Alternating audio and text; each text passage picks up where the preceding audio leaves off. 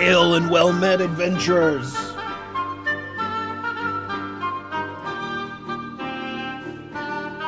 It's minus 41 outside, minus 41 Celsius. Turn that down a little bit. Minus 41 Celsius out there, with about 1.5 feet of snow. A perfect night to stay indoors and get a hot drink and play some high fantasy video games. Navjack, what's going on, man? Thank you very much for the 8-month sub. Foamed, good to see you, Jurg. Great to see everybody. Welcome in.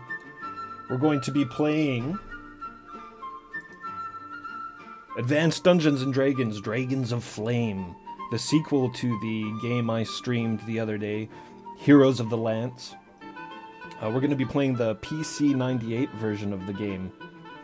And unlike last time with Heroes of the Lance, Dragons of Flame actually has cover art that is pertinent to the storyline.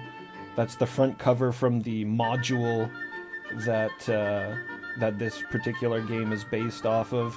This game kind of details the second half of the first book of the first trilogy of Dragonlance Chronicles. The first book being Dragons... Oh, Jesus, what is it again? Dragons of Autumn... Now I gotta pull it off the shelf. Dragons of Autumn, that's Spring Dawning. Dragons of Autumn Twilight, that's what it was.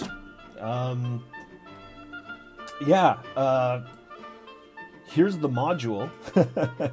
We can look at the module briefly as I recap. Well, not really recap the storyline. I feel like I talked about Dragonlance overall enough there last stream, but we can kind of take a gander at this as I detail what happened in between last game and this one.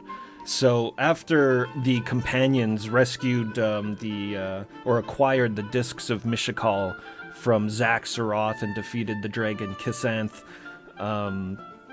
they traveled to Goldmoon and Riverwind's barbarian village, which they found in ruins, and everyone dead. A very sorrowful time. So they went back to Solus, where the whole adventure started, and they found that the dragon armies had taken over the city, and it was under the control of this dude on the pony, Fewmaster Toad, some sort of strange goblin creature. He's a dastardly fellow, and he was capturing the citizens of Solus and enslaving them, putting them into these cages. I believe the heroes get caught, and they travel in these cages for a time before they're rescued by elves and taken off to the elven city, the elven capital of Qualinesti. Oh, cool. There's a map for the Inn of the Last Home. That's awesome. Yes, the Inn of the Last Home. This is the adventurer's main gathering spot. It's pretty cool. It's like a inn built into a giant ancient tree. So it's like, I don't know, 40, 50 feet up in the air. Oh shit, we've got an elven hymn here. If anybody knows how to read sheet music, there's the elven hymn. And our characters, it looks like they've gained a few levels from last time. Caramon's level 7. I think everybody was like level 3 or 4 in the last module. Raceland, he's just a measly level 4, but magic users, I think magic users gain experience much slower in the tabletop game than other classes. So they escape, and they go to Qualinasti, and then they're given the quest to go to Pax Tharkis. Pax Tharkis, that's the head base of the general sort of leading the armies in this particular neck of the woods. The man in charge for burning Solus down and capturing the heroes and enslaving the peoples of the area. That man is Verminard, who's on the front cover there. I don't know what the Tarkin Towers are, I can't remember, but they go to Pax Tharkis to rescue all of these citizens because they are noble heroes, and the call of adventure and all of that. We've got another prophecy there, and there's the Slamori Caves, which I imagine we'll have to work through as we go through this adventure. This map here is actually pretty accurate to the game that we're going to be playing as well. I think they basically sort of bring this map to life in Dragons of Flame. So there we go.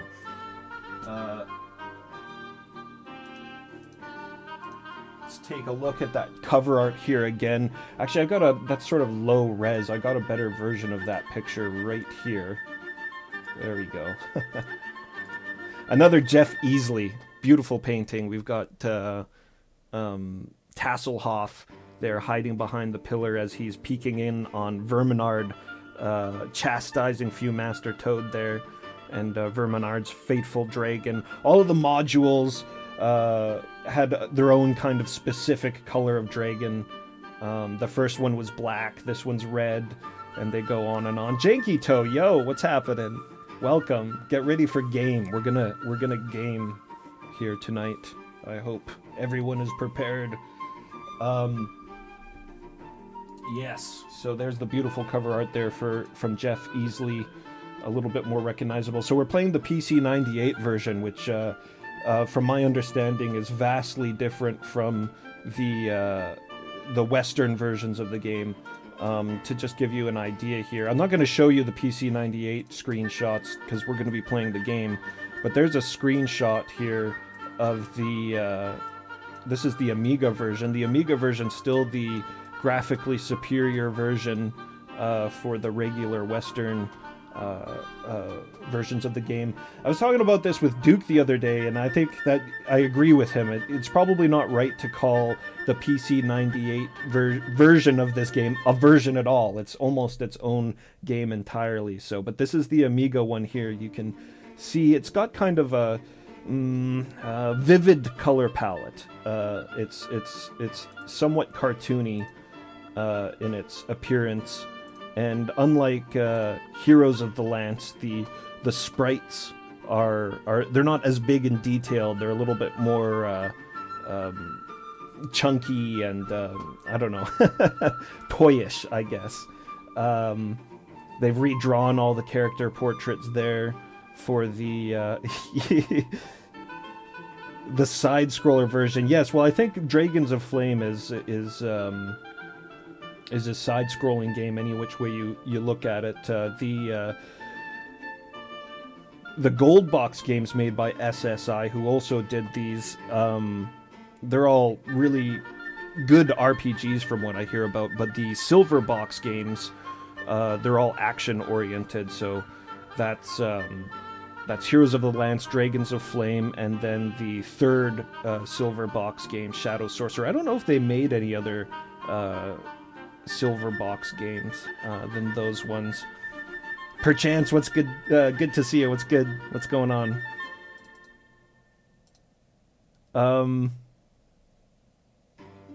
Yeah, so why don't we take a look at the manual here? I couldn't find a scan of the get rid of the game cover there. I couldn't find a scan of the Japanese version of the manual, so we've just got the UK version of the Amiga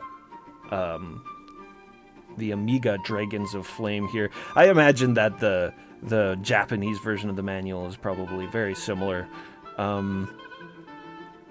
Yeah, we got a little bit of a brief lore here. The action starts, that's just sort of the overall storyline, but the situation will let us in on what's happening right now, right this very second in the game. At the start of the quest, Draconian armies sweep down from the north towards the elven lands of Quellanost.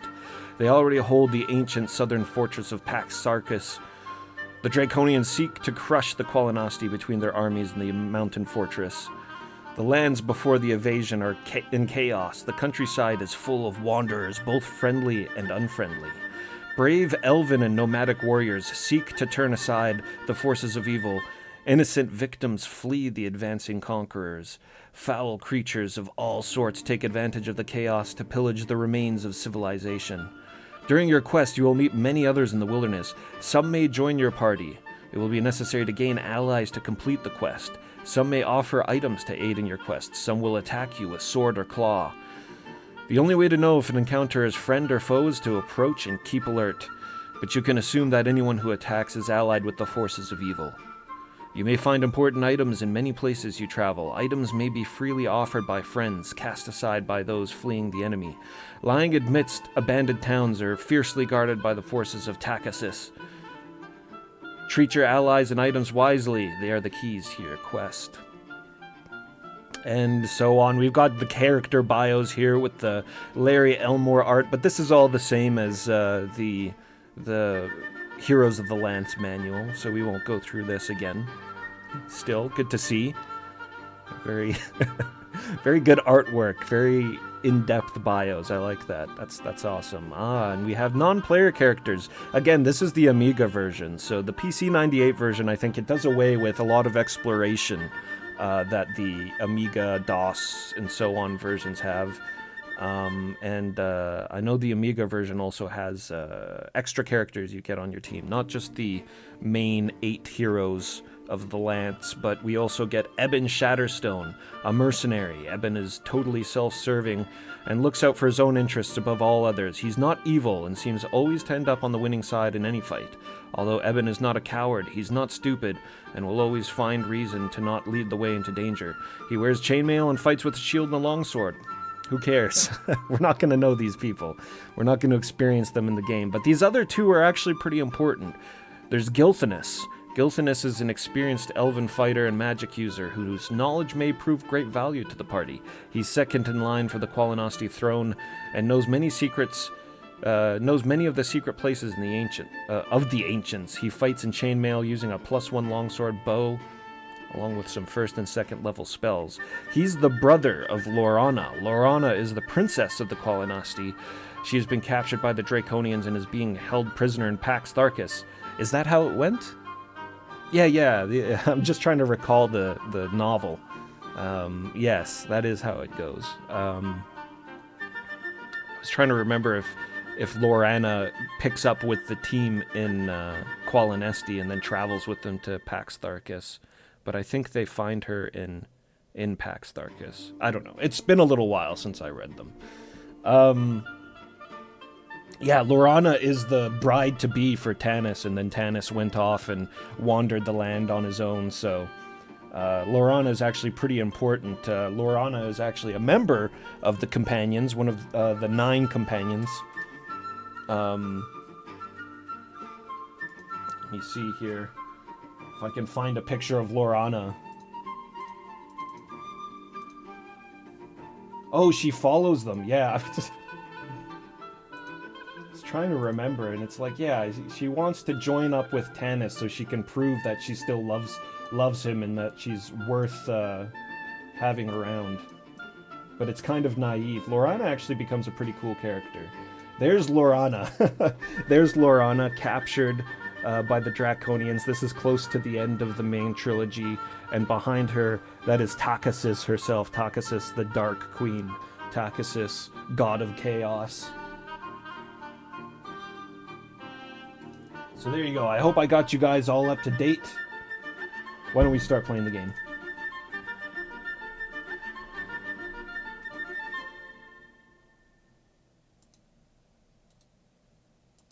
I think we can do away with that wonderful music there. Crunkman 2000, what's happening? And Septicon, what's happening? Skepticon, sorry. Bork, good to see you. Pooty Frebs, welcome everyone, welcome. Absolutely love the Dragon Cycle books. Yes. I think they generally get sort of tossed away as kind of schlocky teenager novels, but they're still a fun read for sure. You just got to be wanting to get into that world of high fantasy. You know, you got to be wanting to read about Pegasus flying around in the air and unicorns and all that kind of crap. It's definitely not down to earth. It's not a down to earth story. So, we don't need Textractor for this. I've got to run the emulator a little slower for this game as well. Otherwise, it's very frustrating to move around. But it should be all loaded up. We'll go that. Yes, we don't need Textractor, so I get to full screen the game. It doesn't seem to like that very much.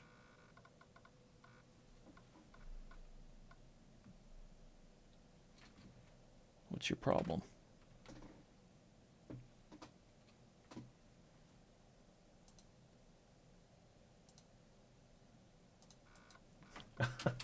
Weird. You see that? So strange. Forget it.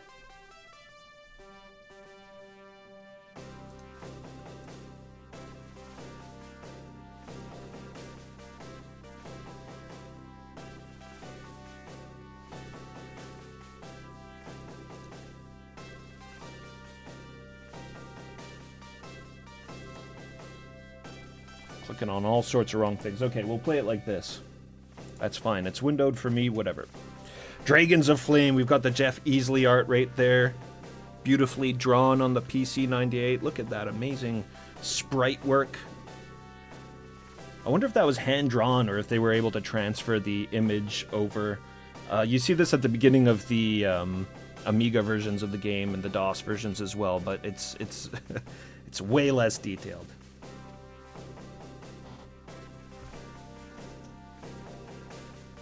You need to read the books. No idea where to start. Well, you start at the very beginning, my friend. You start with Chronicles, Volume 1, Dragons of Autumn Twilight. That's the original trilogy, is Chronicles. There's three books to it, of course, it's a trilogy. And then it goes on to, I believe it's called Legends. I haven't read Legends myself, but yeah, Chronicles was a good read. I enjoyed it. The characters are good. I talked about him quite a bit last stream, but Caramon's my favorite, probably. But they're all decent characters. I enjoy them all.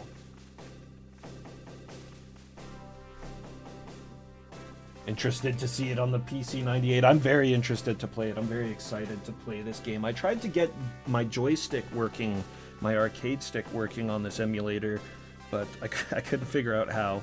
So we're going to be playing with the numpad. Numpad. That's the true way to play PC-98 games anyways. Let's begin.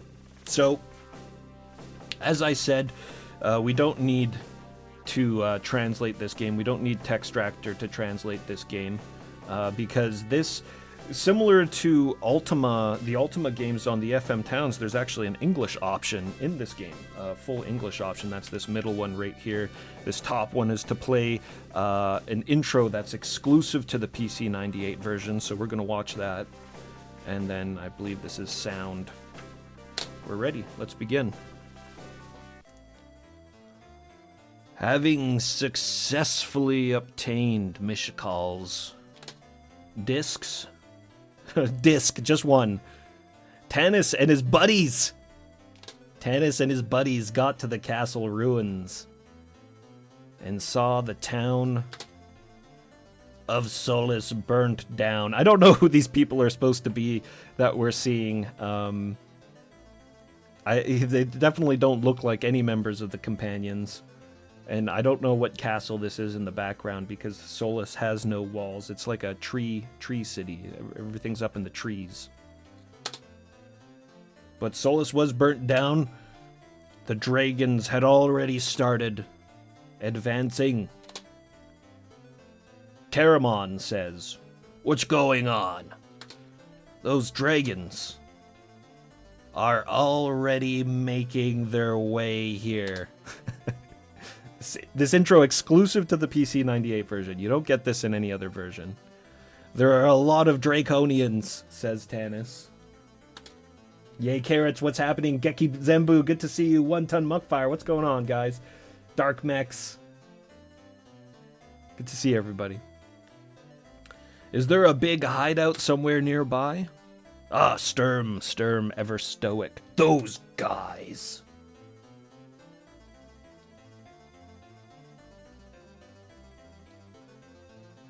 Text is scrolling too fast? No problem. I'm actually the one that's... oh, you're being sarcastic, I see.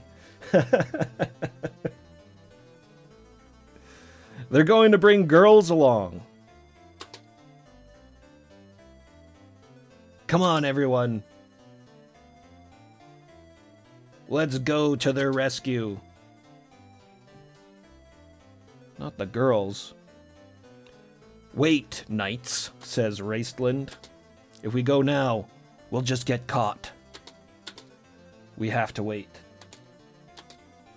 for the right opportunity.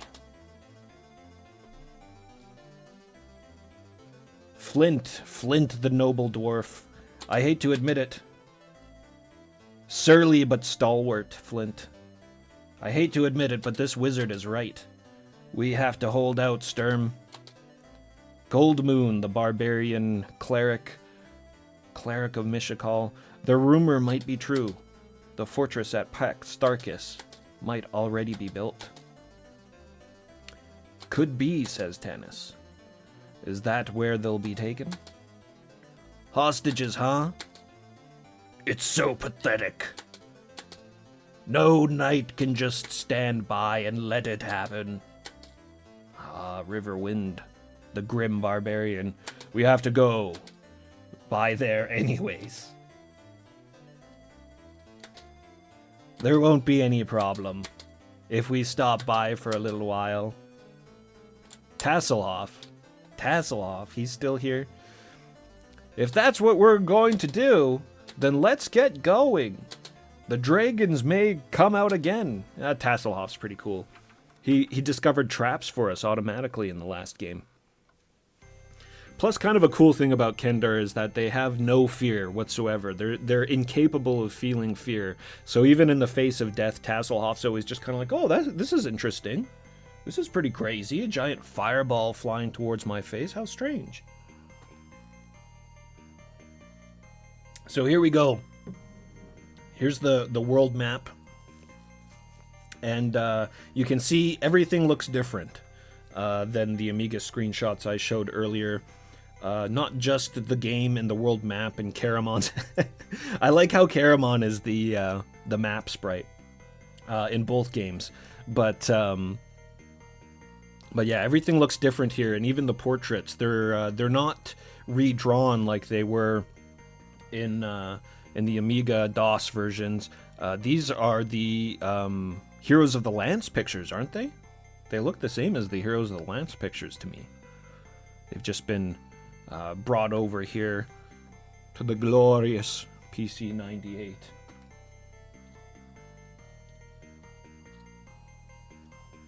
Wow, a PC-98 game that's not anime. Yes, Chillin' Chum, welcome in.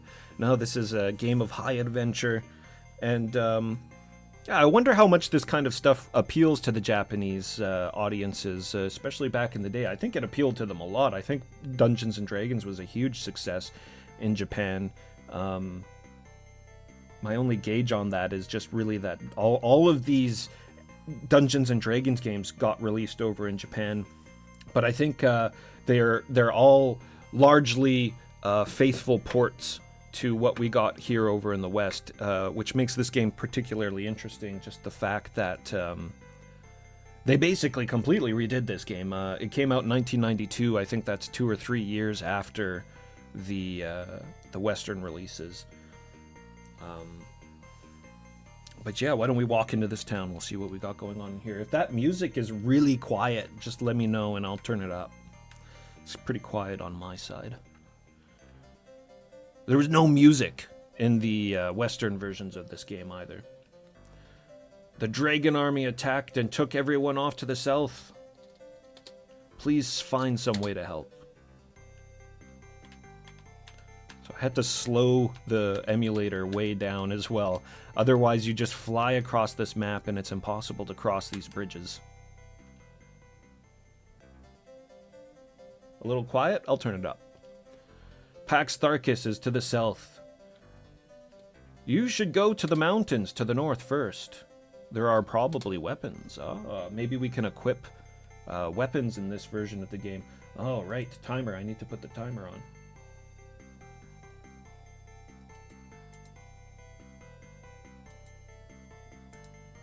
timer's broken. Let me reload that timer while I turn this up a bit.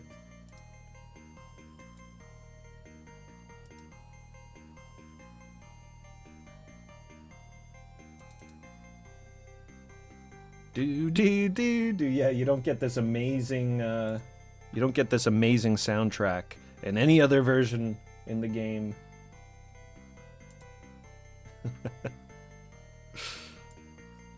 pretty mediocre world music, actually.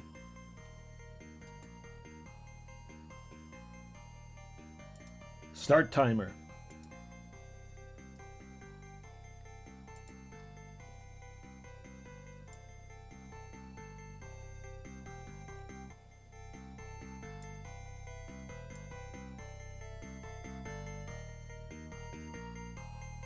All right, I like that.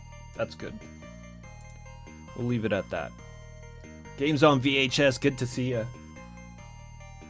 Finished book 2 of this story yesterday. Well, congratulations. It's actually pretty good, pretty decent story, I would say. Not super sophisticated writing, but you have to also accept the fact that this isn't really written by authors. It's written by game designers. Oh, battle! We're gold. Whoa, oh no. I'm Gold Moon. What's my buttons? Numpad. Why isn't it? Oh, there we go. And my select is... Huh. Normally the action button in PC-98 games is either 0 or 5. But...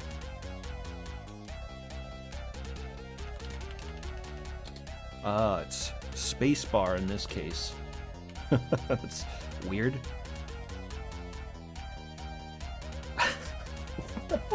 What's going on with this battle music?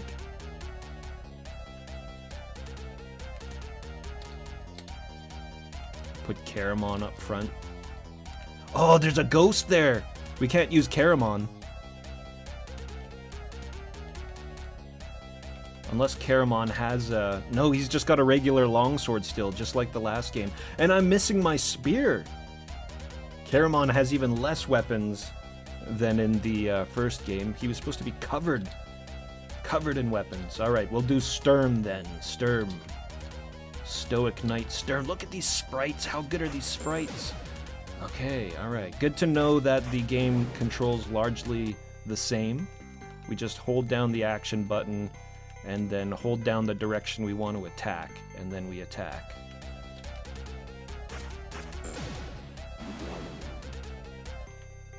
Whoa, Sturm just... Oh! Is that the weapons that the town talked about? They said that there was weapon... Whoa! That's one of the magic... Ah, glorious! Look at this battle jump. He's got an ActRaiser jump. He's got an ActRaiser jump. That's awesome. Sturm. Got a green arrow, red arrow, pouch. Oh, that's not much of weapons. In fact, all this stuff is useless for Sturm, so we'll give arrows to Riverwind or Tannis are the ones who had bows last game, so Tannis is an elf. Surely he has a bow. We'll give him the arrows. And I believe the pouch is for Tasselhoff, so he can use his hoopak. His hoopak! We've got save. Input save title. Good.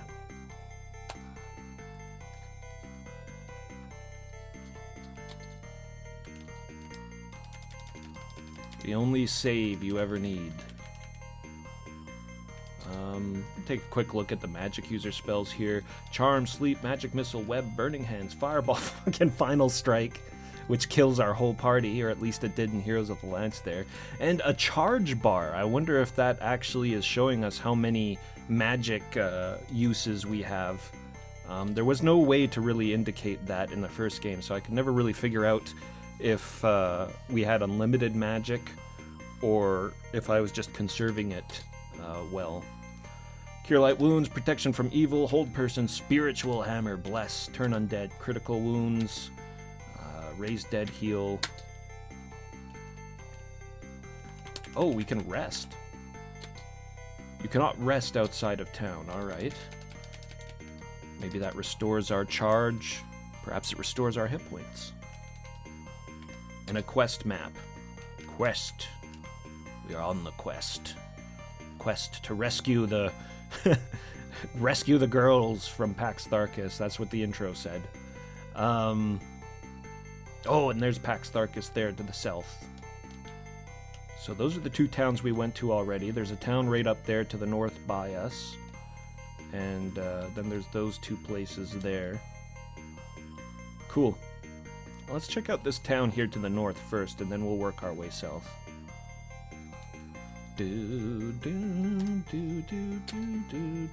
I think the map is bigger in the Amiga version as well.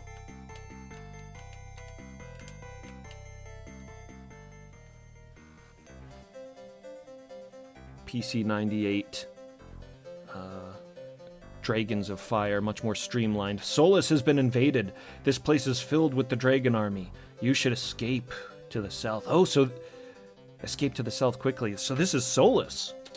Solus burned to the ground. You wouldn't know it, but I guess that broken bridge is sort of detailing that. Why don't we try resting? Since this is a town. Can we rest at the destroyed town? We can! And it restored our health. Good. Rest in peace, Solus. The Lost Chronicles trilogy. I'm not familiar with the Lost Chronicles trilogy, Dark Mix.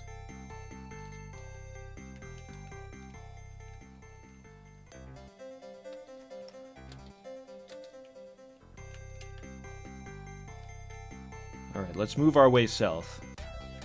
I don't want to get distracted too much with the empty space. There could be... Oh! Jump into battle, Sturm! Sturm! Oh, man. How do we avoid that exploding dragon? The exploding draconian.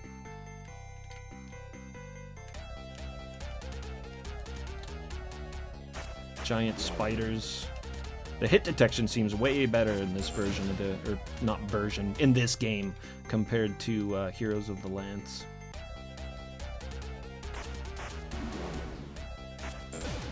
Obviously, graphics better. This game was made like 4 years later, but still quite similar.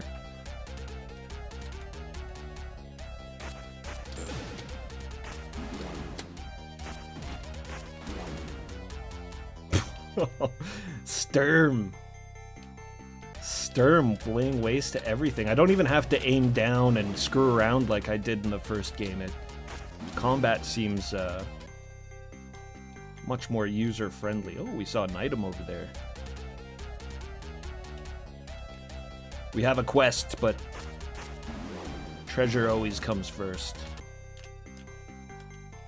We go back up to that bridge. Holy shit, the encounter rate.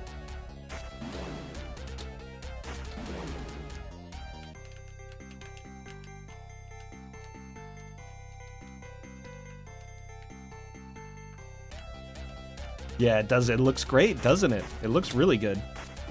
You only get this in the PC-98 version.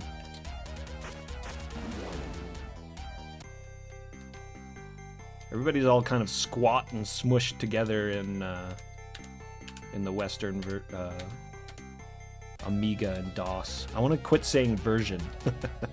They're just so vastly different. Appearance-wise, anyways. I have to take other people's word on it that the gameplay is very different.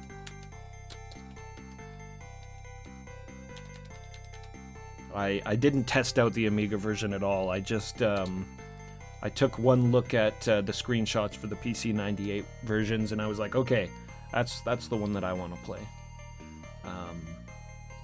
It's on FM Towns as well, and it looks exactly the same on FM Towns. Though I do wonder if you're able to play it in English on the FM Towns. One would imagine. Man, even with the computer speed turned down, it's still difficult to just move one space. Sturm the Slayer. Ugh, just one space. Just one. Oh my god. Is this the boss of the game trying to cross a fucking bridge? Holy shit.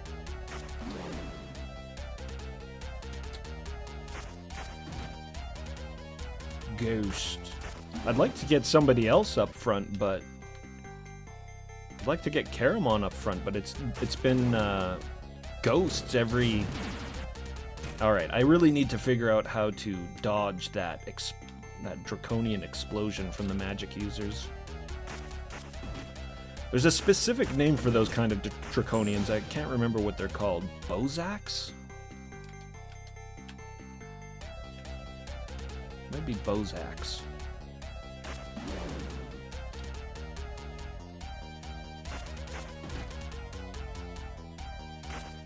Let them come. Let the enemies come. Raccoon, what's happening? Centran, good to see you guys. Ah, battle.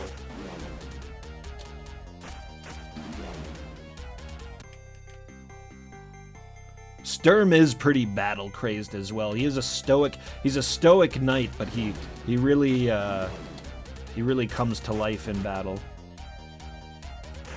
He's a very severe character as well. He brooks no nonsense, even from his companions. His friends he's known since childhood, he, Oh, fuck! Oh, what was that? Sheer carelessness is what that was. Alright. Well, we get to see if charges indeed are spells. Yeah, look at that. Took a chunk out of it, too. Need to be careful with our magic. I saw a draconian. He was taking children towards the southwest, towards the steep mountain. All these towns just telling us to go southwest. Experience, let's see this. Yeah, so Boz and Bozak. So Boz are the regular sword-wielding draconians that turn to stone when they die, and the Bozaks are the magic-using ones that explode. We've only got 4 other monsters to encounter in this game. Ogres, griffins, a dragon, that'll be Verminard's dragon, and Verminard. Verminard is there at the bottom, misspelled Velminald. Velminald, the dragon high lord Velminald.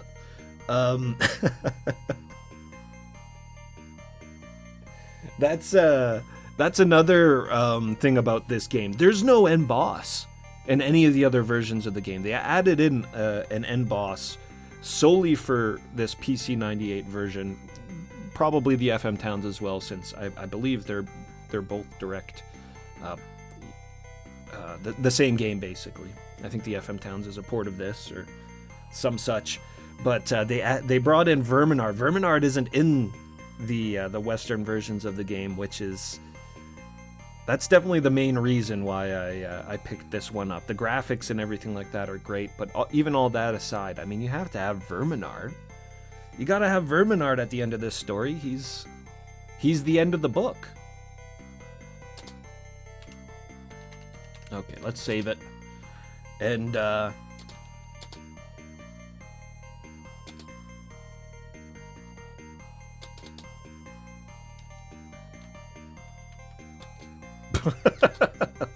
What? What's going on?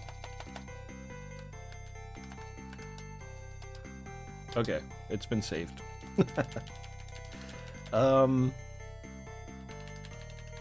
want to rest while we're in this town. So this is also a score game, just like the first one. Our guys aren't going to gain any life. We just, all of our experience goes towards score. I do wonder if we can equip different weapons. I suppose maybe I could try that out right now, actually. Does Riverwind... yeah, Riverwind has his longsword +2 still. Maybe we can give that to Caramon. Give? No. Just the red arrows. Use... no. Yeah, I think everybody's just kind of stuck with their weapons. Which is a shame for Caramon. He is the strongest party member and has a good amount of life. He might have the most... oh no, Flint's got the most life there. 52 out of 52. Caramon has 44. But yeah, he's the strongest. He hits the hardest. It's unfortunate we can't give him a magic sword because it makes it so we can't use him for a lot of the battles that we're encountering. So far, just about every battle we've fought has had some kind of ghost. And I'm not going to put him up front, risk him taking damage against a monster he can't even fight. So maybe we'll put him in the back row for now. Sturm, and let's have Riverwind up front, the barbarian. We'll have the barbarian up front. He has a suitable barbaric red headband. And we've got treasure down there. Oh, that's nasty. It's like every square you step on a town there, you get the... it triggers the dialogue. Alright, let's grab this treasure.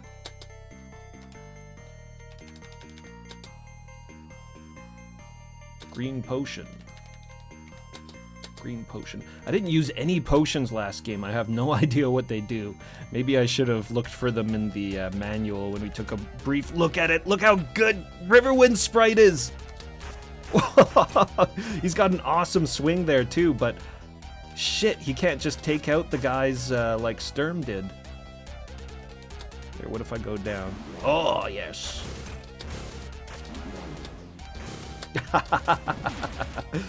Good jumping swing animation there.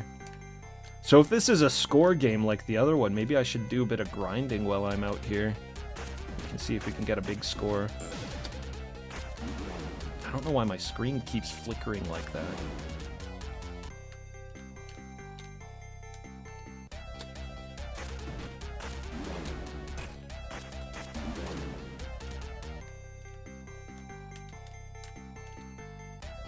Yo, Son Goku, what's happening?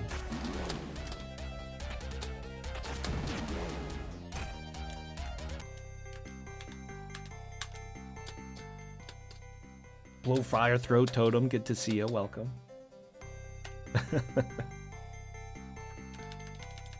We do need Verminard. We need Verminard in this game. He's essential part to the end of the first book. I just don't know how you could have a Dragons of Flame game and not have it end with fighting Verminard. This battle music is out of control.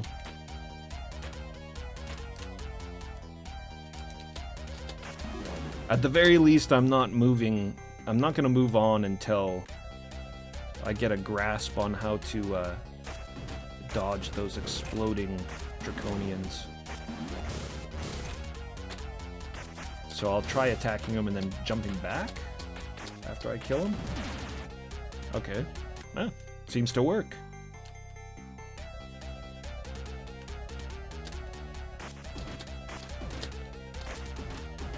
Ooh. Oh! Whoa! Did I just kill that gully dwarf by jumping on his head? Oh, we should rest.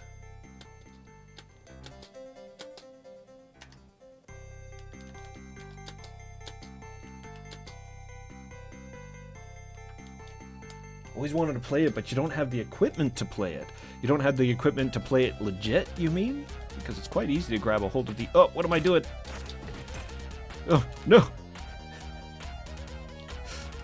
Riverwind temporarily lost his mind and decided to jump right into a ghost. Let's switch him out for Sturm. Oh, Sturm just lays waste to everything. What? What? Look at this! Look at big orc! Look at the big orc! Had different music too.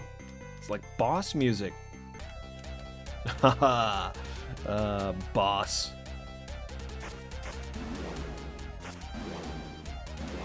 He fell just as quickly as the others.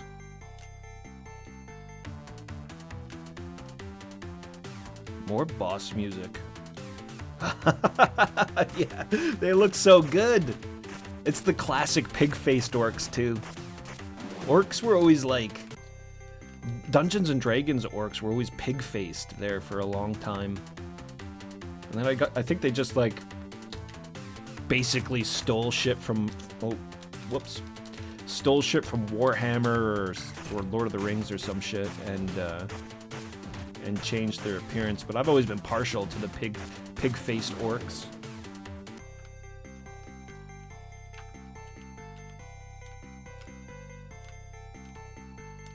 Pitiless combat. That Sturm, he has no pity for his enemies. That's Sturm.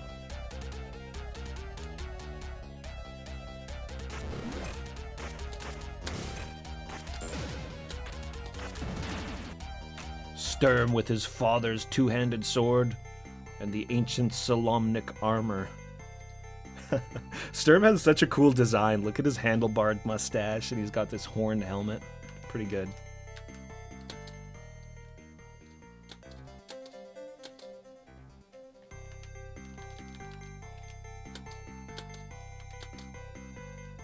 All right, let's bring Riverwind back in. I really like his sprite.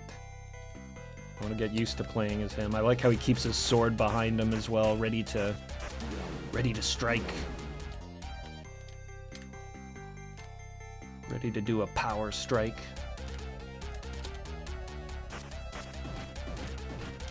Though, I almost think I should be in low stance always with him. Because he can't just hit anybody from the standing position like Sturm can. Oh!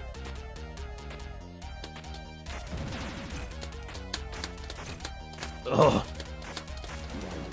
Yeah, a little bit more messing around with Riverwind for sure. Oh, no!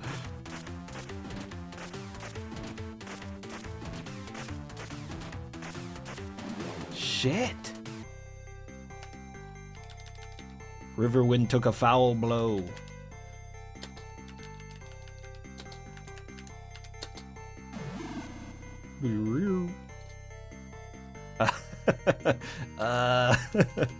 Maybe Riverwind's gonna sit this out. Maybe we'll just stay on Sturm.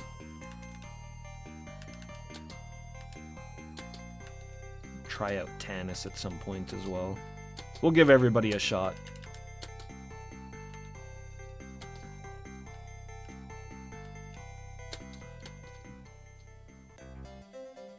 The little guys that come running at us, those are gully dwarves. Gully dwarves. It's kind of strange that they still have them as an enemy type at this point in the story, because I don't think that there's any gully dwarves hanging around outside Zaxxaroth, the dungeon we were in the first game, Heroes of the Lance. It's kind of strange. I think those big dudes with the clubs are trolls. Those are obviously ghosts.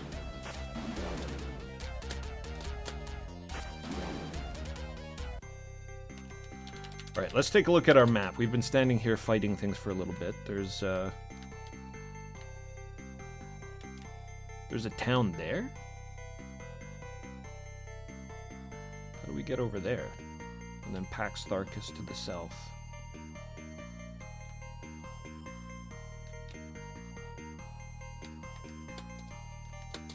Alright, I guess let's check out this town over this way.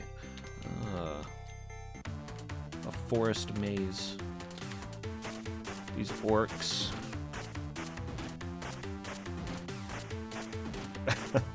They get the awesome boss music, but they go down just as quickly as anyone else. Well, I shouldn't say just as quickly, but as easily. They fall. They fall to Sturm's mighty blade. Definitely did a number on Riverwind. I guess that's what he gets for keeping his sword out behind him instead of out front, ready to strike.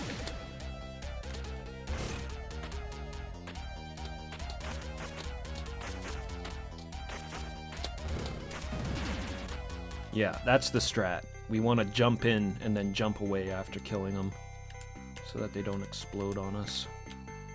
They don't explode all over us.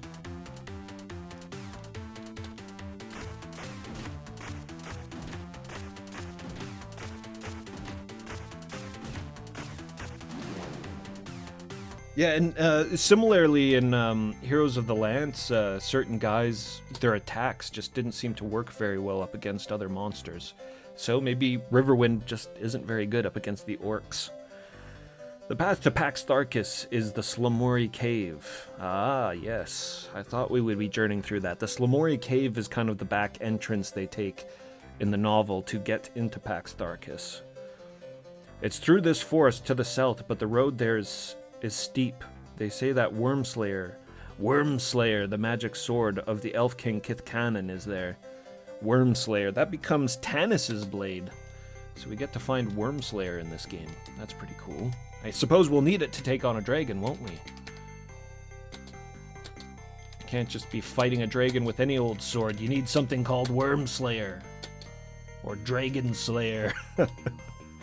or any such name as that. Those are reliable dragon-killing weapons.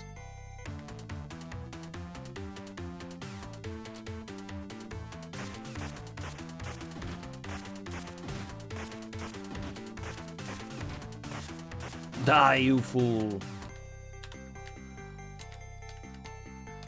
So they said to go to Slamori Cave from the south, but I am curious, can we get to Pax Tharkis from, or we go to Slamori Cave through the forest? I'm curious to see if we go to Pax Tharkis south, if we can reach it, or if we need to go through Slamori Cave. Stop in at this town here. We'll get ourselves our free heals.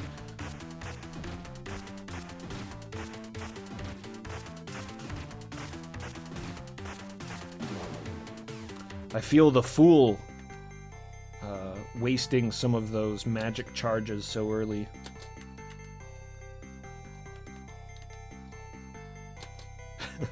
I miss Caramon. Even though he doesn't have a magic sword, I'm going to put him out front for a little bit.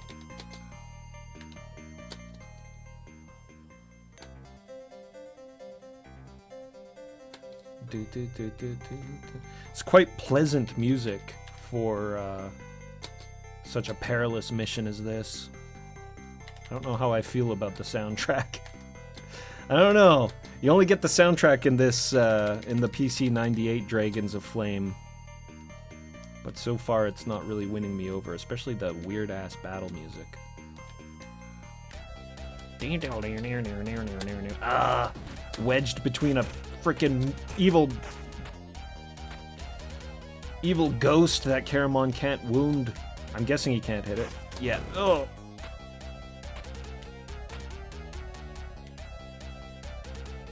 Oh, does it just scroll the whole way? Oh no, there is an edge. I was gonna say that would have been pretty cool if the battlefield looped around. Let's get Riverwind in there, I guess. Oh no, maybe we'll get Tanis in there. Whoa!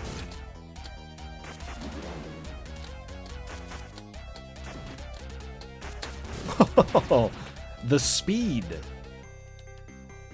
Tanis, Master Swordsman. Look at the speed. The individual battle animations for each of the characters, they all swing their swords different ways and stuff. That's awesome. Tannis kind of fences almost. I think we're going the right way. Karamon with the command grab. Suplex these orcs into oblivion.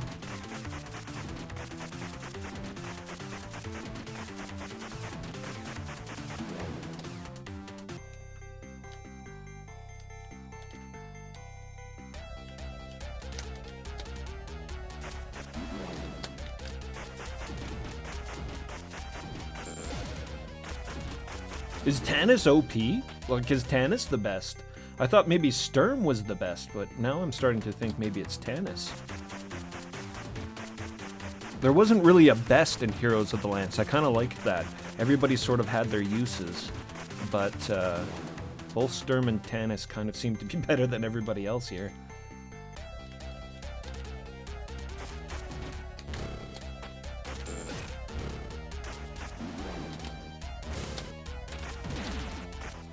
Gully dwarves.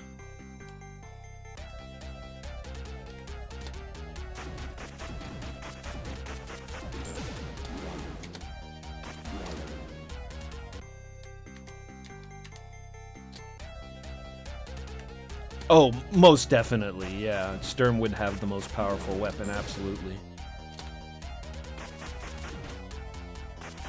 And it's hard to tell because Tannis is swinging so fast, but I'm pretty sure he's it's taking way more hits to take these guys out with him than it was with Sturm. But he's so fast, it doesn't seem to matter. Whoa, Griffin! Ah!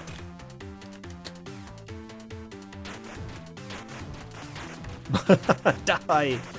Oh, made quick work of the Griffin as well. Is that like every monster in the game? That's it. The only thing we haven't fought is a dragon and Velmenard. Sorry, what was it? Not Velmenard. Velmenald. Yes, Velmenald. We all know about Velmenald.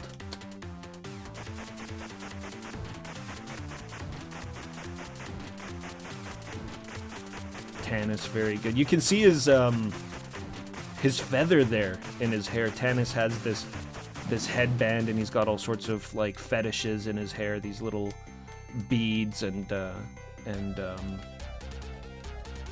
feathers and things like that. He's quite the woodsman. And a whiner as well. Quite the whiner as well. Why does he keep moving in like that?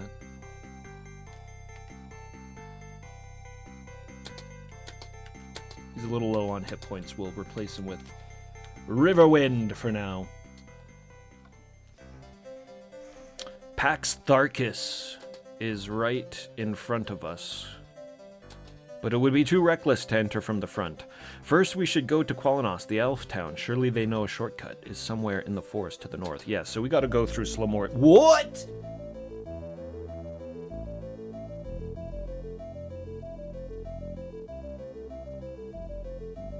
Okay, music just turned ultimate.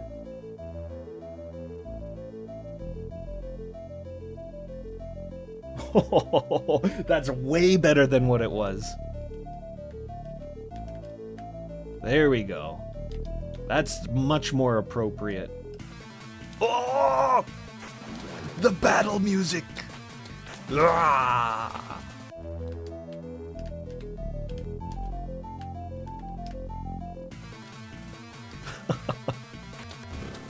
That's crazy. The music just got amazing.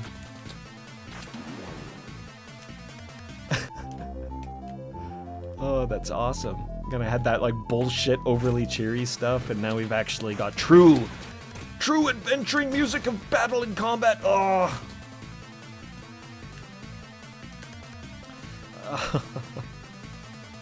Riverwind, you asshole. Dead again. Let's get Sturm up there.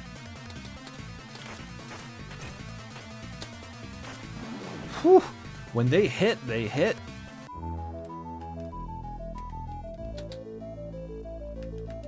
Damn.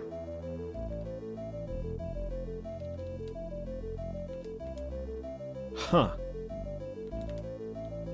Well, that's another raised dead.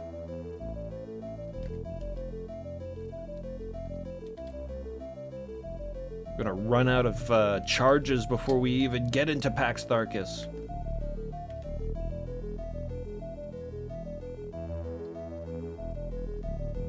Okay, what do I want to do here? Caramon's wounded. Sturm's wounded. Everybody good is wounded right now. But I will keep Caramon there. You go back. Gotta get back to that town quickly.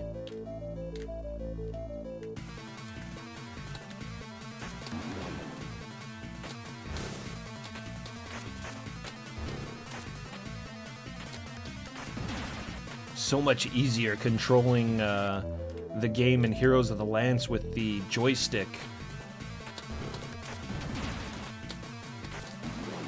Just playing this game now, I really wish I would have been able to figure out how to get my arcade stick working with this emulator.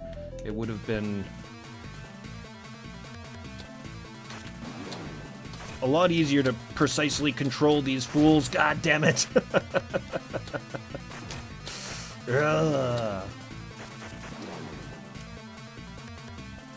That's 2 raised deads.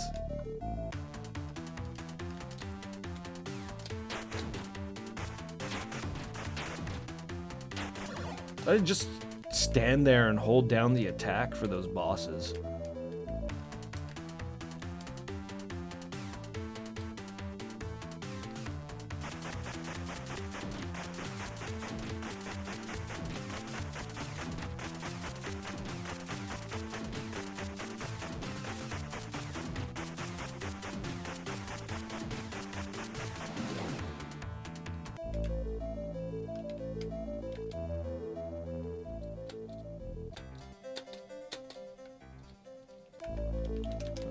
Rest.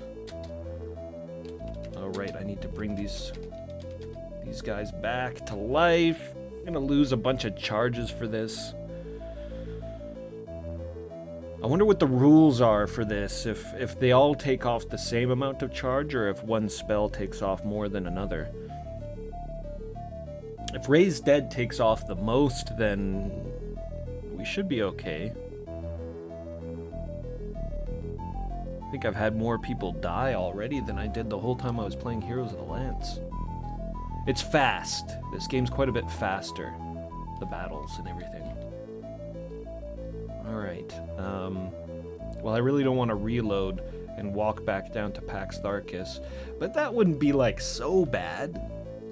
Just we gotta do those fights and the encounter rate's so high. I just don't want to be caught in the fortress with no more charges. I assume this is all we get. I don't think that there's probably any way we can bring this charge back up. But we will go forward. Well, let's see how much charge we have left anyways after we do that. There's a nice little chunk off.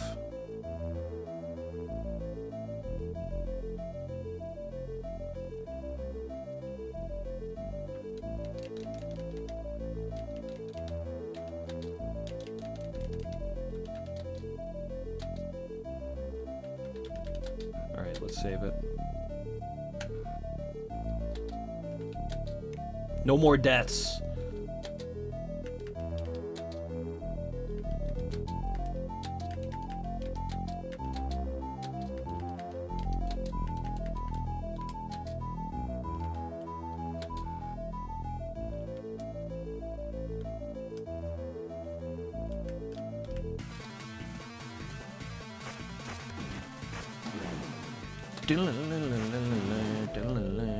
Battle music's so good now. Okay, so we go back to Quellenost, right? Or Quellenesti, sorry. Quellenost, I think, is the name of the elvish country, Quellenesti being the capital.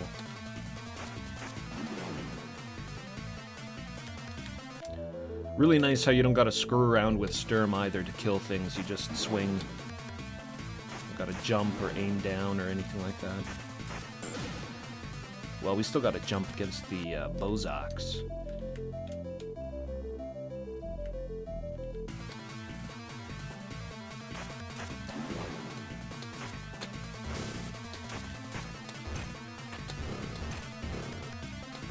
Come on. What?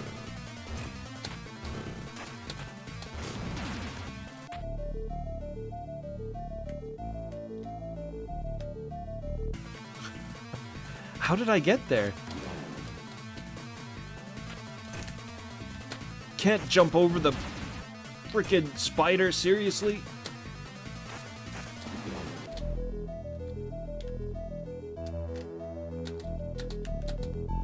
Harrowing stuff.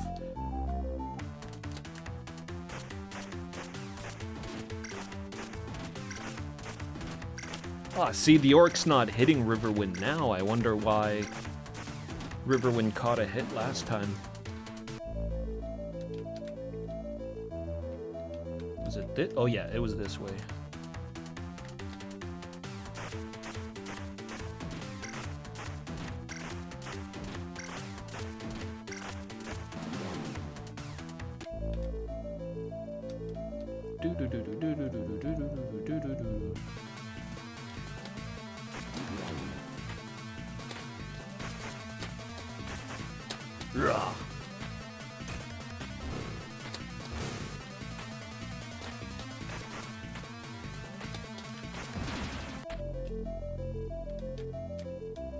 Oh, I want to stop by the town so we can restore our life here.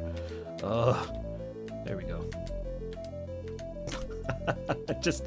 just moving one single square is like the most difficult thing in this game.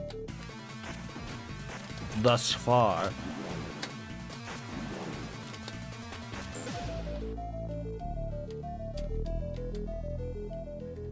Riverwind jumping around with the agility of a Sumerian hill panther.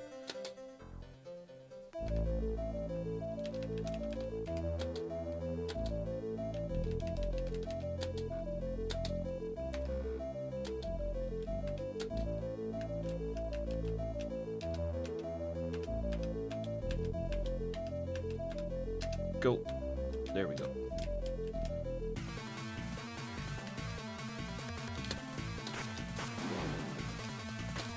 Oh, this is the worst.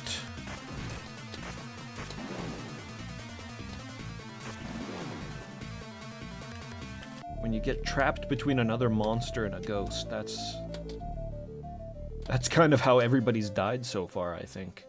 There's a ghost coming up behind them. Oh, oh. Oh, that's okay. We saved right there. So I missed one battle. Big deal. I clicked restore thinking restore hit points.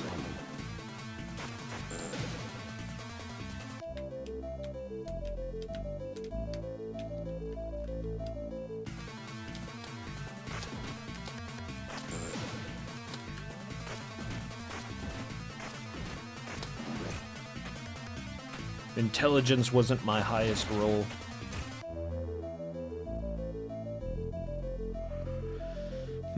Okay, so like, let me check the map actually. Are we gonna come across another town? Am I gonna have to completely rely on Goldmoon's healing abilities after Qualinasti here? Because if so, we really don't want to take any damage at all as we move down into the Slamori Caves.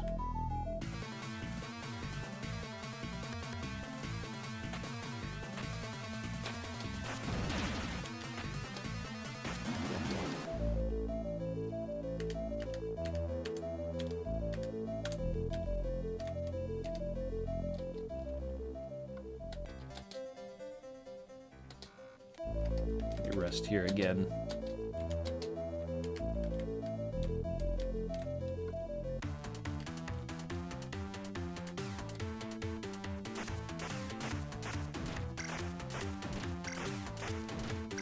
Yeah, all the bosses so far, the orc and the griffin, you just hold down space, hold down the action button, and let them come.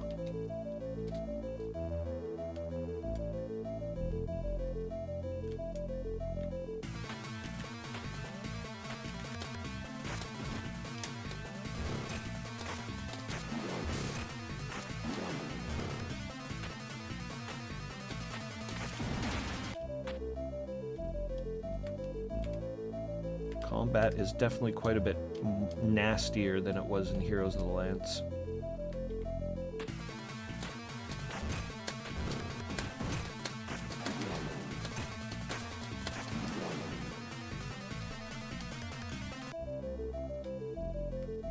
Okay, we go down.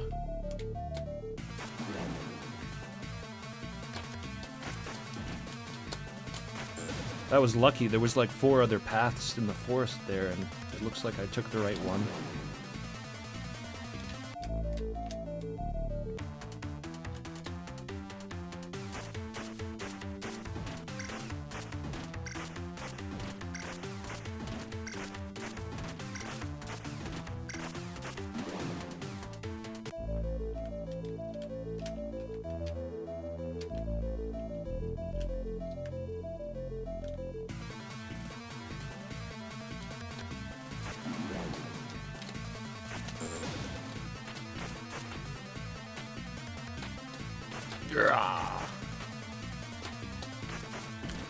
Whoa! He didn't die.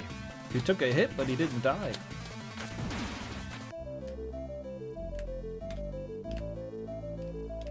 Don't falter, Riverwind.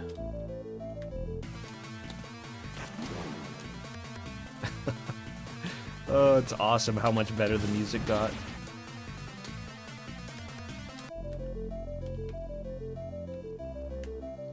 Almost as awesome as Riverwind's badass barbarian sprite. Look at all of these paths.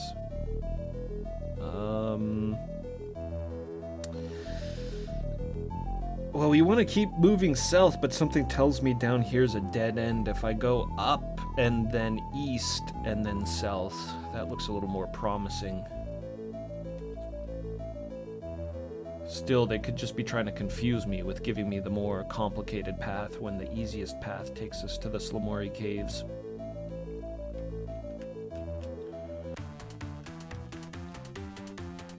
Oh, Griffin. I want to bring Riverwind in. Tannis. I want to bring Tannis in.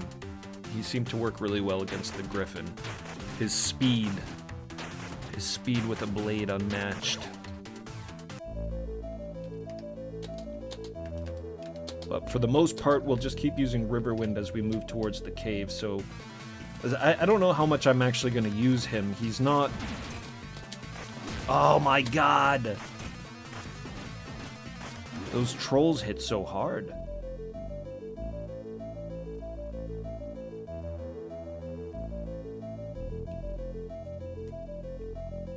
Sphintus, what's happening? We love Riverwind. We do love Riverwind. He's pretty cool. Love Caramon more, but I feel like he's going to be kind of useless in this game because every battle has a goddamn ghost in it. Riverwind down again. I'm going to reload this one. I'm going to have to reload this one. I'm going to reload that one because we don't want to lose anybody on the way to the caves.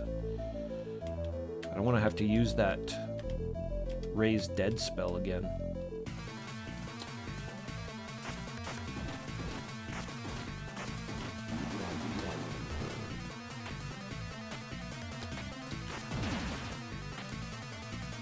Yeah, that was a good fight. So, it was this one? No.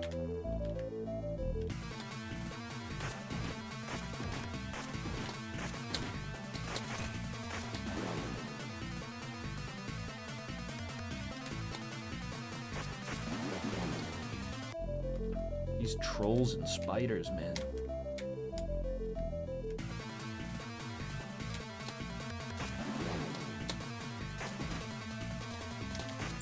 I think that's the only reason why this is more difficult to combat than Heroes of the Lance, is because they're sending enemies in on me on both sides, as opposed to Heroes of the Lance. They were always coming towards you.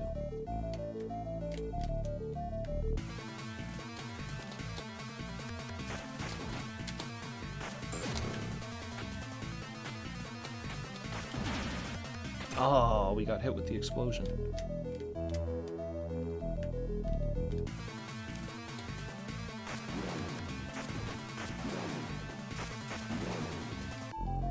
This is what I should be doing with Riverwind, is just crouch striking the whole time.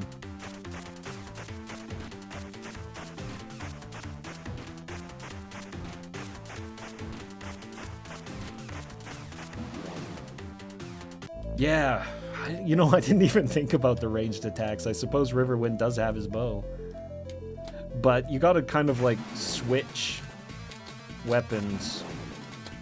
It's a little inconvenient when you can just hold down the slash button. This is working better. I just need to make sure to be crouching with Riverwind at all times in combat. Except against these guys.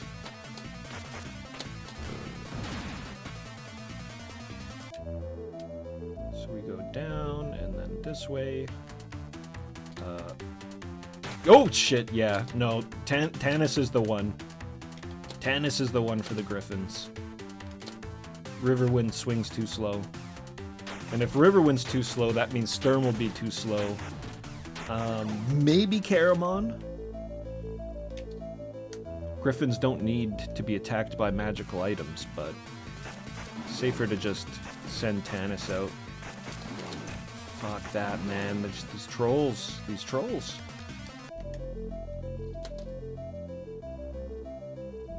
So the trolls take a lot of hits.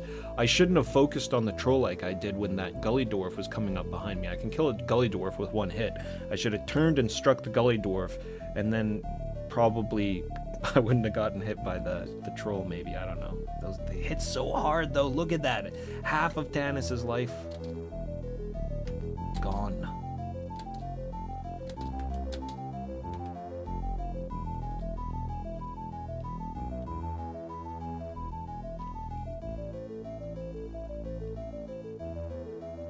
Riverwind's a ranger? Well, he's not your typical barbarian in that way. He's not, maybe I'll save it here. I know I've taken some damage, but he's not your typical barbarian. He doesn't have that fire for combat that a lot of other barbarians have. Ugh. Come on, Sturm.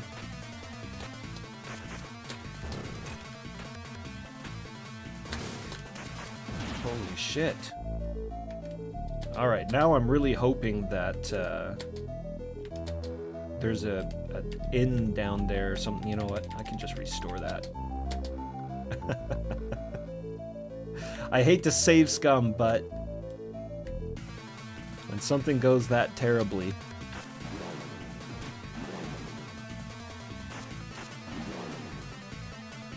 And then I get used to crouch striking with everybody, and Sturm can't even crouch. Which is kind of cool. That's kind of cool that he doesn't crouch. He's in all that heavy armor. It's like, if I'm crouching, I'm not going to get back up.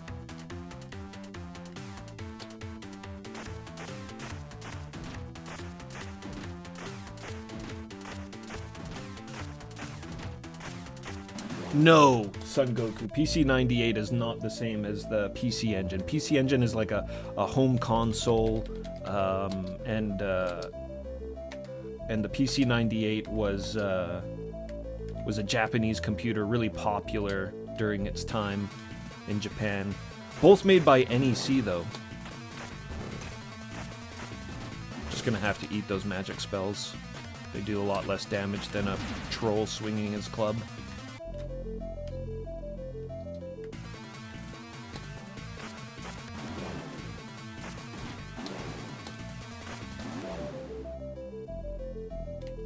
Why am I going around that way?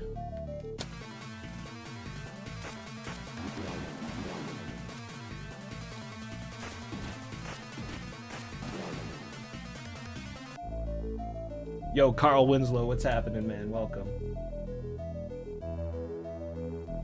Like Rao, he never kneels. Rao, in this life I have not one regret.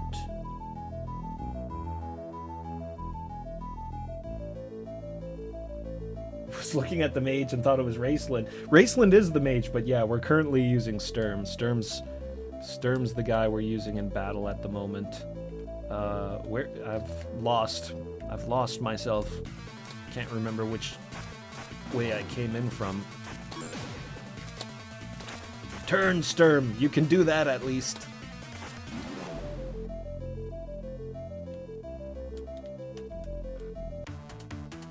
Oh, Sturm will definitely not be fast enough to fight the Griffin.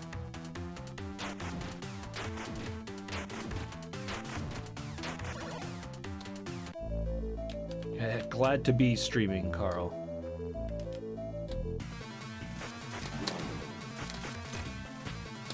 No, this is how it all goes bad.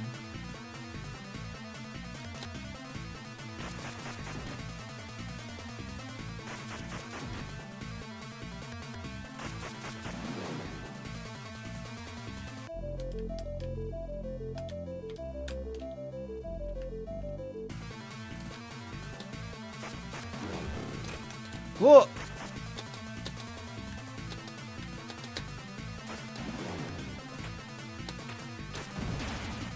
There has to be a way to charge that staff. There's gotta be a way to charge the staff. Like, you take so much damage, and the encounter rate is so high.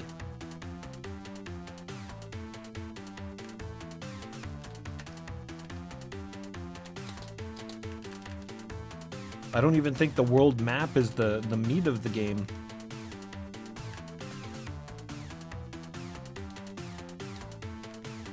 Let's try Caramon. I'm just kind of curious.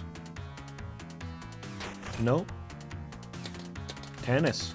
Tannis is the only one that can face against the Griffin.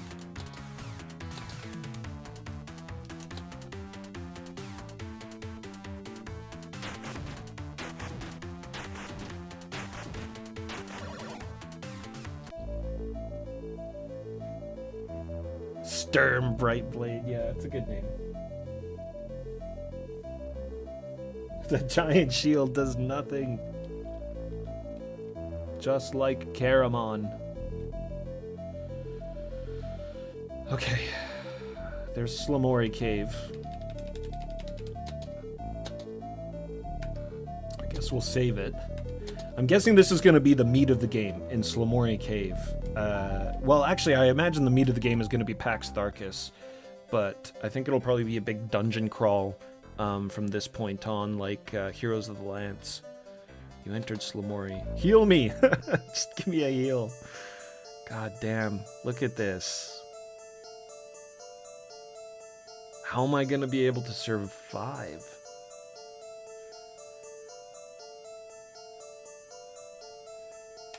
They got me being so cautious with the spells because of this charge meter. I'm terrified.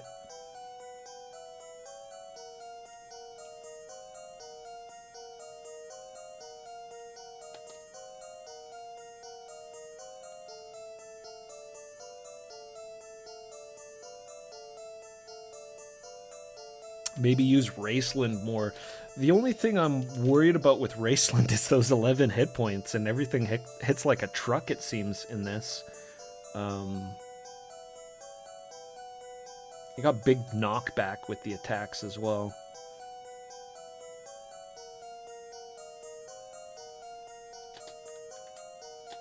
Alright, we're an hour in, we've made it to the Slamori Cave. I'll put Raceland in front, we'll try him out.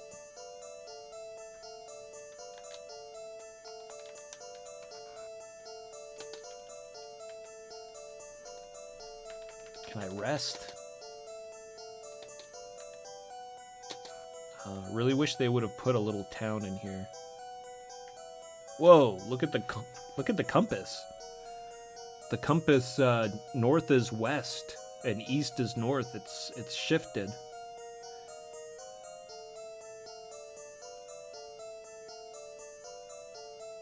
I guess this is what it looked like in Heroes of the Lance. West was up, east was down. I think that's how it worked.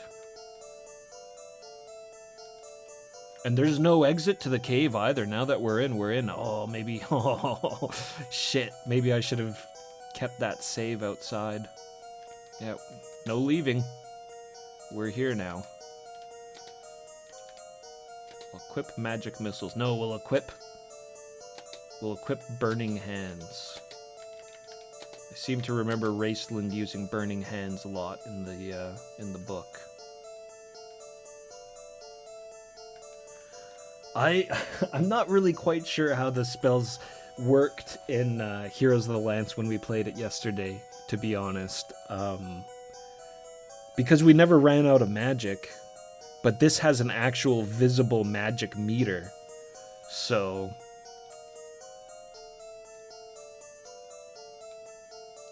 alright, there's a door. Am I gonna have to start mapping? Am I gonna have to map this one? We didn't have to map Heroes of Lance at all. It was really straightforward.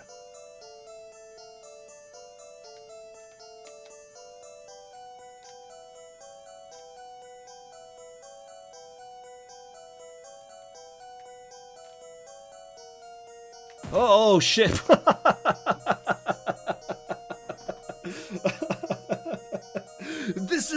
This is what happens. Bork, you were the one who said I should be using Raceland more. This is what happens. God damn. It's almost dead.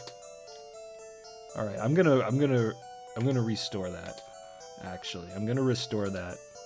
There. And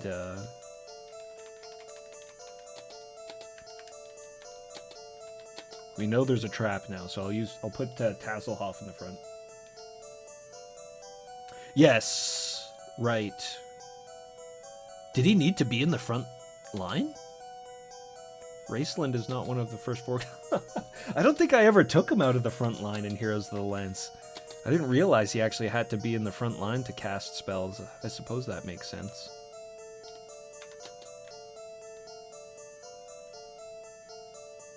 I just powered through that game. That was very, very enjoyable game to play. I don't know why people have such a bad opinion of it.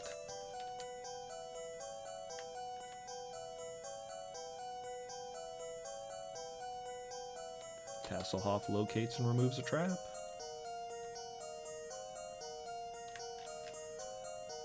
So there's just going to be a bunch of menu switching. That's what I'll have to do. I'll keep Tasselhoff in the front and then just switch the hero when we get into combat. Doesn't seem like it's random encounters in here though, like it was on the world map. So maybe the battles will be a bit easier? I don't know. Tasselhoff locates and removes another trap. Okay, we got 2 doors this time.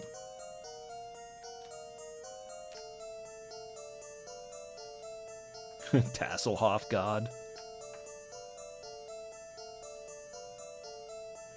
The true leader of the party, Tasselhoff Barefoot.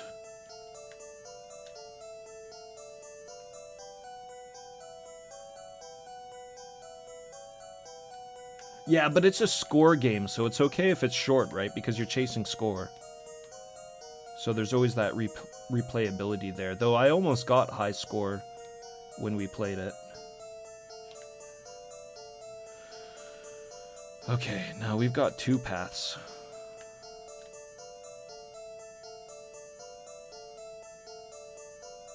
I'm still remembering where we are, but there's another 2 paths. This might be mapping.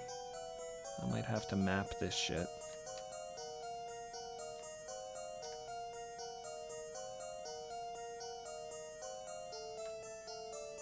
Plus the perspective is weird as fuck. Like that was really disorienting going through that. Go down there.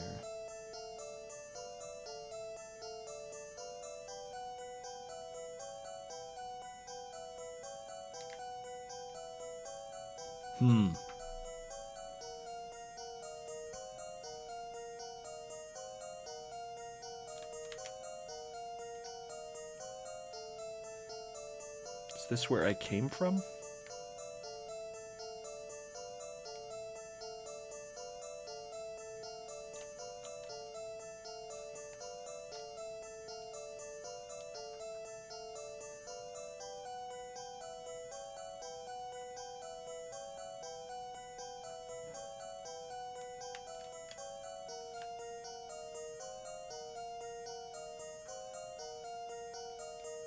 Marty.zone, what's happening? That is a Kender. That is a Kender. He's leading our party at the moment through the caves of Slamori as we try to sneak our way into Pax Tharkus. To save the children, you must go to Pax Tharkus Castle and shave the children. You must shave the children.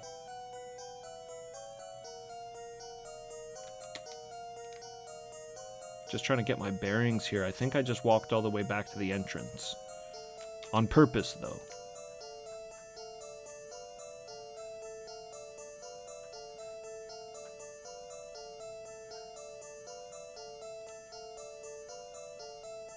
Dank Dragonlance comics as a kid, and there was a Kender who was a real rascal. Well, that's probably this guy right here. Tasselhoff Burfoot. Probably the most famous of Kenders. I think he's the only Kender you actually come across in the original trilogy of novels, Dragonlance Chronicles. They do visit a gnome city at some point in time, and it's absolutely ridiculous. They have this weird, like, slingshot elevator thing that people die on all the time. It's very strange. They shoot you up with a slingshot or something, and then there's all these safety nets that catch you, but the safety nets are, like, constantly failing. So the last safety net is actually just to catch, like, the broken remains of whoever died. Okay, that's different. We went forward and down, right? Last. I'm gonna have to map this. We're gonna map this. Hold on, let me get a booklet and a pencil and all of that. Yeah, this one's good. This booklet here, it's got my Slanya map. Oh, and some notes for the Portopia serial murder case. That was a neat game.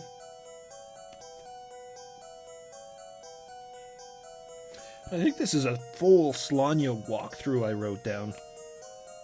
That's awesome. I completely forgot I did that. Alright. How am I gonna map this, though? Because the compass is all weird.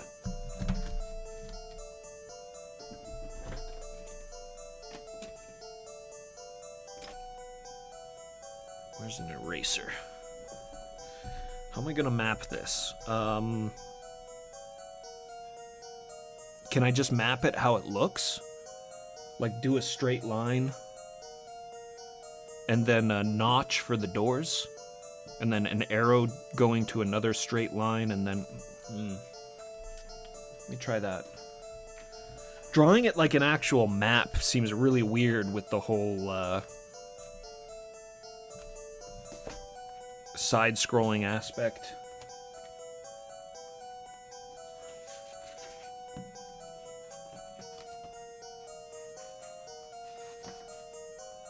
You were intending to do some serious mapping in Heroes. You don't really need to map in Heroes, though, do you? Like, I mean, other than for having one for posterity's sake, it's a very linear dungeon. This is already much more confusing than that was. Alright,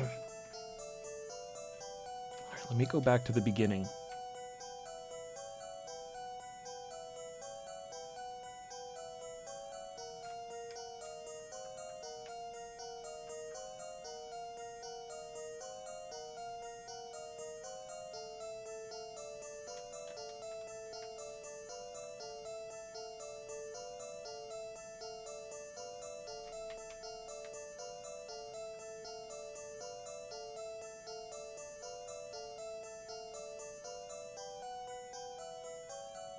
Okay, here we are at the beginning. So, let me try this out. Let me see if it works this way. Let's move this stuff here. I'm gonna just try drawing a straight line. Pardon me. still a little sick, so you'll have to excuse the coughing and whatnot. Alright, so I'll just say Slumori Cave here at the top.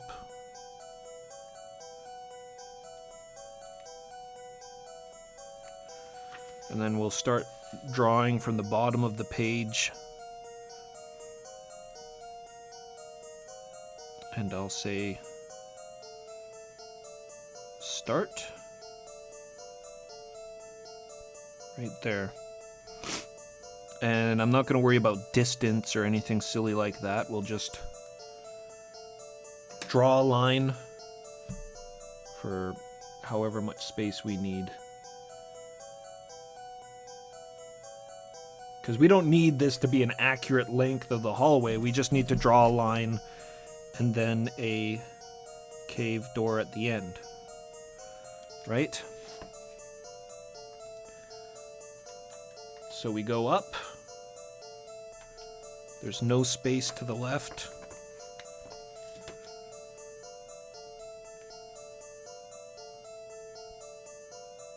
Oh, maybe I shouldn't have done this at the bottom of the page, though.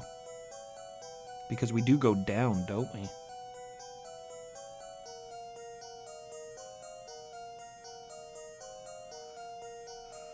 Okay, go up. And then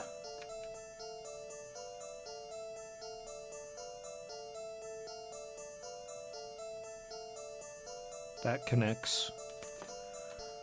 We move forward. If I would have started doing this before, I could have marked the traps as well.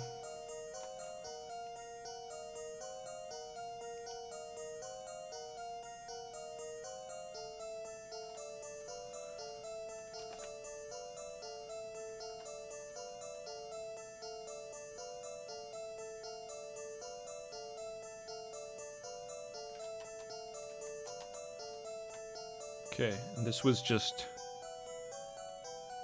There's nothing else there yet. Just forward. And then down. Make that a little shorter, actually, as well.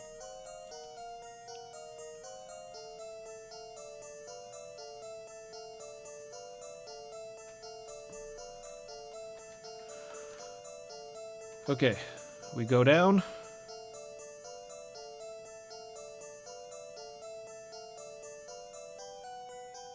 And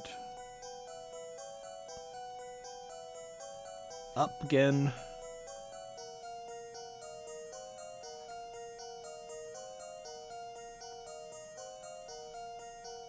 I think this should work, doing the map this way.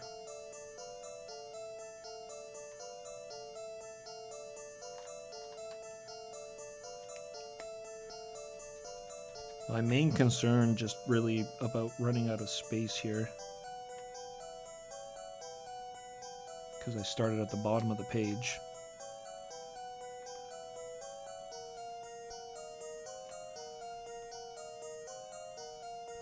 Just kind of doing like black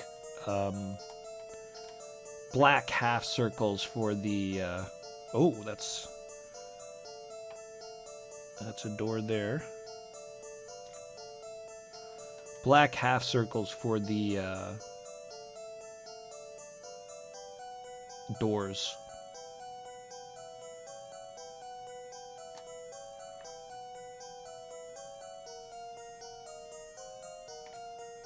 There's another door there, going down.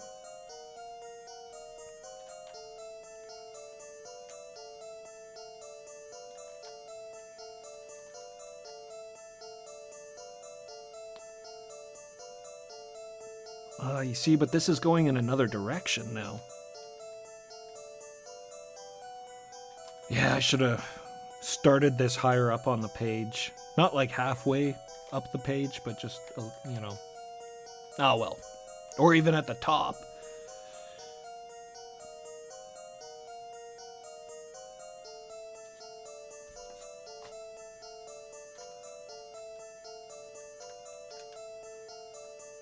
Okay, so this is the far one. We're going in that direction now. There's the door.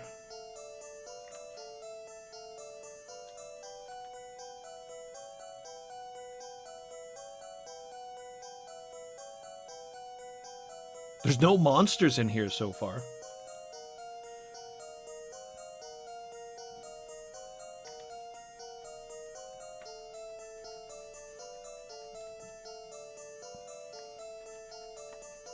So much easier doing like a grid style map, but you just can't do that with this.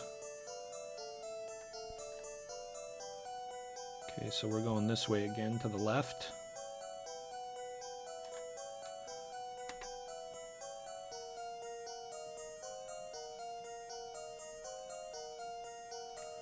At least this one's going up again.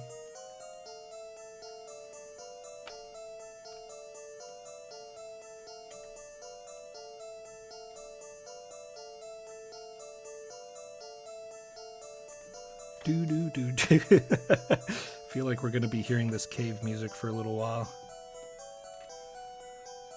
Okay. Left.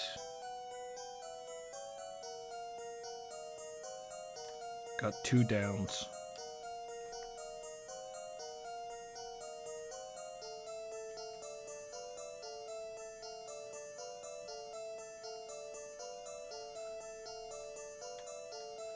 That do go down to the same area, I think.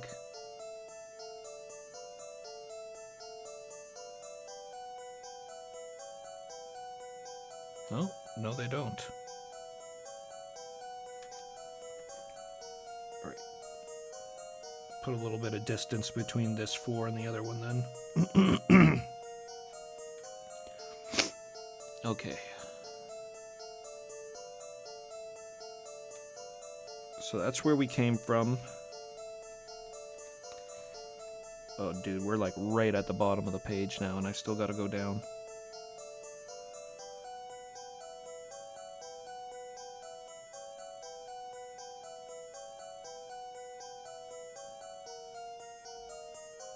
Should I just redraw this shit?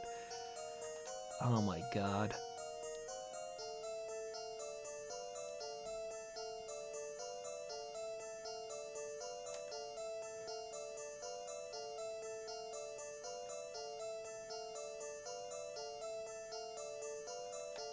Dungeon crawling. Okay. Down, down. That's where it gets really confusing. Look at this. It changes the perspective. Look at the compass there. Now north is north. Or north is up, I should say.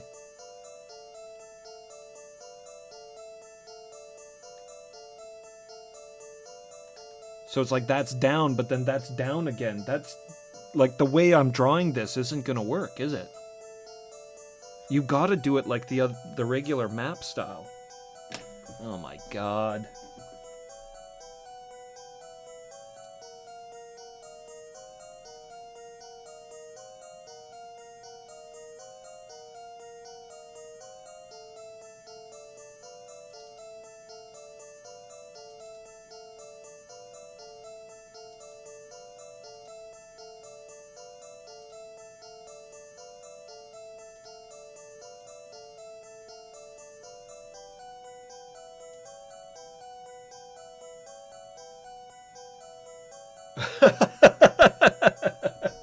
Yep.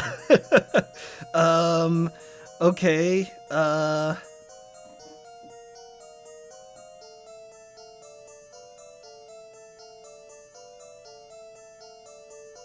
Fuck.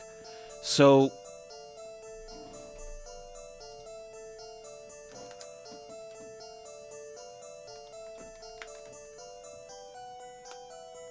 that's where I came from. That's the other path there. Oh! Oh! Monster! It's crazy, I got so much going on now. I got all this paper and the pencil and shit, and now I gotta fight monsters and... we're really adventuring now. Alright, where is it? Where's the foul beast?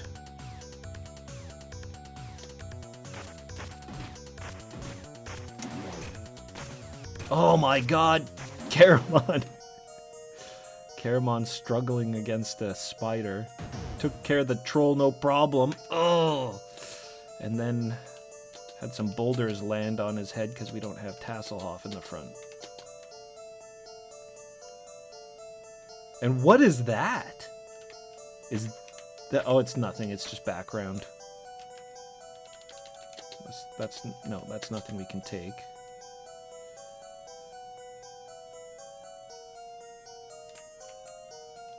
Okay, and perspective changes there as well.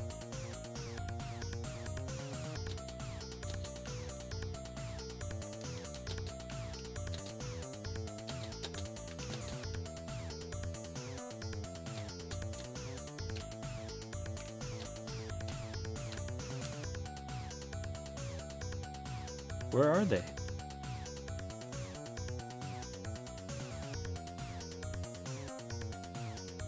Oh, it's probably just the music carrying over from the last round. Or did it glitch out? I think the music might have glitched out.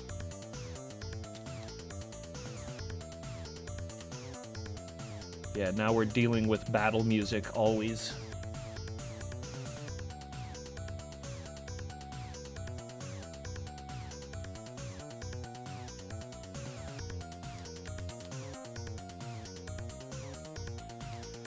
Okay, so I can at least draw this part out the way that I've been drawing it so far. It goes like this.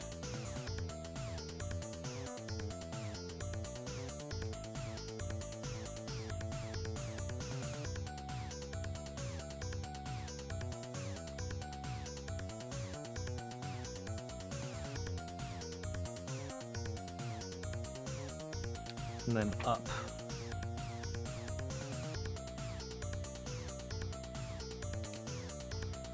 That's when it changes perspective. Let's get a save down. Cannot save during battle. Alright. Alright. Maybe if we take care of this fight, the music will go back to regular. Look at Caramon's crouch swing. There we go. So...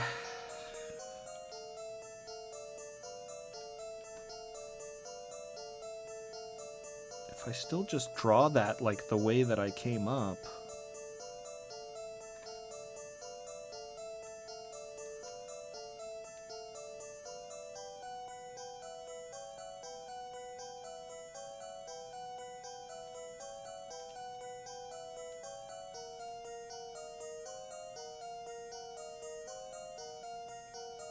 maybe this will work out. Maybe I was thinking about it too hard.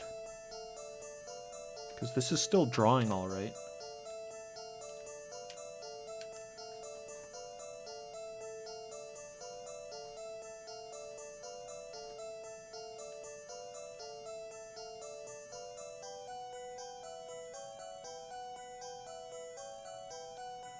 You got a door there.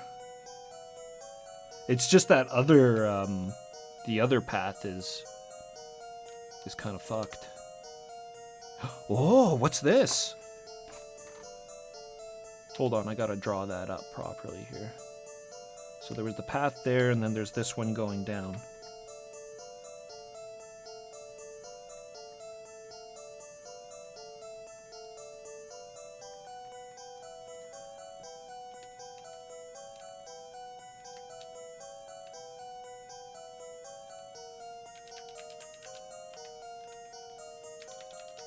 Take Wormslayer. Nice. You can't take it unless it's someone related to the L. Oh yeah, okay. This is Tannis's sword. It becomes Tannis's sword, so we'll take it with Tannis. At last, you got Kith Cannon's magic sword, Wormslayer. We found Wormslayer. I'm gonna draw a little sword. That's how I'm gonna draw it on the map. Little sword. Whooshing. Wormslayer.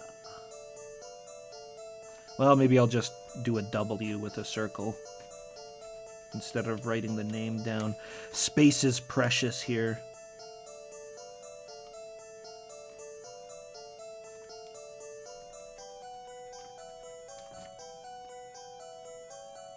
W. There we go. It's kind of disappointing, though, actually, because in the novel, when they come across Wormslayer, there's like an ancient skeleton of the Elven King Kith Cannon, and he's got the sword in his hand, and it's kind of like when Conan finds the Atlantean sword. It's pretty good.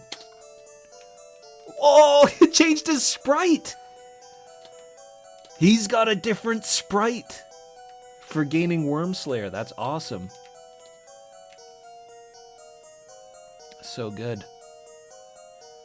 And this place keeps going past Wormslayer, eh? But there's no other path, so I won't draw it past Wormslayer. We got a new sprite. This game's got different sprites for the Wormslayer, for different weapons. Maybe we get other weapons. I don't know. Maybe we can get a magic sword for Caramon. Oh man. I kind of want to hold out hope that there's some kind of healing well or healing waters or something like that, like in Heroes of the Lance. Maybe I'll hold off on the saves for now. Or sorry, I'll hold off from the healing, and we'll save as often as we can. And hope for the best. So I went up on this one, and we immediately have another up. This isn't the furthest one, right? Yeah. This is the one I haven't gone up yet. So that's that. It's going to the left. Running out of page space.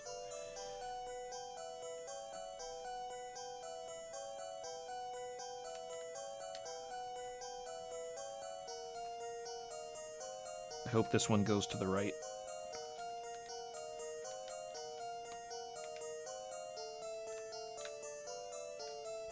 Good. It's all working out.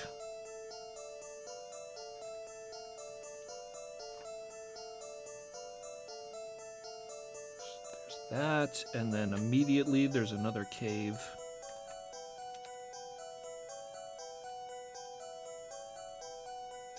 Oh, what am I doing? I should have Tasselhoff out front, right? We don't want to step into a trap unknowing.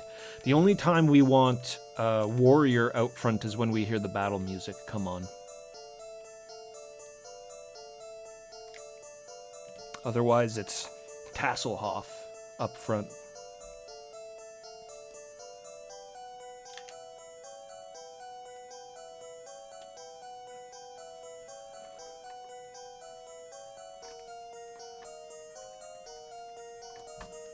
Make these lines a little smaller.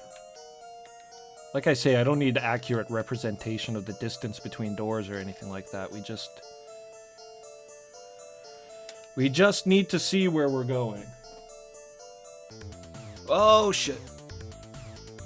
Speaking of battle.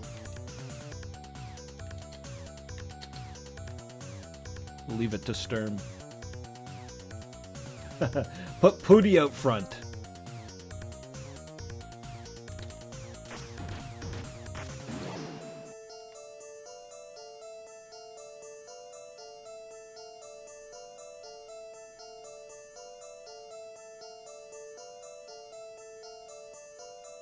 Oh, treasure. Quite a bit of it. Take green potion. Take red potion.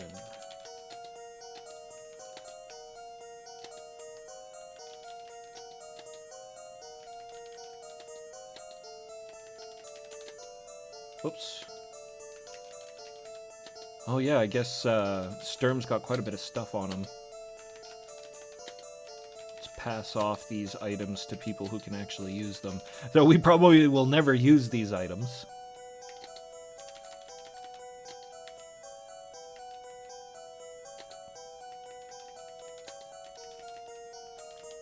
Maybe the potions if I can find out what they do. Could always drop a save and then just chug the potions. Maybe one of them heals magic charge.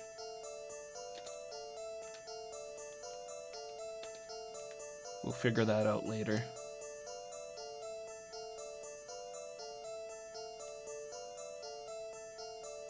They probably contribute to score as well, so if we could hold on to them. Unless they contribute to score immediately when you pick them up, but one would think you'd have to have them in your inventory.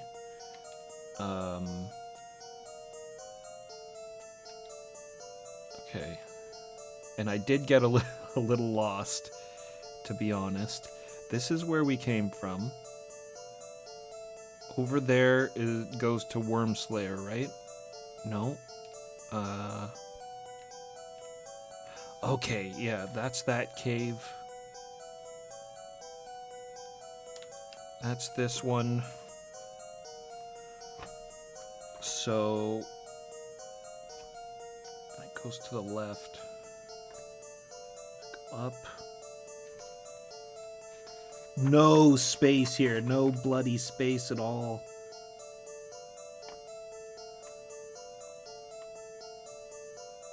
That's okay though, right? Because it's a dead end that just leads to potions.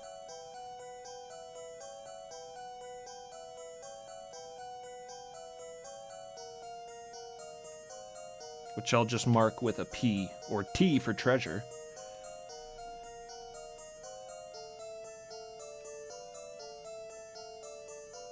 A half hour so far in the Slamori Caves.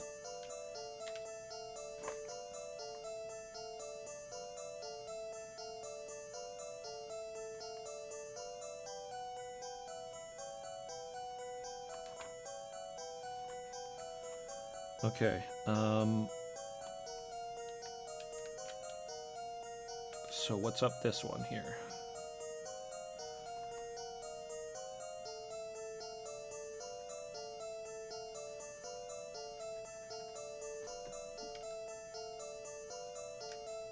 Right, let's get Tanis up, or Tasselhoff up front here.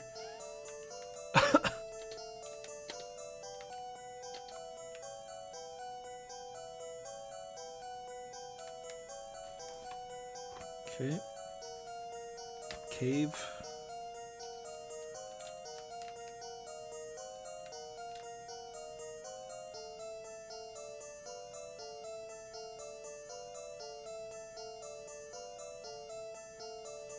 There's still a bunch more cave as well to backtrack and check out that weird path. This is working though, actually, the way that I'm drawing the map. I got confused there when the compass switched, but it really doesn't matter. Drawing it in these straight lines, it still works. So we're going left.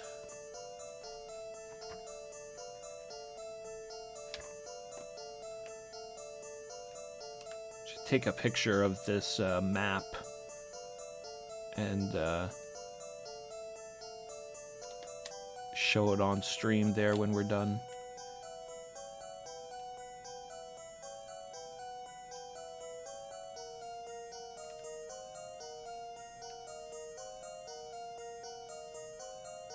Okay, that was a dead end. We haven't gone through this one yet. No?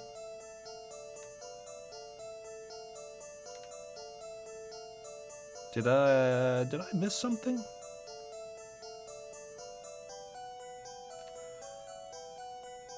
Or did the perspective shift again and it just got a little weird? Yeah. Yeah, the perspective shift again.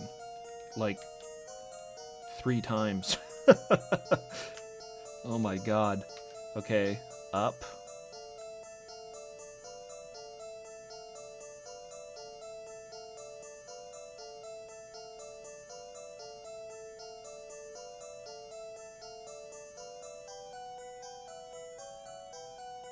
Gonna be a fucking dead end, isn't it? Bork! Thank you very much for coming by. You have a good rest.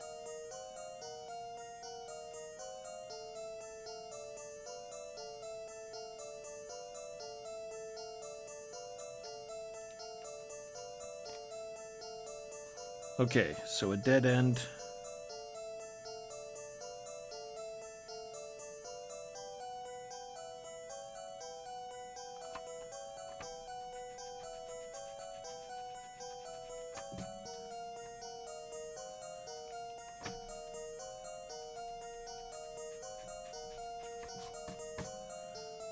Let me give... I'm just going to say dead end for this one. Not even draw it, just... dead end. And then I can give more space to this one here.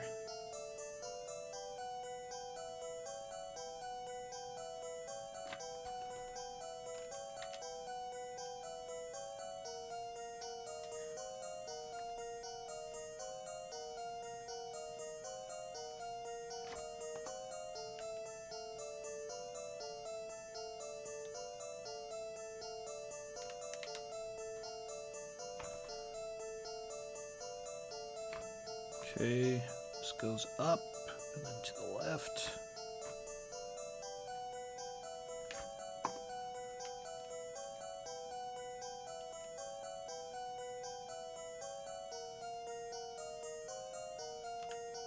And that is also a dead end. Great.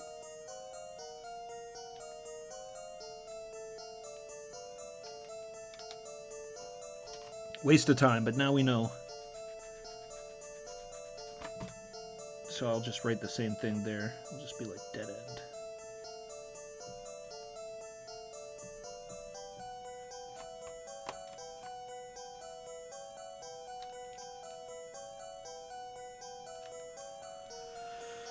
Okay. Go down.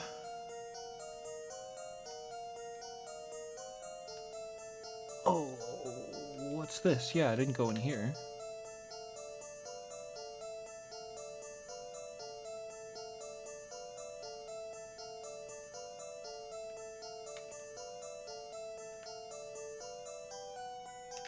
Or did I? Oh, no! Gotten turned around. So this was this, and then this goes to the dead end, right? Okay.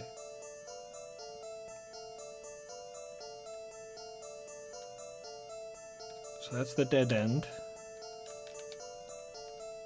So then we go down this hallway. And there's the one door at the end. No, there's two bloody doors. So where does this go?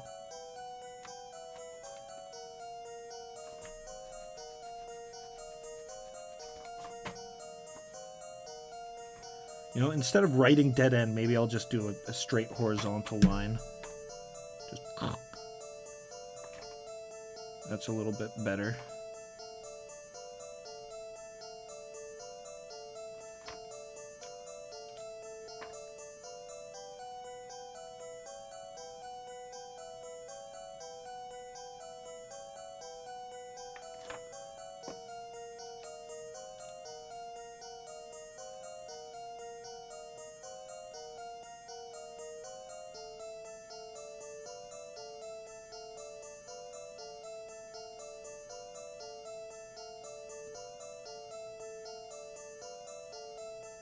So that goes nowhere.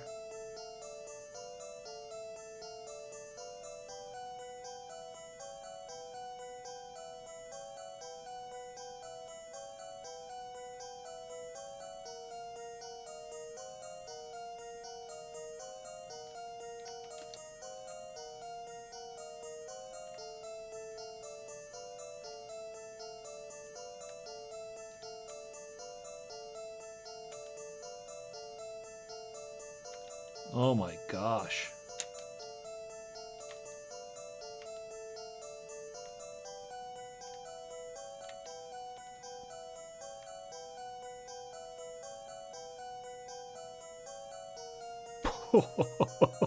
The perspective change there is driving me mad. It's completely disorienting. I don't know how to keep track of where the hell we are.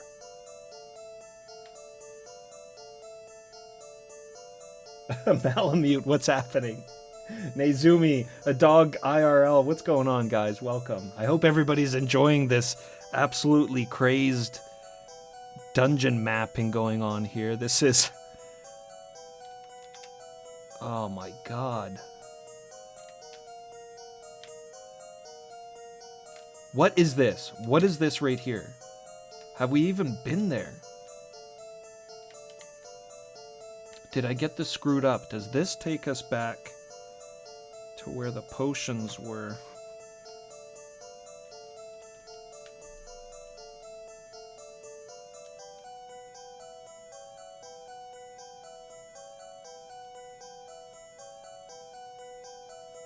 The melody's pissing you off, yeah.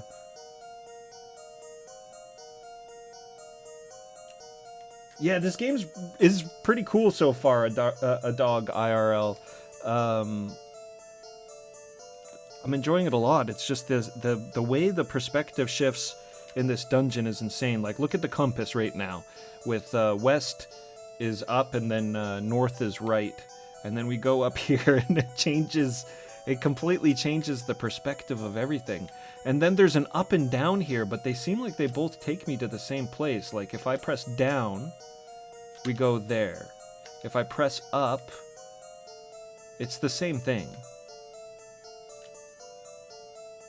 It is the same thing, isn't it?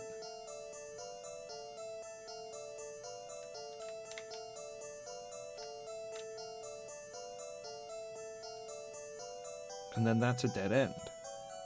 So that's that. And then this comes down. Over there leads to a dead end.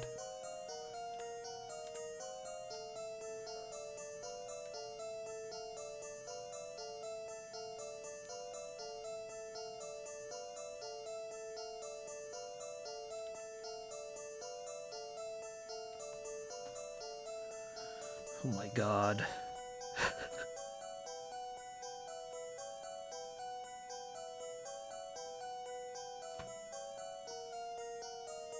This is a different path, I think.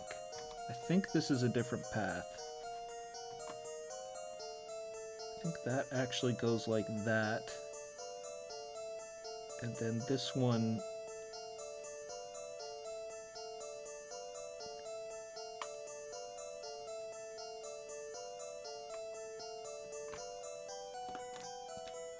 This one goes this way.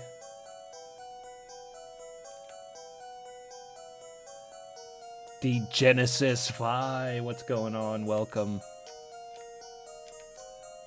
Much adventure happening here tonight.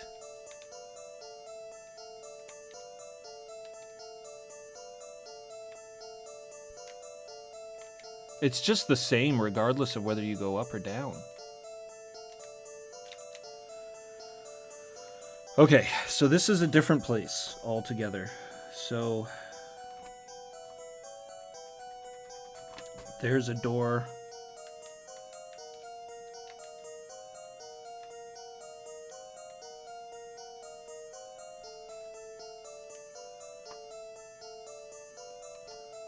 A door.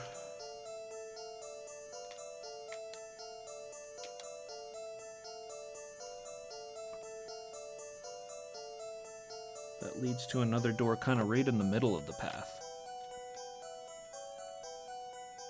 Left from here is another path going down, and I'm really running out of space in this spot. Like, really, really running out of space here.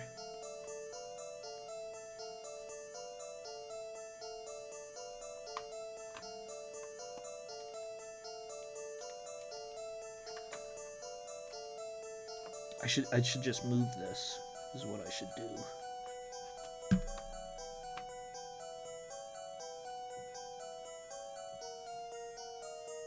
Do do do do do do do do do do do do do.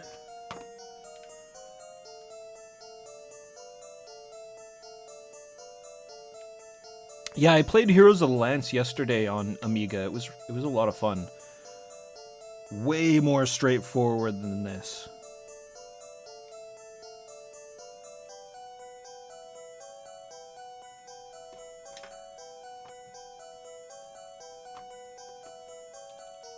Okay. Maybe I should have just tried drawing this like a regular map and then just turning the page when the... Oh my god, that's what I should have done! Just turn the page when the compass turned.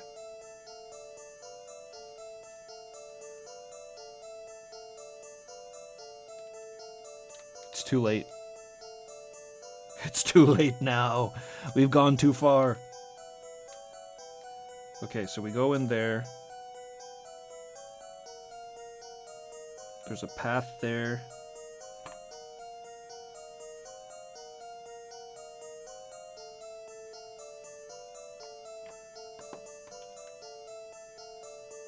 And what's to the right?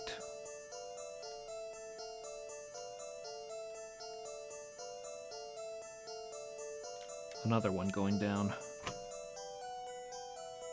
Oh, no, that's not right.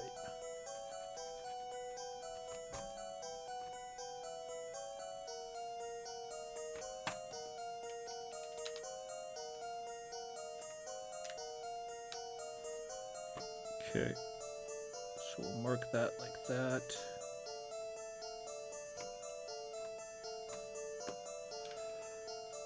Oh, this is so fucked.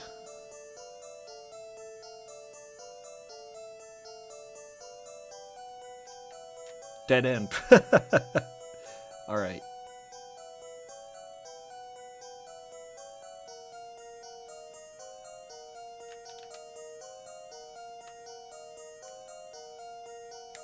Okay. That's fine. So if that's a dead end, I can just draw a line over top of that door.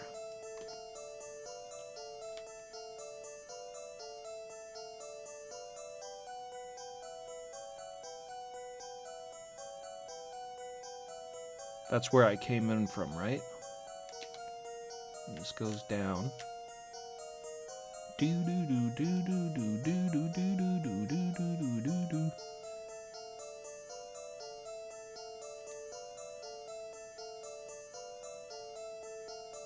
Going through the caves of Slamori so we can find our way into Pax Tharkis.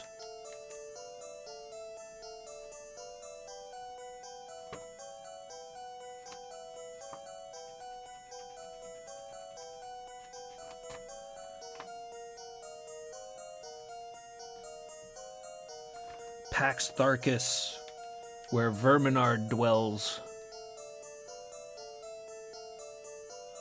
and his red dragon.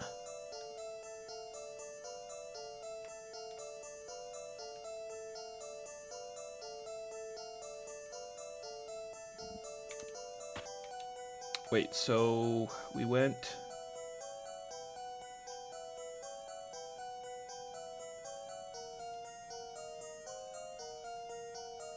It was going pretty smooth, and then just this area here has been a nightmare. So we came from there. And then this will have a cave going up, right? Good. So I know where I am now.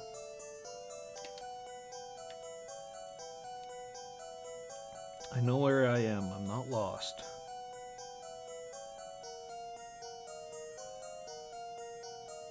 Funny, you know, like this whole area has just been kind of dead as well. There's not been anything up here since the potions. Could almost just scratch this whole area out as just not worth going to. Okay,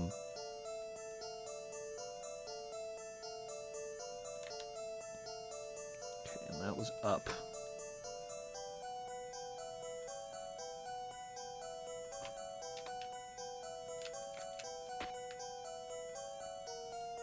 Up, and we go right.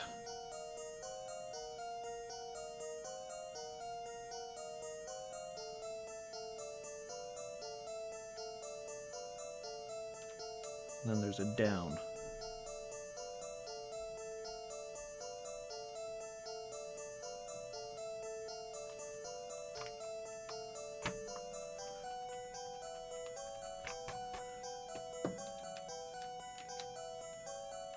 This is probably going to be way more of a simple dungeon compared to Pax Tharkis as well, I bet. Okay, we got One way there. One way there.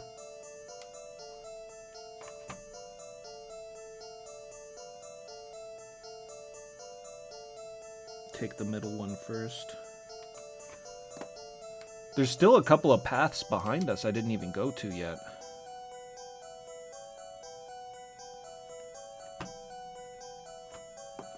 So this is going to take me to the same place regardless of what direction I go. Like if I go up or down, it's the same, right? Looks like it to me.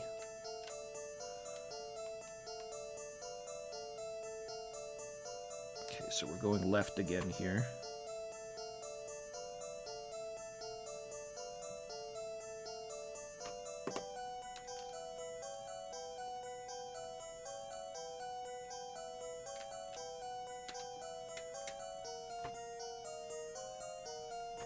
And it's down.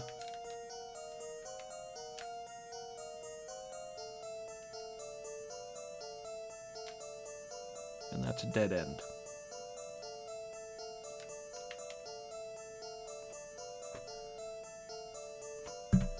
Another dead end.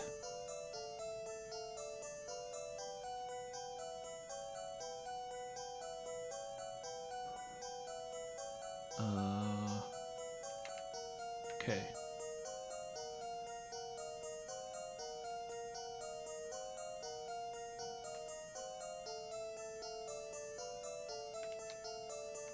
Did I do something weird there? No, I didn't. I didn't. Over there is the dead end.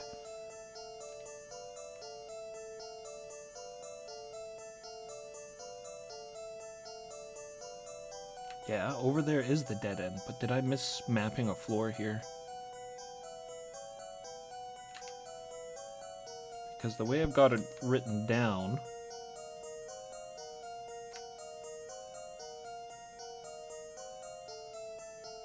Oh no, that's right. Yeah, this is right. It's just the messed up perspective, that's all. Tricking me once again. Really should have just drawn it like normal and then just kind of turn the map whenever the compass changes. I'll try to do that for Pax Tharkis.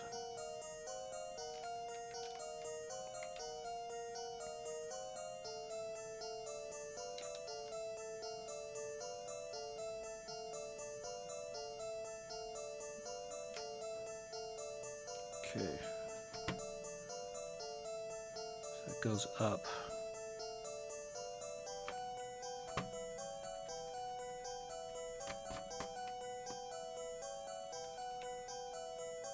I swear, if this whole area is dead ends and we've got to backtrack...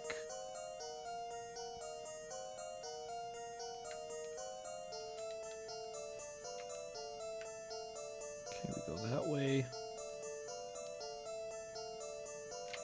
And up.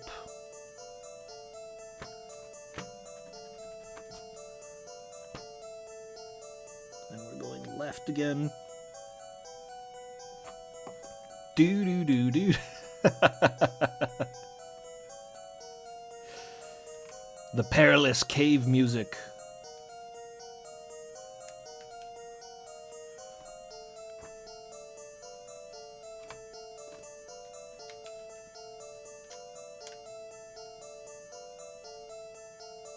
Kind of funny we already found the Worm Slayer.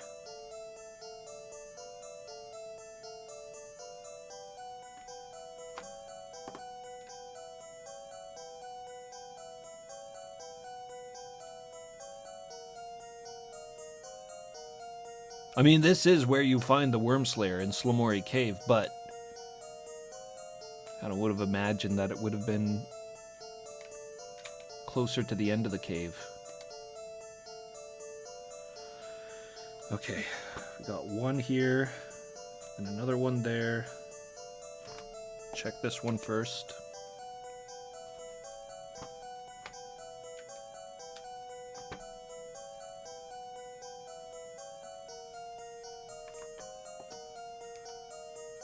And that just takes us to the same place, no? Yes.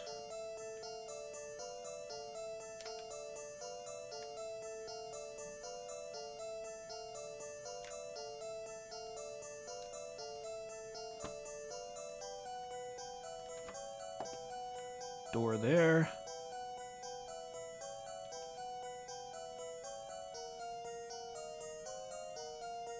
Oh! It's like 3 different places to go.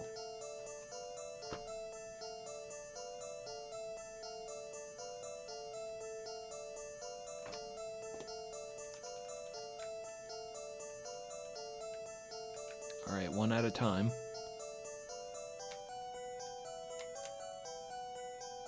Ah! That battle music came in late. I don't know, surely Tasselhoff can take on a gully dwarf, but we'll get Flint to do it. No! Oh!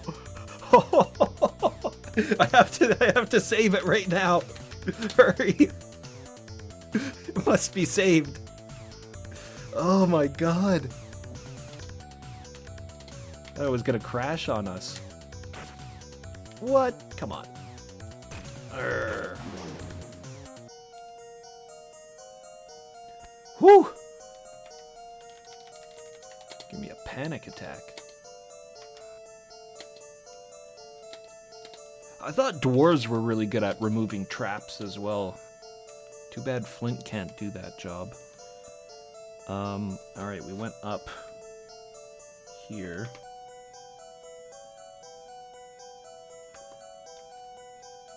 And this is gonna take us the same way as always.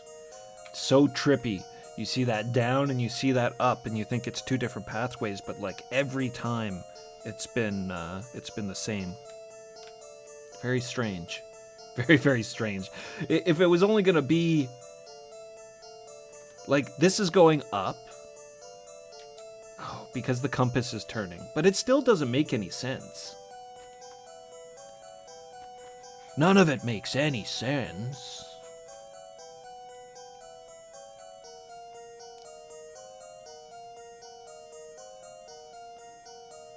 There's one path going down.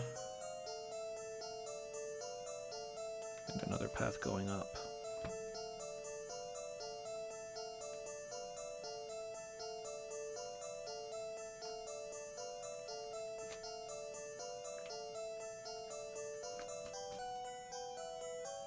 Is it just me, or does this path going up look a little different than others? Could it be the way out?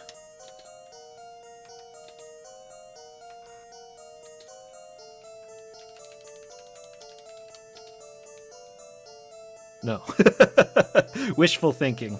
My nose is kind of stuffed up. I'll be back in 2 seconds. I'm just gonna take care of that.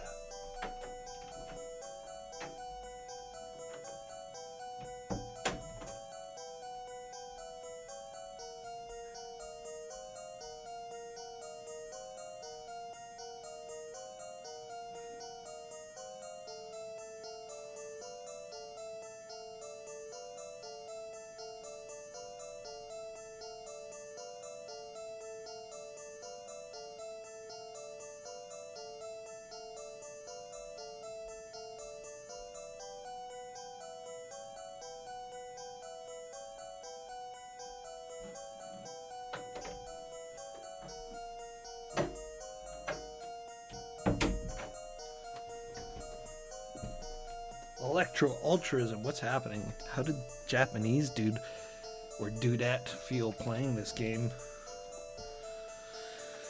Yeah, I don't know. It's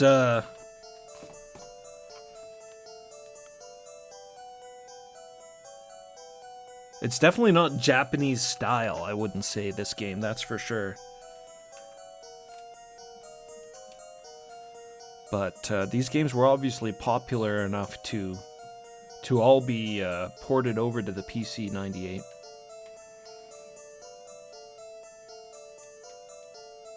Okay.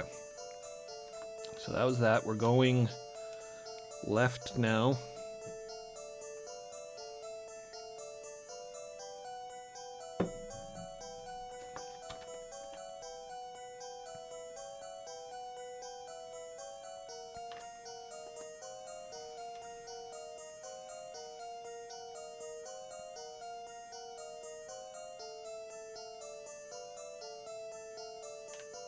To a dead end.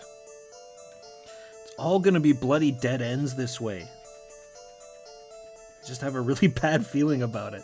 Because way back, closer to the entrance, there was still quite a few other paths to go.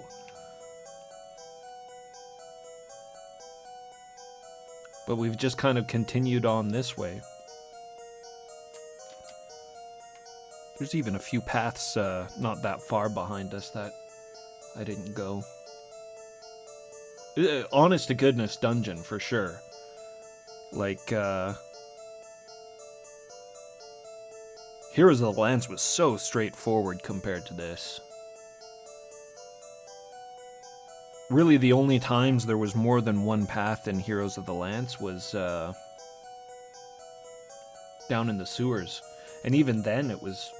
a lot of them were fairly short.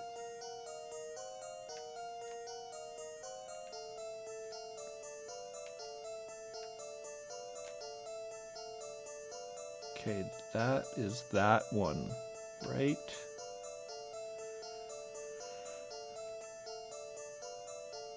Right? If I go this way and I go down, then there should be 2 caves to my left. Yeah.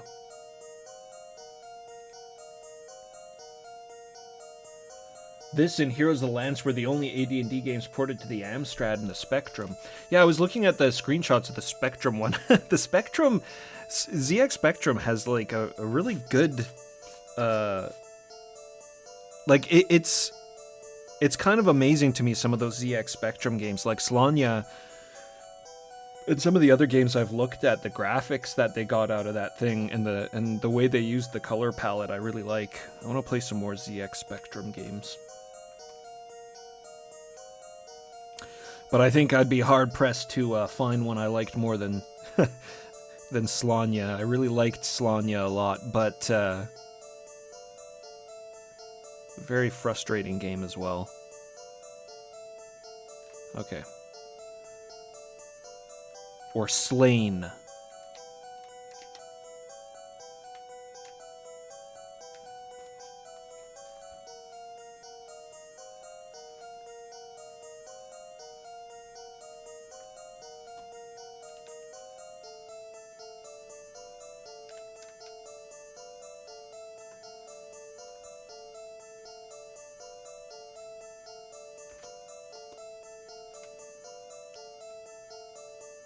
Do do do do do do do do do do do do do do do.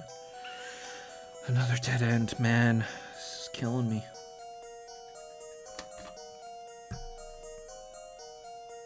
So much of this mapping has just been a wasted effort. Well, not a wasted effort. I mean, this is... we're getting a good, thorough map out of this, at least. Mac, what's happening, man? Welcome to the Cave of Slamori. Yes, we can all suffer this music together. It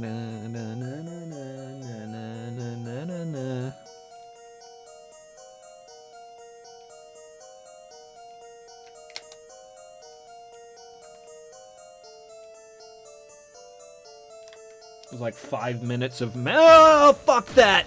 That's such bullshit. And because I moved out of the area... oh, man.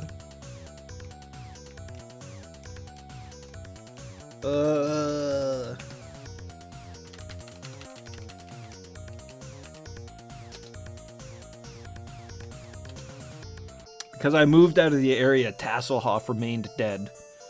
But that's okay, we've been saving pretty regularly, so... this led to a dead end, right? Yeah. Yeah, we're really close. That's fine. What a cheap fucking assault of monsters there. What the hell? Go through the door and they're just standing right there for me. A bloody ghost. Ghost, one of the more powerful monsters we've come across. The ghost and the troll. So we know that we're gonna get assaulted. Let's Let's get Sturm up there. He's still got a goodly amount of hit points. Plus, he's a noble fighter. He's got such a good stance. The sprites are so good in this game. Yeah. Death to my enemies. Okay, we're going right here. Do do do do do do do do do. Give me. Whoa! Ah, Sturm, you're more agile than I gave you credit for. Well done.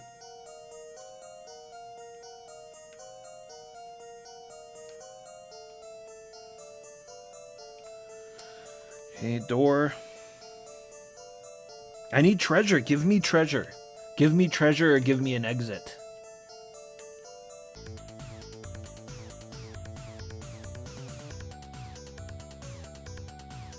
Monsters respawn?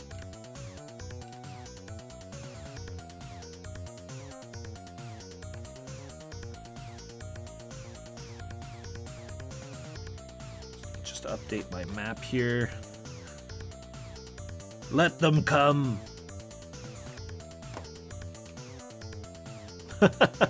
No, they're too afraid. Too fearful of Sturm's mighty two-handed sword.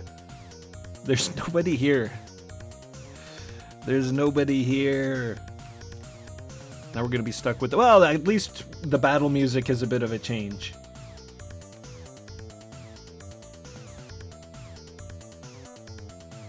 Ah! Oh, look at that damage! Bastard comes out of nowhere. Captain Ramrod, thank you very much for the follow. Got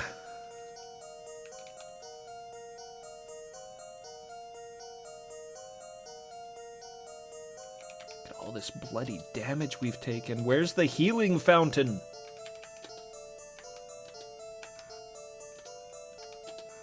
We need the waters of healing like in Heroes of the Lance. Do do do do do do. We're relying on you now, Flint. Alright, we're up and left.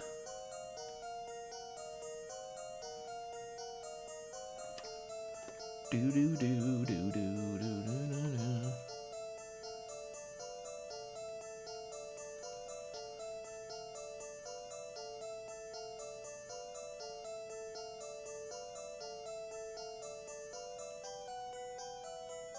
To a dead end?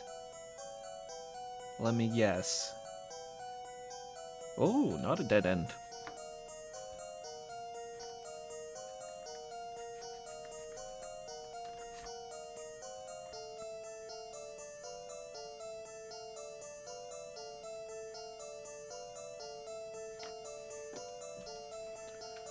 Do do do do. Oh!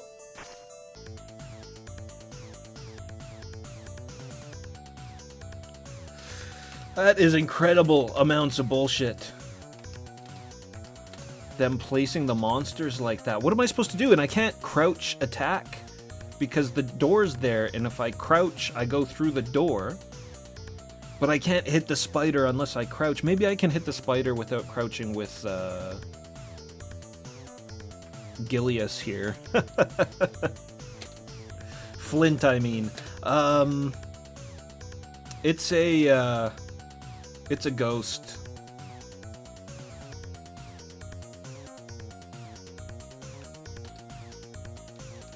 God damn. We're gonna have to use some spells. Look at that. How do we get the magic charge back up? Alright. I'm terrified of overhealing, so...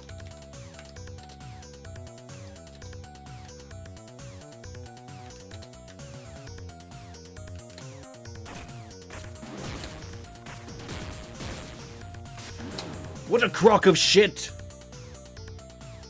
Is this a hospital called Saint Crock of Shit?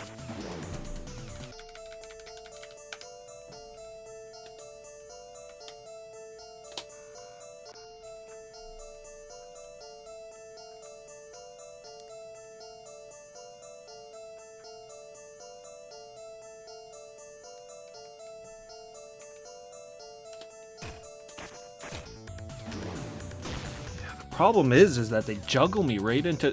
This is really annoying too, because one of the things in Heroes was... One of the benefits of Sturm in Heroes was the fact that he didn't get bounced back from damage. He was too stoic for it. So he'd just eat the damage and keep fighting. He'd stay there. But now Sturm doesn't have that special ability. He gets bounced just like everybody else. Swing, Sturm! And like, you can jump on the spider, but you take a bunch of damage in that process as well. Okay, but that's what I think I'm gonna have to do. I'm gonna have to just eat the damage and jump into the spider and squish them, and then we'll turn around and fight.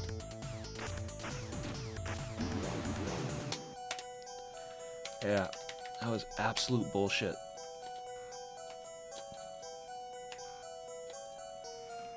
But it's over with.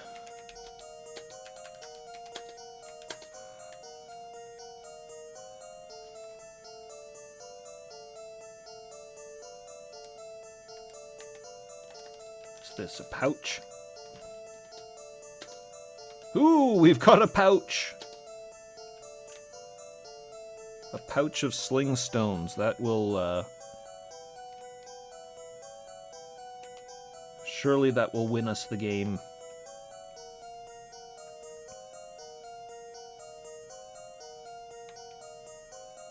Okay, so we go up.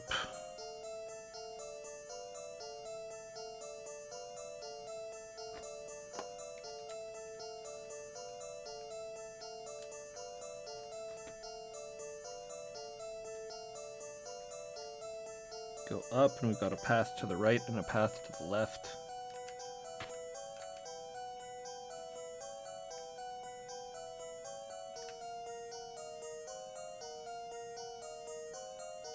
Dead end. The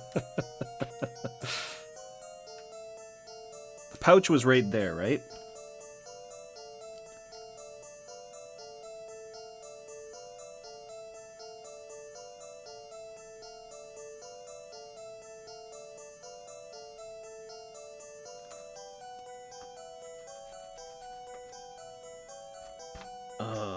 What should I put down for pouch? Like, I already used P for potions earlier.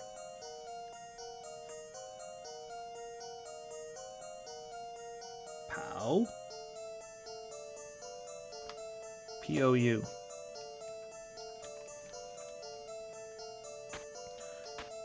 Do-do-do.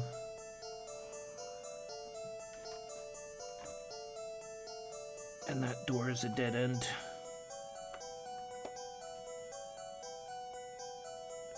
That's where we came from.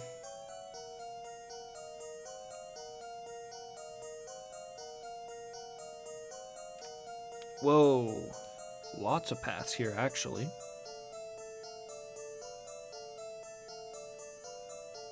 This is where we came from, right?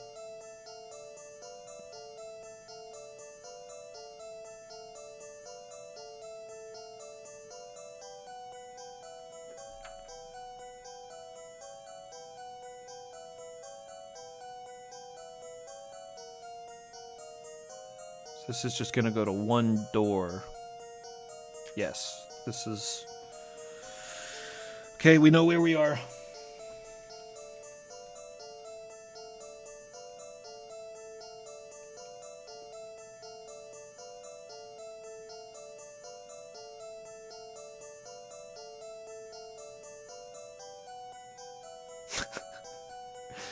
Oh, this shit's so crazy.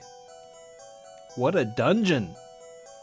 This feels bigger than the whole of Zaxxaroth, and it's just,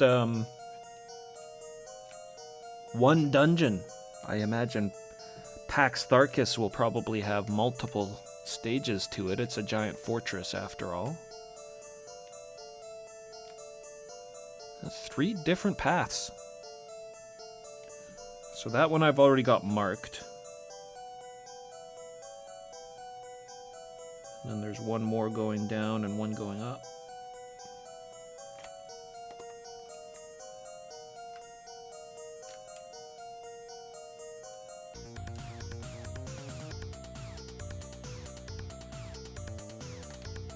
Does Flint have a magic weapon? He's got a battle axe +1. I don't know if that qualifies.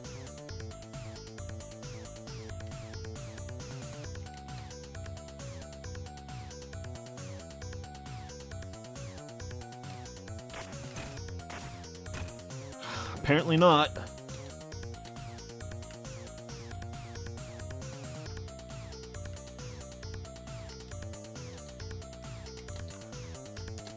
Flint just completely destroyed there.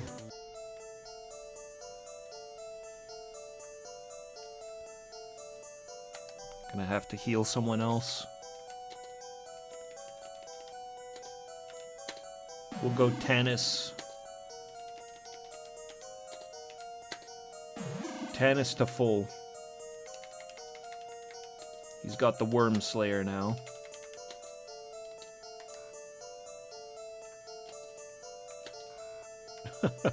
+1 doesn't qualify, I guess.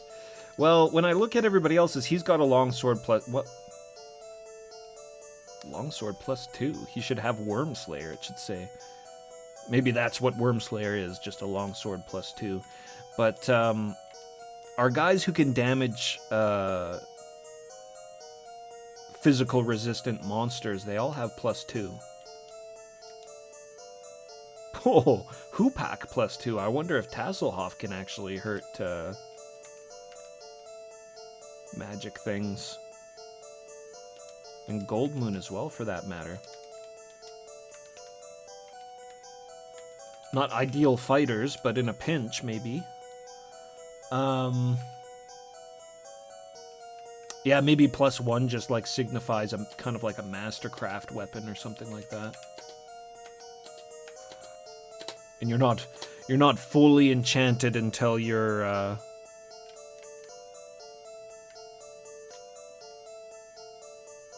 not fully enchanted until you're +2. Okay, go up.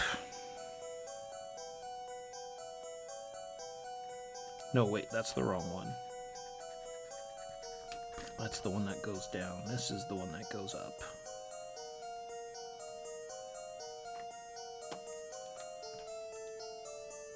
Doo-doo-doo-doo-doo. Actually drew our path there in the wrong direction.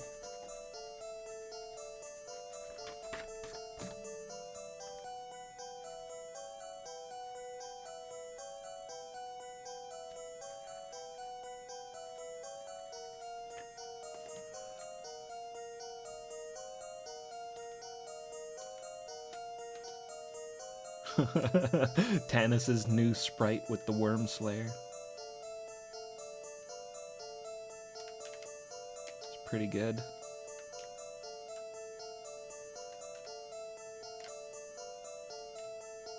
Alright, that just went down.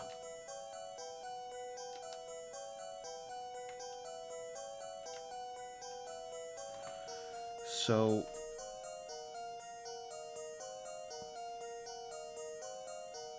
God, how am I going to draw this one?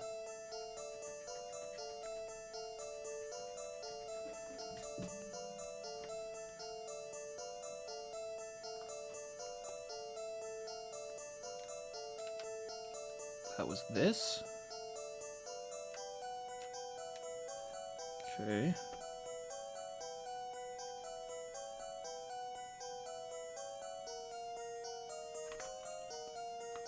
Goddamn pouch symbol I put down is in the way.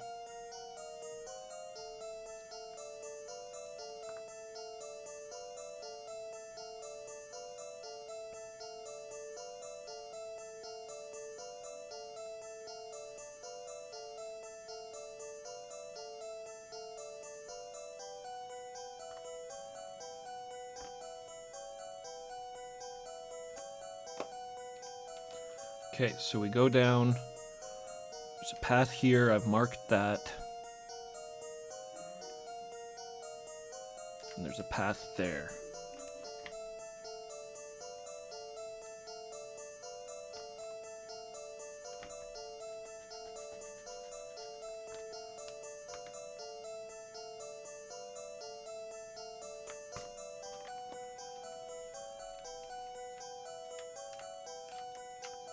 Try this one first.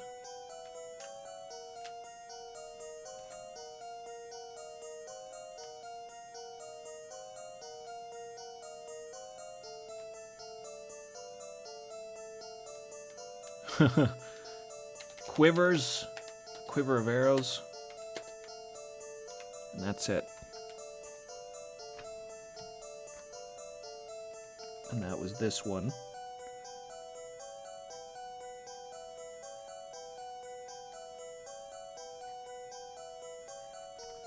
A for arrows.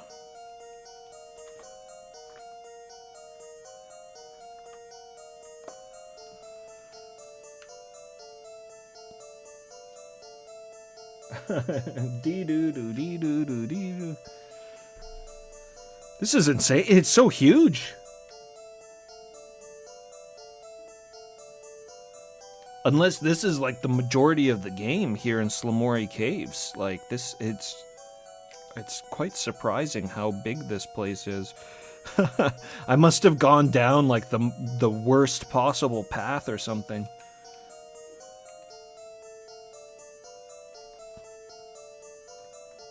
So we go up, and this is going left.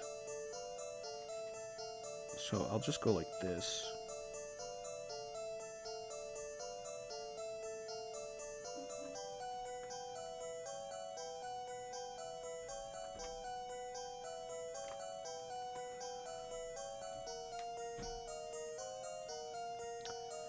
Oh, oh, Tanis, you lucky bastard.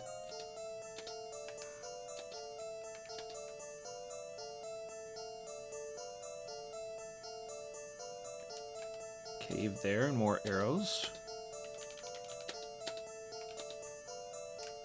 Maybe I should try using the bow. Got so many arrows for it now. The bow could totally own, for all we know.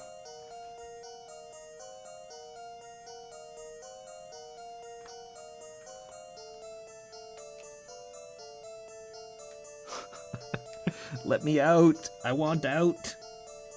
I want out of this cave.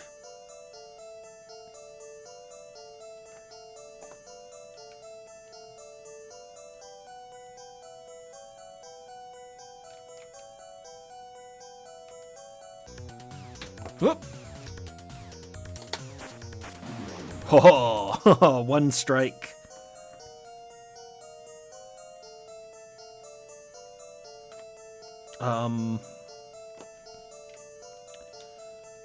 Okay, go that way, this way.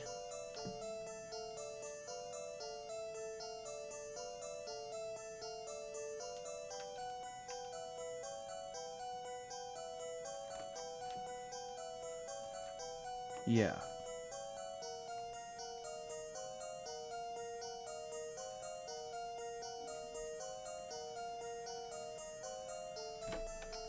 This one goes down.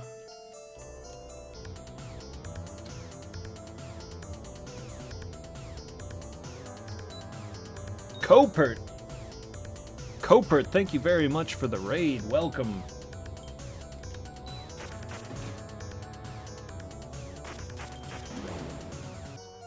Welcome, Copert. Is that Leslie Nielsen? Good emote. Well, welcome. Yes, thank you very much for the raid. I appreciate it, and I appreciate the Leslie Nielsen emote as well. Yes, this is Dragons of Flame for the PC-98. It is it's a port of a Western computer game, but this is very different from the Western version of the game. So much so that you can even hardly call it a port of the game. That said, I've never played the Western version, so how different it actually is, I'm not really quite sure. But it's completely graphically, it's completely redrawn.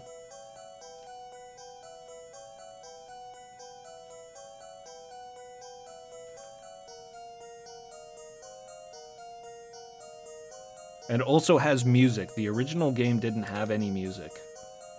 But now, now I'm kind of wishing that there wasn't any music once we got into the caves. It was pretty good out on the world map. Well, the first music actually sucked as well, but then when we went to the front gate of Pax Tharkus, the music changed to something completely ultimate. So we go this way, and then we go down. I'm mapping this dungeon as we go through it as well, so for for any of you new raiders,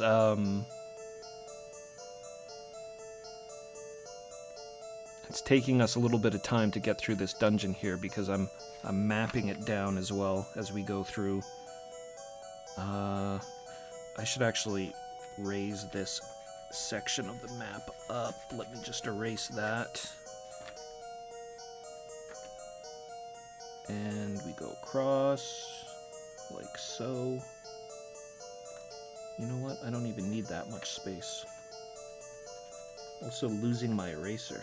I'm gonna have to get another eraser here pretty soon. That's a testament to my cartography skills.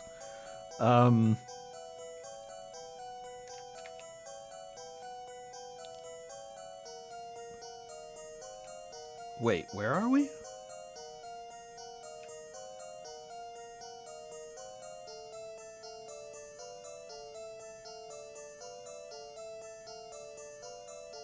Who am I?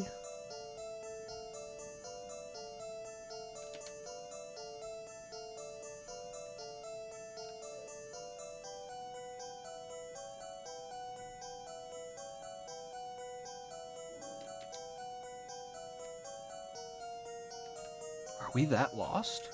Up.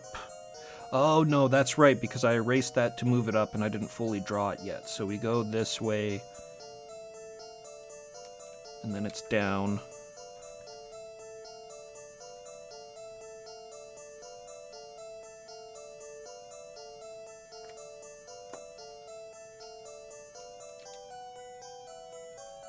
Right, it's down.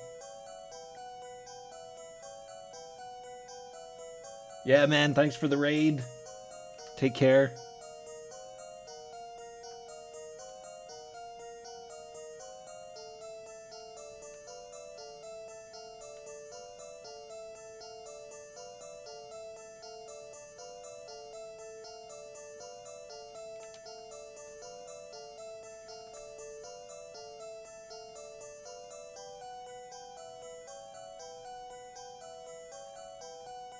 No, I'll have to lengthen this out a little bit so I got some more space to draw. Go that way.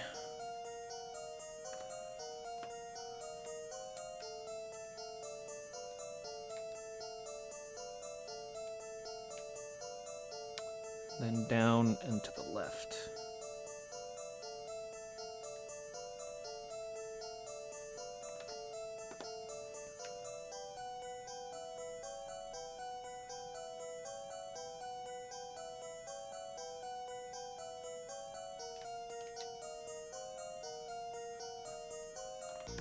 Oh, shit, battle.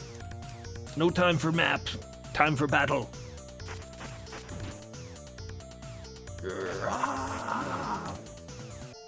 Dead ghost.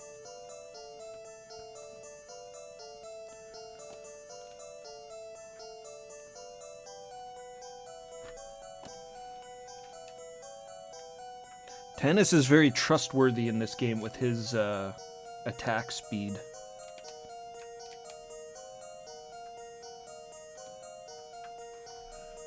I have to admit, I prefer how it was, how it felt anyways, in Heroes of the Lance, where nobody was necessarily better than anyone else. They all kind of had their benefits.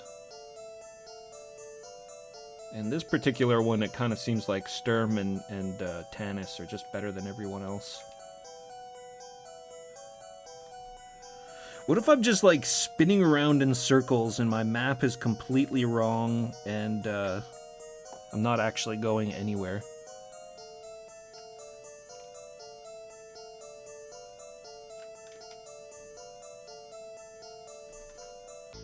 Oh,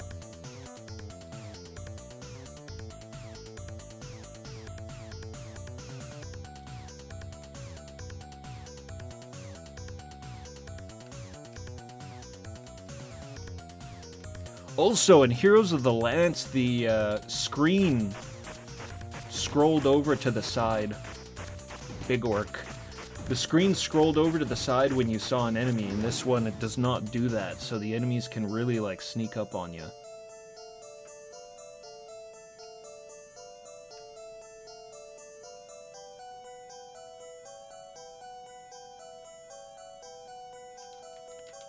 Okay. So...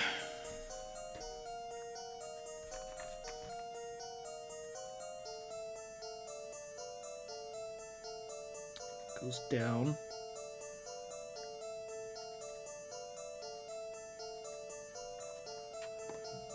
And that one goes up.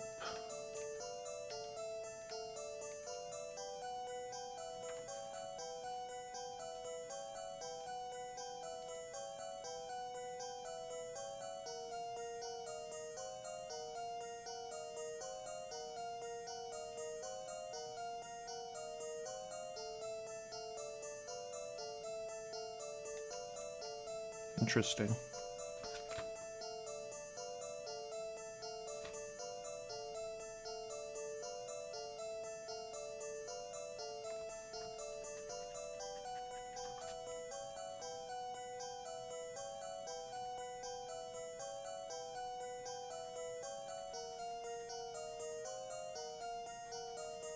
Two different paths.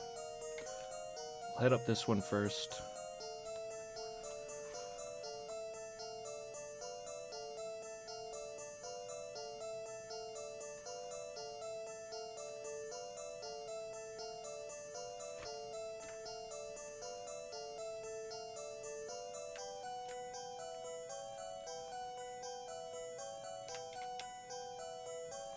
And we have cave.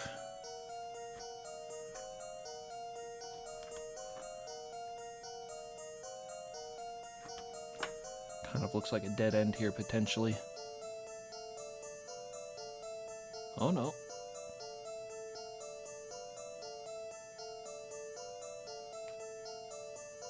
How is there still so much of this place left? It's like 5 or 6 different paths I haven't gone through now.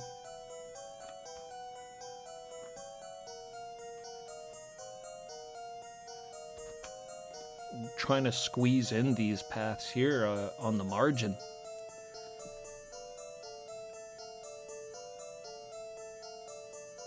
Ah! Tasselhoff! Tasselhoff, I'm blaming you for that. Oh! Did we find it? You entered the first floor of Pax Tharkis, finally! Finally! We've found Pax Tharkis. The exit. So yeah, we've got like 5 different paths behind me. I'm not gonna bother going back. Like, it would be nice to have a fully drawn out map, but some of those paths are way back close to the entrance.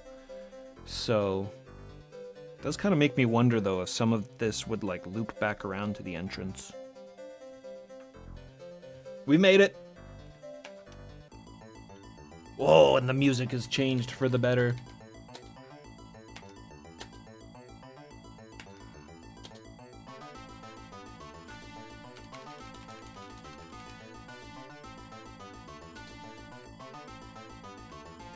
Alright, I need to start a whole new map here. I'm gonna refresh my drinks, my water and all that kind of stuff, get up and stretch for a quick second. Whew! Probably get a new eraser and stuff like that as well. So let's take a 5-minute break here while I get my shit together, and I will return very shortly.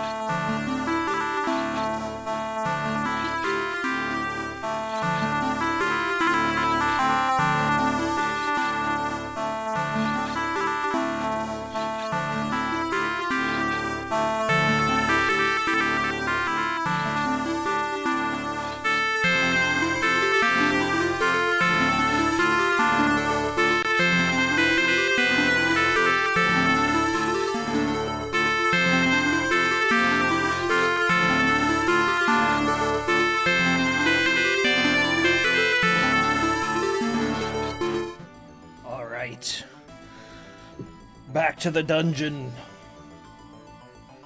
We've arrived at Pax Tharkus. Need to start a new map now.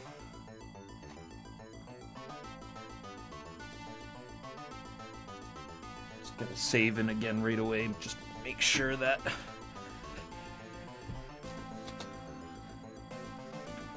Make sure that it's all set in stone.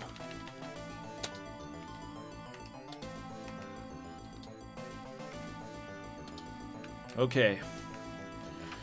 Pax Tharkus. Now, do we draw this?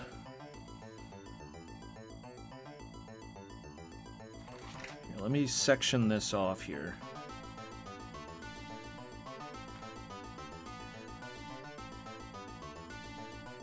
Or just put it on another page, yeah. Pax Tharkus.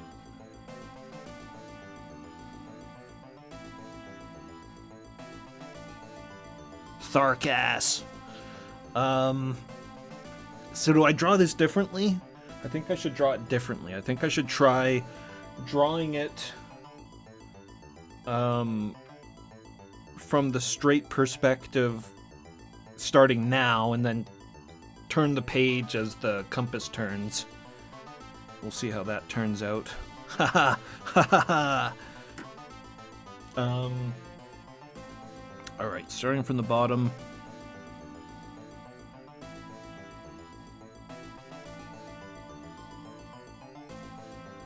Sla. I'll just say Sla for Slamori.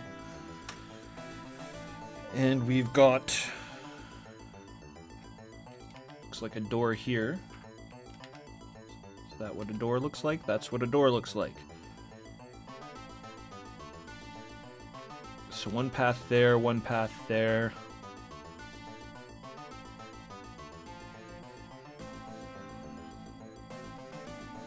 And one there. So to the left, right by the entrance, and then to the far right.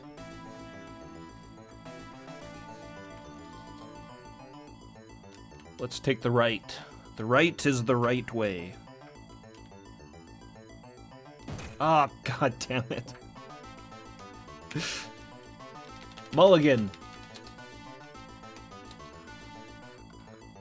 Calling a mulligan on that. Oh. No! We've been cursed with the Slamori Cave music again. We had the awesome Pax Tharkus music, and now it's the Slamori Cave music. What happened?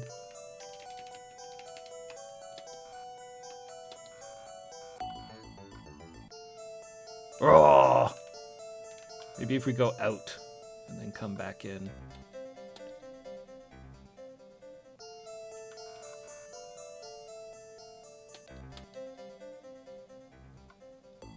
There we go.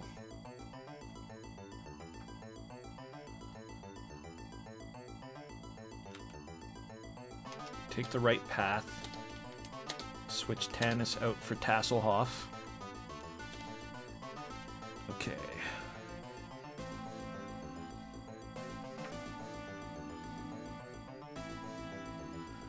Go up. Wait, did the perspective change? It did, didn't it? I got so used to drawing it the other way. Okay, so go like this, and then we go up, and then I'm going to turn the page. So now we're going this way. I'm going to put a T for trap.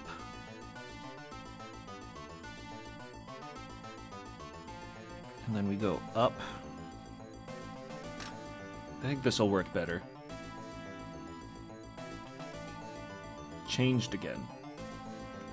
So when west is up, the page is straight on. And then when it turns north is up, I turn the page 90 degrees to the left.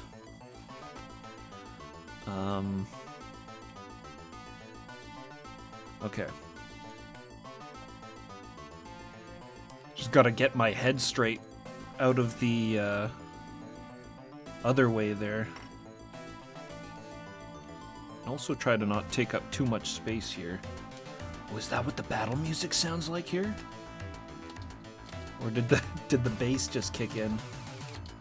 Yo, Siege Wolf, thank you very much for the follow. Much appreciated. Welcome. Welcome, we're in the fortress of Pax Tharkus. We have to save the people of the lands and defeat the dragon High Lord Verminald. I think that's what they're calling him here. Velminald. Big Rig Pinky, thank you very much for the follow as well. Welcome in, guys. Alright. Did my perspective change once again? It did. We're mapping these dungeons.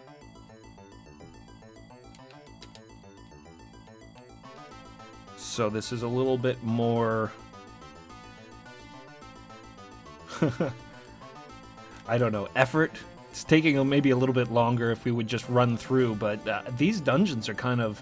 at least the Slamori Caves, I would have been lost in there for hours if I was just running around, unless I got completely lucky. So I think it's good that we're mapping them. As much as my Slamori Cave map was completely crazed. So now we switch the map. We turn it, I should say, 90 degrees. We go this way.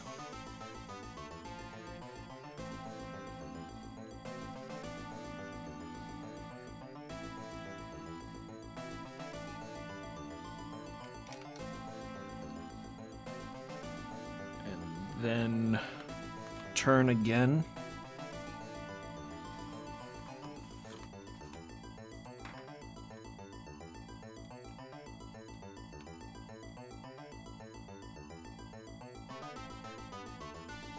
Okay, that'll just be one pathway, right? Wait a minute, wait a minute. I bet you that just goes right back down to the entrance.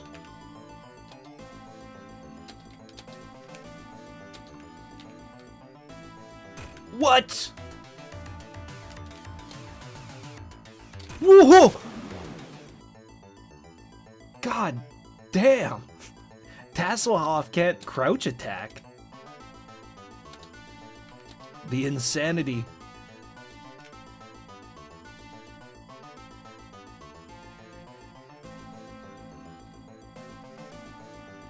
Oh, there are other pathways here. I thought this might just take us back to the entrance.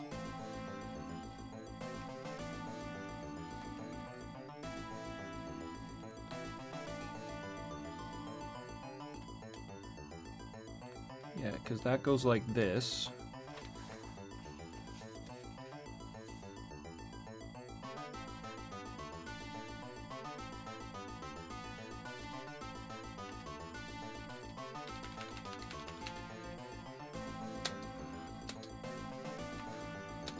Right, because of the absolute insane way they do the perspective switching and stuff in this game, the way the compass turns and stuff, I think this is actually us going straight down.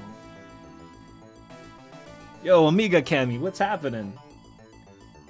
Good to see ya. Yeah, we were just the other day I played the first Dragonlance game in this 3-game series. Hold on while I crack this beer here.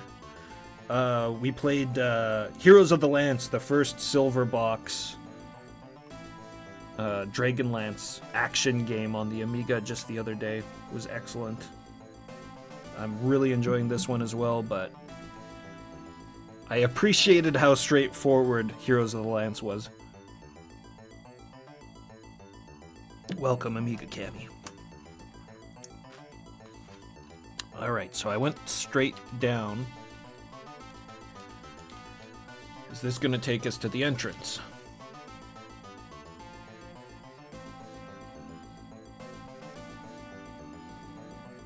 Oh, nice. Yeah, Heroes of the Lance was a blast. This is good too. Quite a bit different than the Amiga version of this game, I think. This is Dragons of Flame.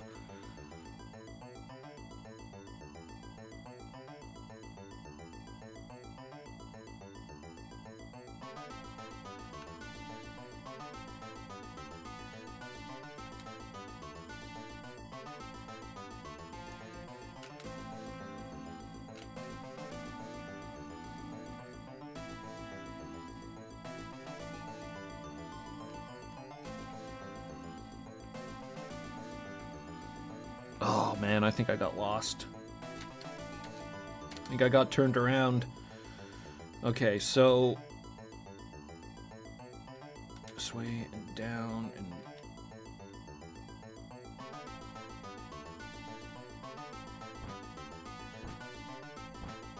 Chicago 8711, welcome.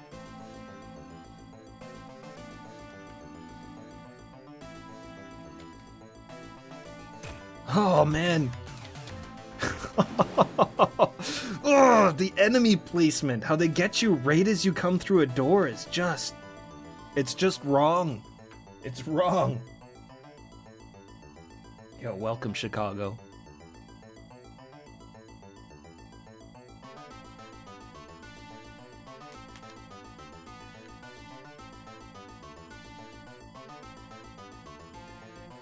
I'm doing the worst thing possible here. I'm just like, oh, I'm wandering around aimlessly because I completely lost my way and I have to find my way to the entrance. Okay.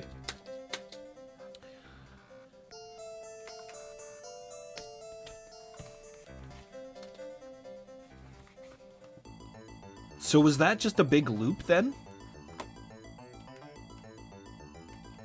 Go up. Turn the page.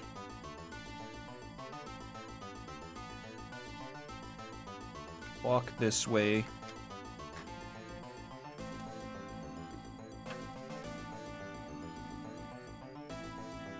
And it goes down.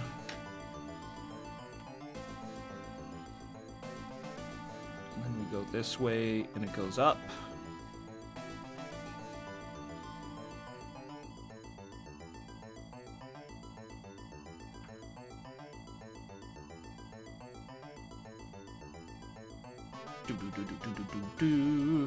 Music is so much better than it was in the caves. And then...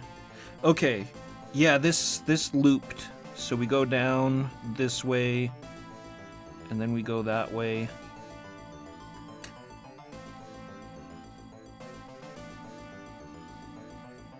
So this will go straight across, and there should be a door in the middle.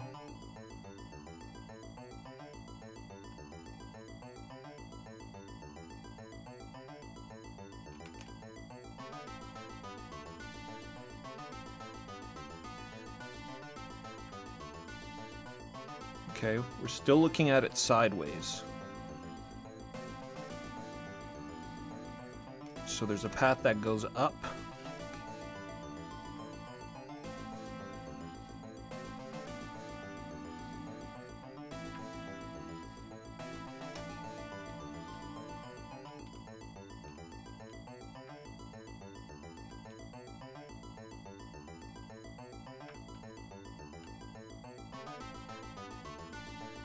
This is so bloody hard to map.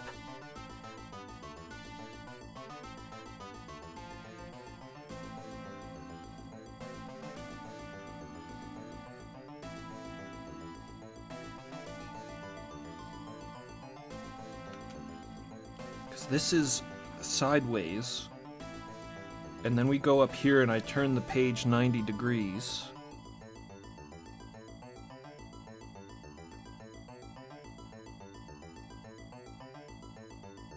So up becomes horizontal.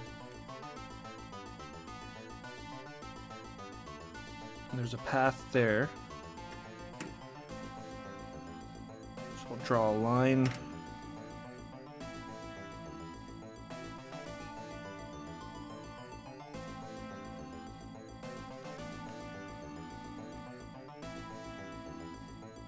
This goes down. So will this take us to the entrance?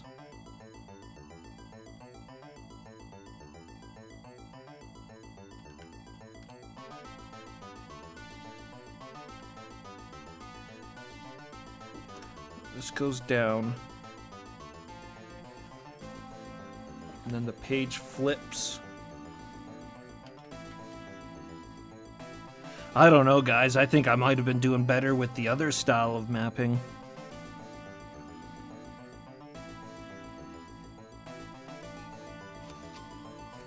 So that's down.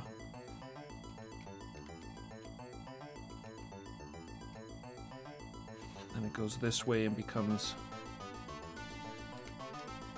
sideways, which goes down again. Holy shit.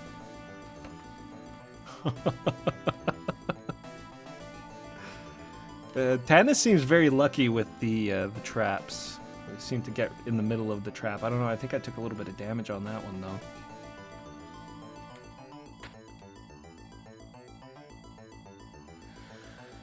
It really punishes you for drawing your own map as well, Skepticon.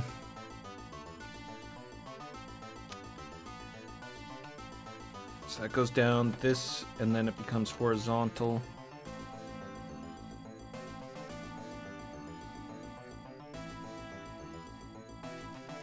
And then...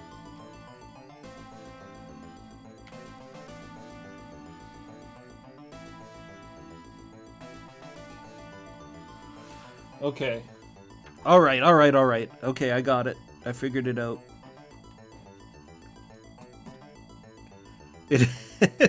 I figured out the complete loop. Waste of bloody time.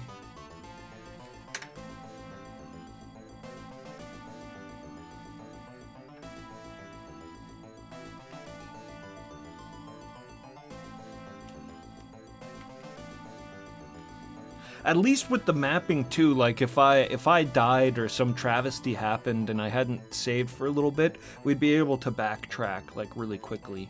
In some ways, I mean, like it might be better if I just sort of mapped a whole bunch out and then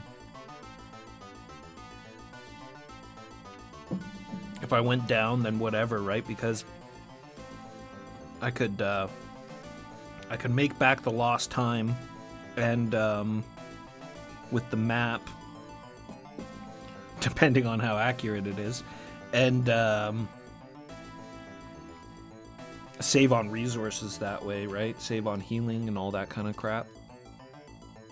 Anyways, so that was that path. We'll... Wait a minute, where am I? Where am I? Okay, I'm on that one. Alright, so we go up. And then as strange as this looks, we're going up still right now. And then we take a right. And then we go up.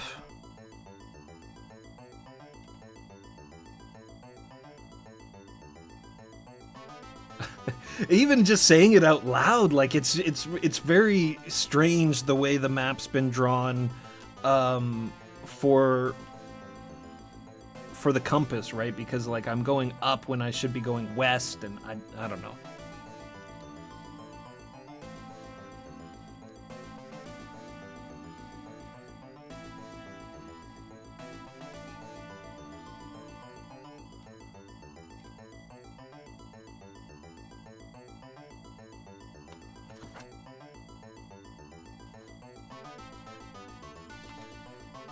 Okay.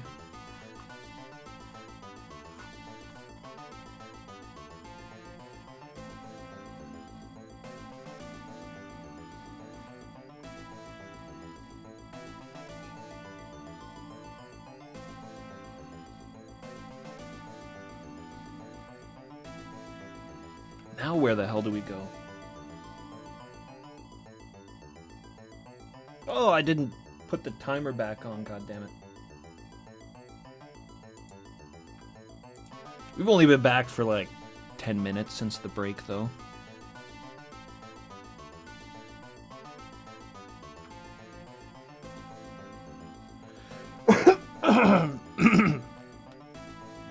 So if I go up from here, that'll take me to a different place.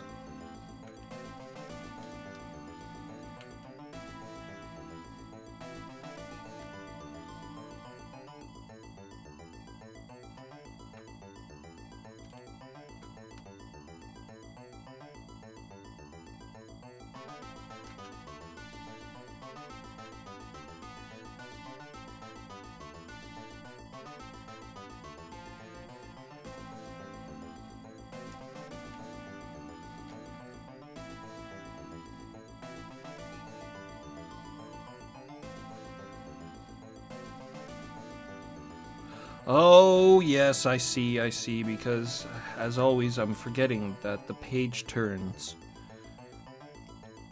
The page turns, so now we're back on this side, the regular way. The page is regular. I haven't turned it 90 degrees. Dead end. Yeah, mapping it the other way with, like, the horizontal lines and then the cave doors leading to more horizontal lines, that was better. Or at least I was able to wrap my head around that better. Okay, that's where we came from.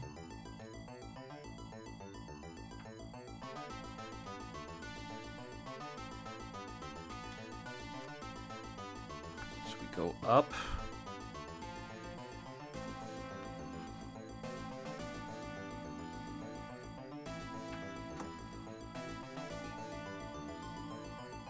We go up.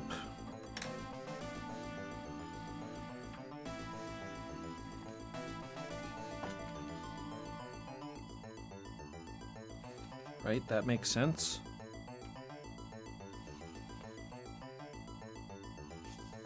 So I've turned the page 90 degrees so that is now up, and we're going this way. Look at the background. It's got this cool, like, garden going on there. Go this way, there's a path up.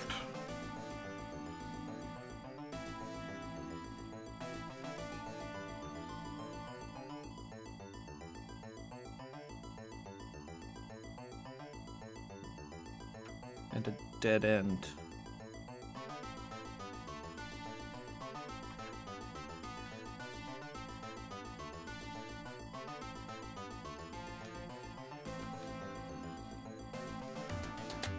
Oh, man.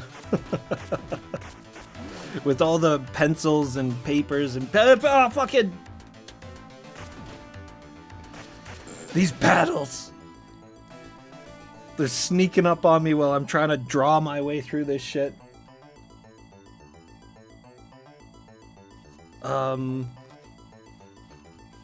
Alright. Alright. So this was this, and this is where we came from?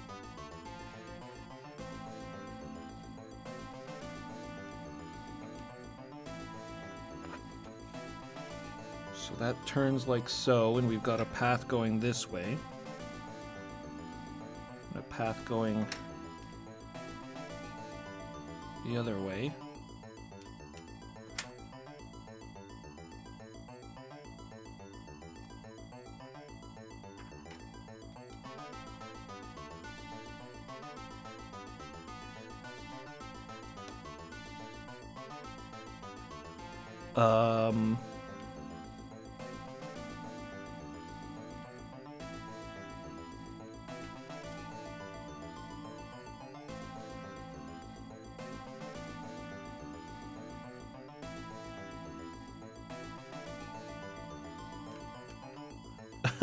It's funny, it makes more sense looking at this map compared to the first one that I made, but the other one actually makes a lot more sense to be able to, like, follow it, I think. Because it looks, the other map looks how the game looks. And this map looks nothing like the game looks. So I'm constantly getting lost trying to draw it this way.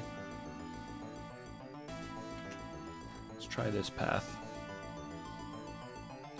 Page rotates again. Nothing that way. And then we go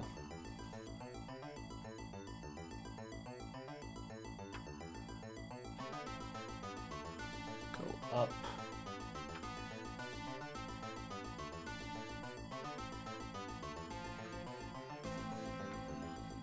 And then there's this path here.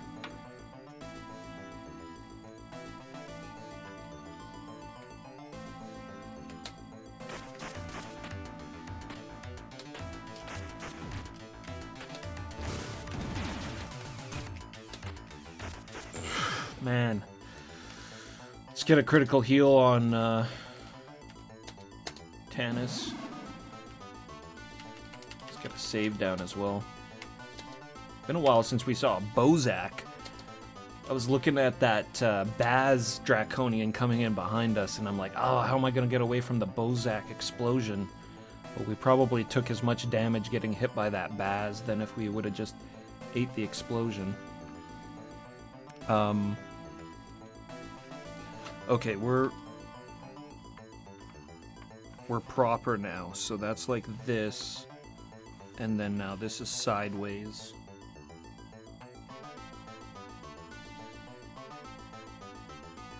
So we're going right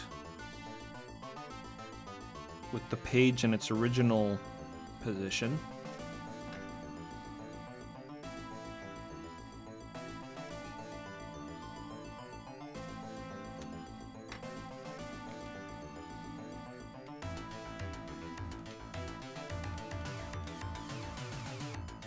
Do.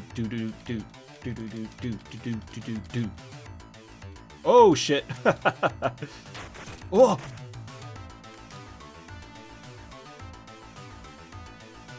No! He swings the worm blade way slower than he did his regular sword.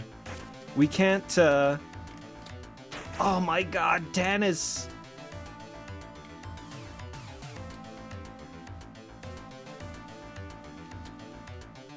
We can't just own the Griffin like we were before. He swings so much slower now. I nerfed him. Oh my God. I nerfed him.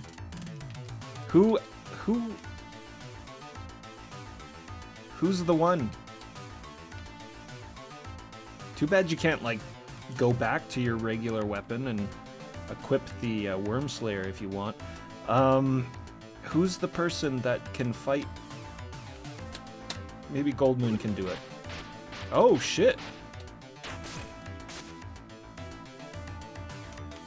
That's not using up some of her charge, is it? Watch that charge bar. The line is right underneath W for wounds.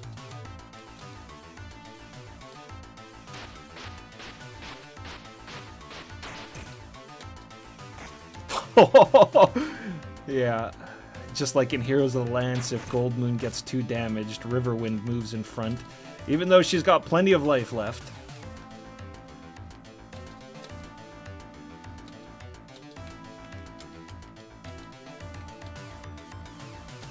Oh, you can't even... Riverwind.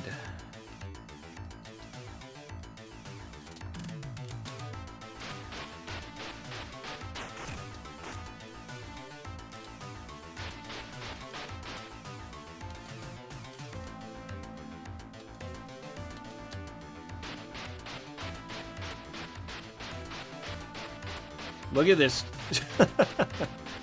Graphics glitching out hard. Holy shit, look at how much charge that took out of the Staff of Magius.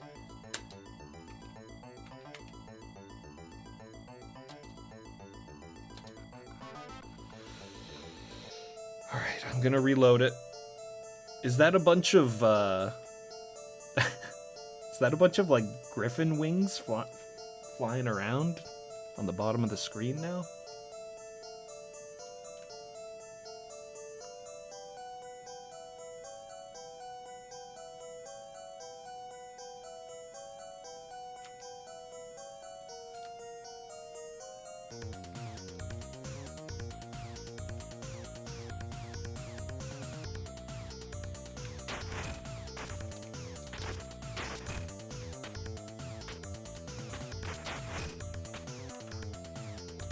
How are we gonna beat this guy now? Like, what's the strat for the...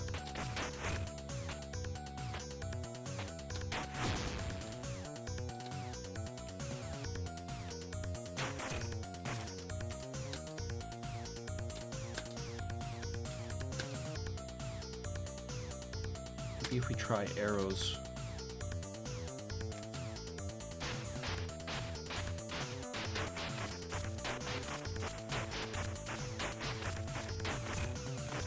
It was swinging fast enough there.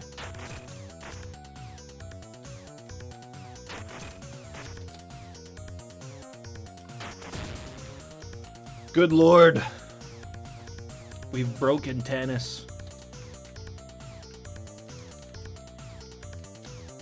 Maybe Flint. Maybe Flint's fast enough. Nope.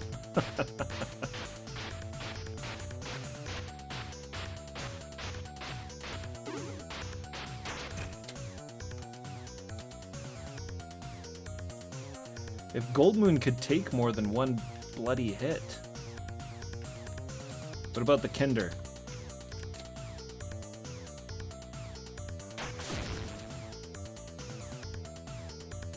We have no hope. Oh my god, this is so crazed. This is so messed up.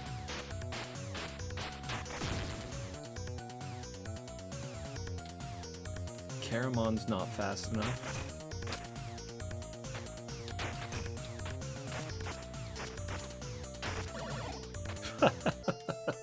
Alright. Maybe Caramon with jumping attacks.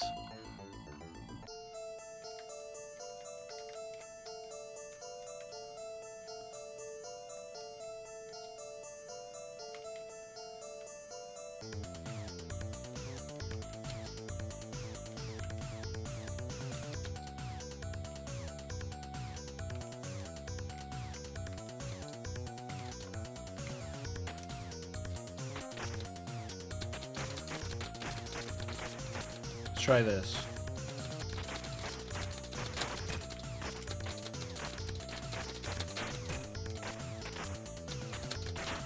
Yeah, that works about as well as expected.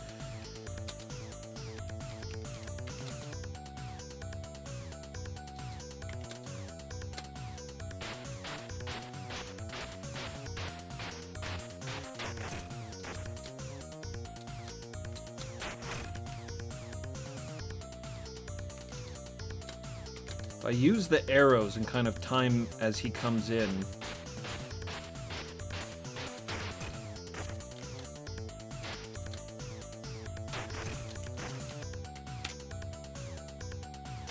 Even the crouching attack, it's not triggering fast enough.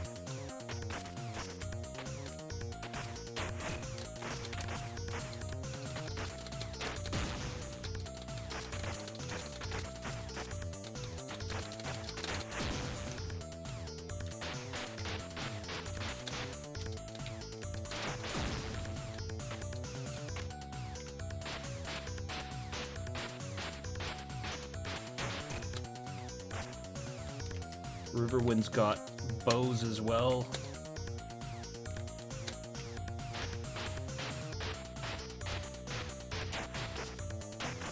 See, the bows just fly straight.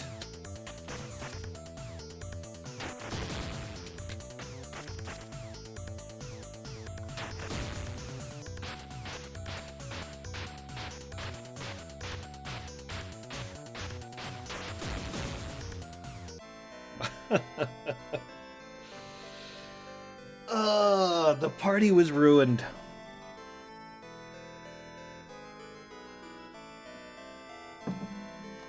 Can't anyone stop the dragon army? If you're going to start fighting again, hit any key.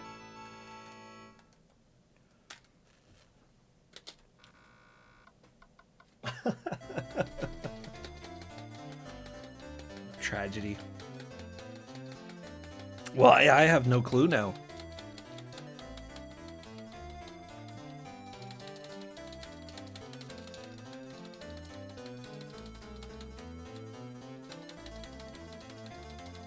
Can't load it without going through all this intro dialogue. What do we do against the Griffin, guys? What's the strat?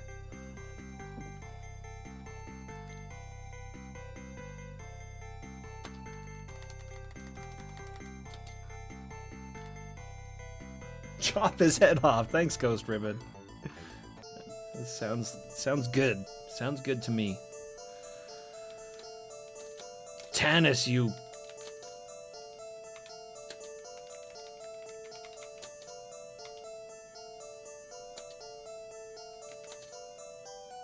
Okay, wait a minute. Wait a minute.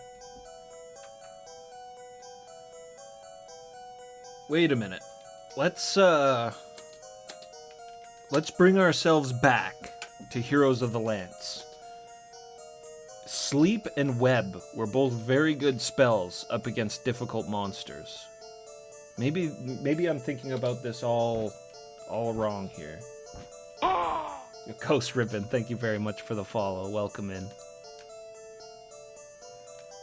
So, maybe if I web him.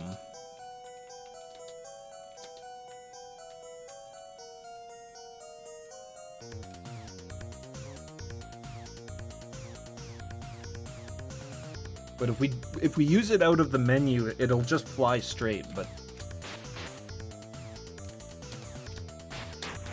Oh my god.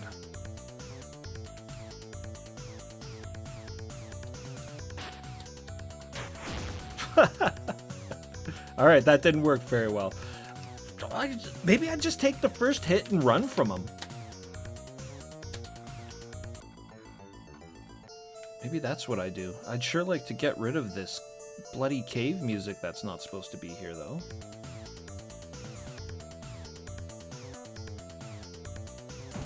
Oh!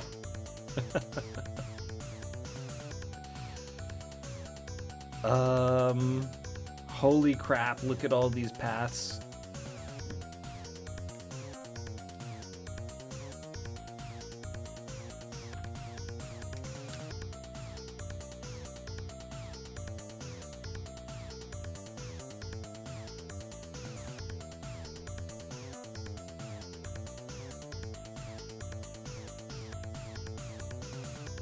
So we're sideways now?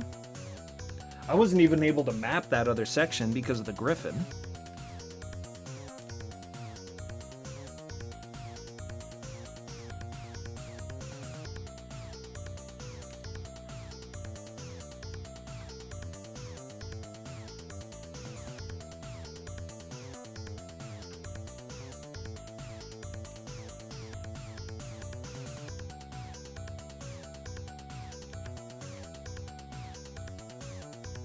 So,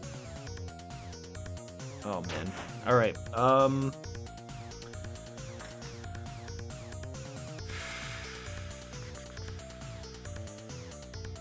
do we do this? That goes up like this.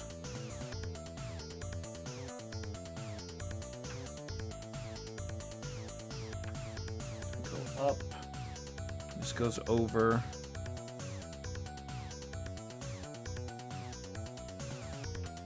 Up, and then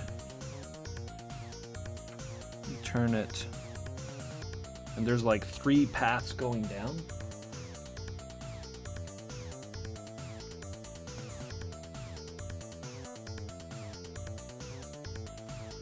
I think it's 3. Let me take a look here.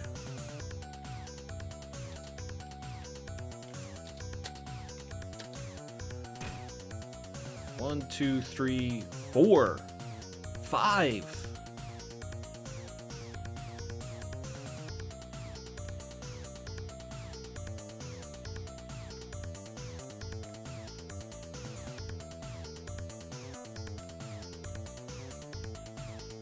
So this was this way, we go up, then it's like this.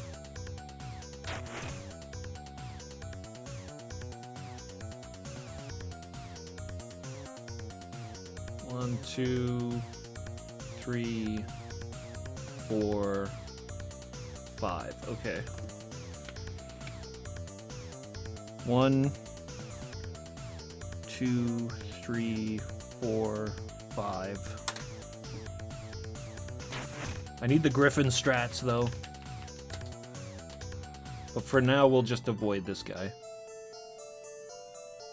It's the only thing I can think to do. We'll avoid this guy, run to the end passageway, and then, I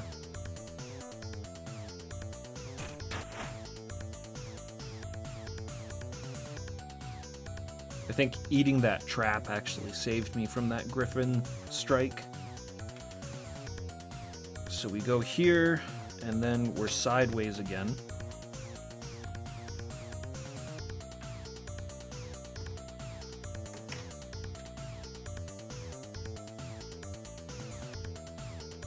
to be cautious as well because the battle music is just going to play now. Because I don't know what's going on, like if it's the emulator or if it's the version that I have. This is just from Neo Kobe. This is a Neo Kobe dump, so it should be pretty good. But oh, hey, what's this?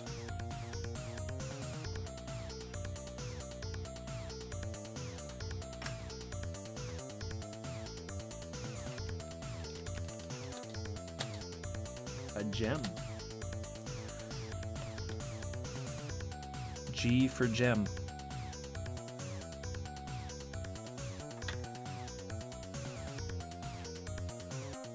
And then up.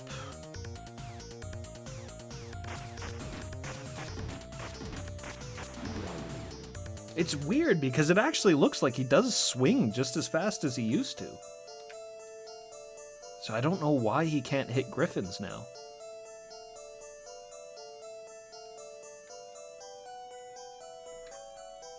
Okay, this is like this.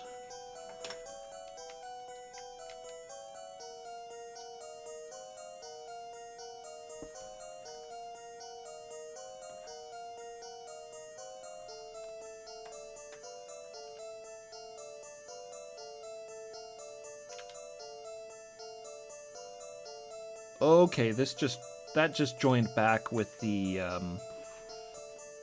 that was just like a loop. So that'll go back down to the Griffin room. And then there's a path up here.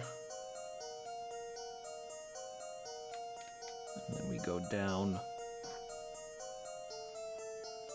It's like an 8.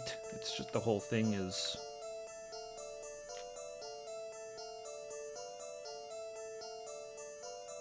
The whole thing's a loop.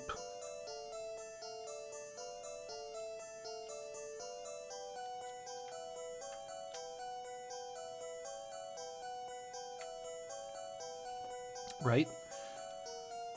Because that goes down like this, and then we go across, and this is back to here.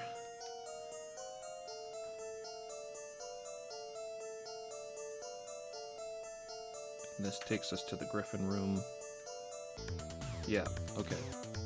Go in here.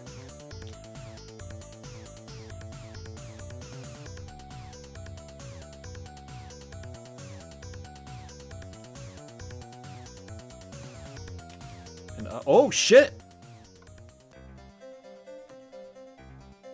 You entered the second floor of Pax Tharkus. I feel like there was a lot left to explore on that level, but I'm going with it.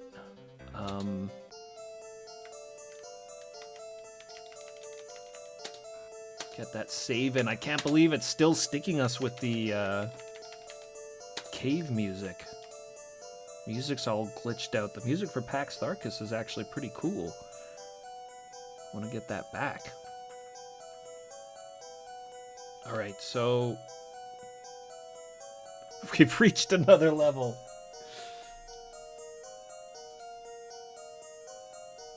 We've mysteriously reached another level.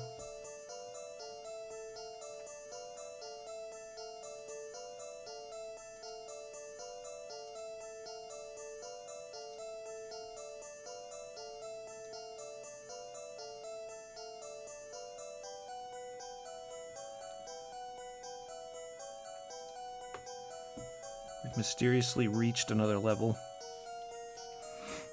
So I need to have the page 90 degrees now.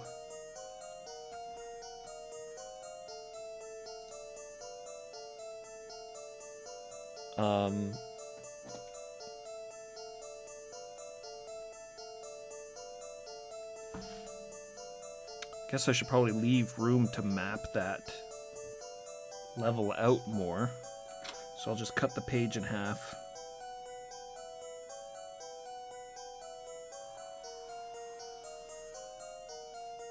Much smaller than Slamori Caves, at least. Mirage Fire, is this the edition that they were still using Thaco? Yes, it is. This is the Thaco Dungeons and Dragons was the era of Dragonlance. However, I don't think this game runs the system behind the scenes like some other D&D games do. This is just like a pure action game. I think the stats and all that stuff actually plays into this game even less than Heroes of the Lance did. It seemed like in Heroes of the Lance you got critical hits sometimes. Either that or some monsters were just weaker than... I shouldn't say some monsters. It's just like sometimes you'd hit a gully dwarf and take him out in one hit, and sometimes you'd hit a gully dwarf and it'd take like 3 hits. So it kind of seemed like there were dice rolling going on in that game behind the scenes, which I think is... I always think that's really cool when they try to simulate the tabletop system in the game. But I don't think that's going on in this one.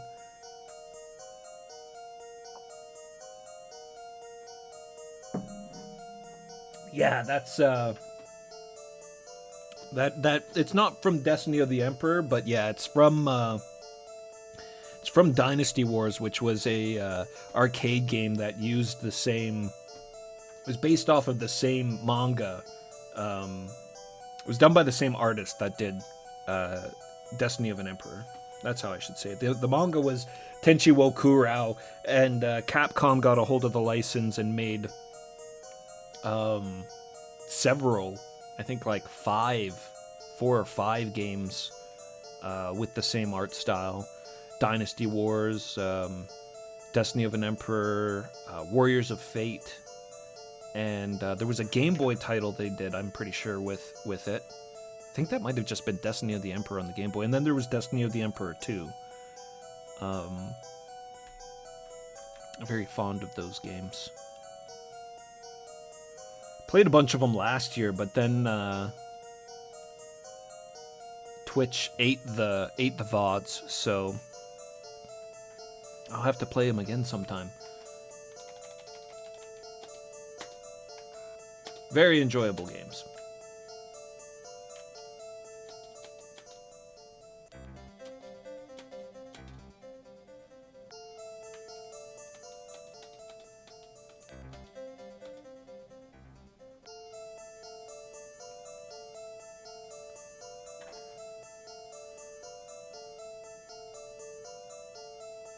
Alright, so we'll start here.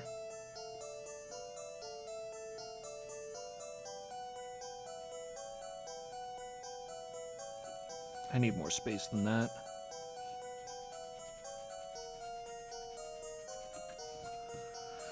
So much bloody mapping!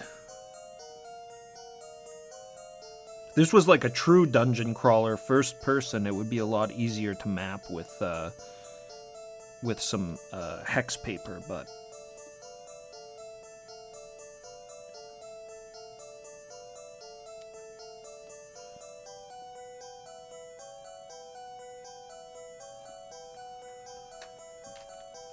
do. Where's the good Pax Tharkus music? What happened?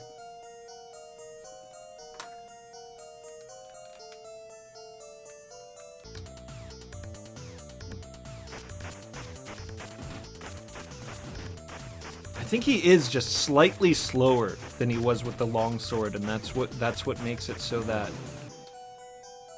he can't hit the griffin. I think there's just a little bit more of a swing animation with the Worm Slayer. It's ridiculous. Well, hopefully we don't come across any more griffins while we're in here. What's a griffin doing inside the fortress anyways? Those things should be kept in the stable.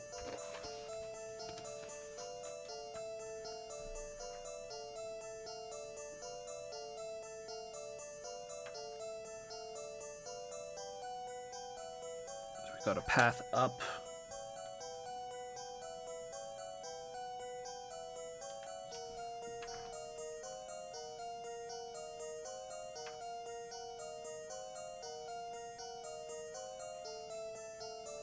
I think I finally understand too, drawing the map this way, I think I finally understand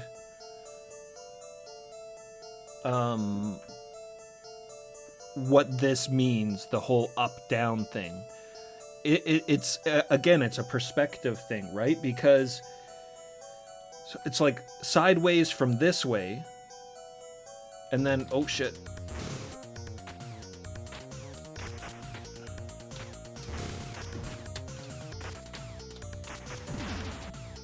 Oh, we got hit with the blast there. It's supposed to be this hallway, is basically what I'm saying. So, like, where did we come from? We came from here? Yeah, this is where we came from. So this is the hallway. So when the compass switches, this is the up-down that we're seeing, this horizontal path. That's this up-down section that we're seeing here. I think I finally understand that.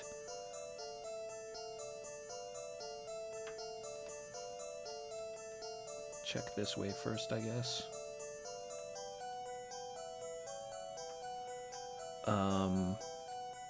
So this is like this. I need way more space than this. Gotta redraw it over here instead.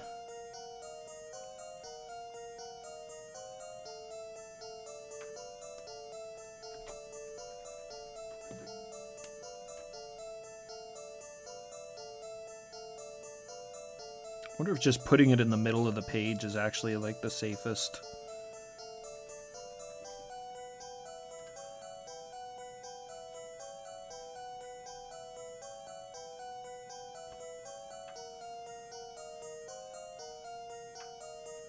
So we go like this. And we go like that. And that.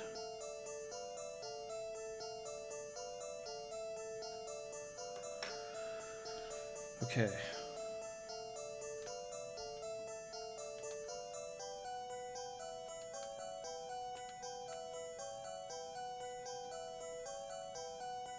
Got a little lost. This is where we were fighting the Draconians? Oh god. I'm all over the place now.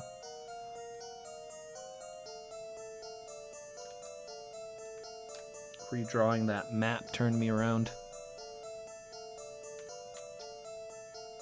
Okay. So that's like that. Now this is where we are.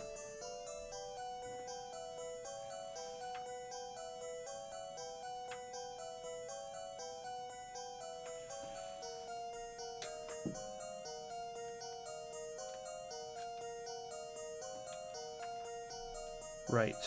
Okay. I can erase this other part of the map now. I haven't mapped this hard for a long time. Okay, I think there was a couple of times in Ultima, but that was it.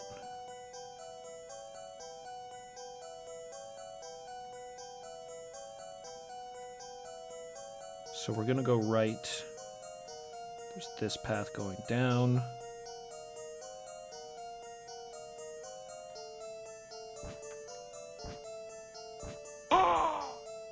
And then there's this one going down. PCR guy, welcome. Thank you very much for the follow. I wish Wormslayer could slay a griffin. I assumed Wormslayer could slay a griffin, but that's my bad, I guess. It's a bit heavier of a sword than a longsword +2, I guess. Okay.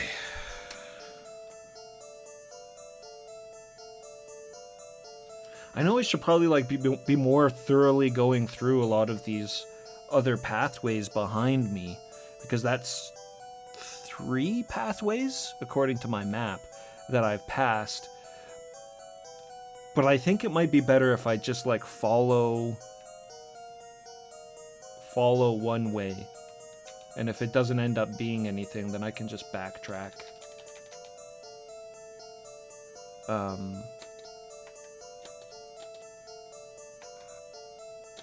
Otherwise, this is just gonna take forever. Mapping all this shit. So down. And we're going this way. And there's a path down there.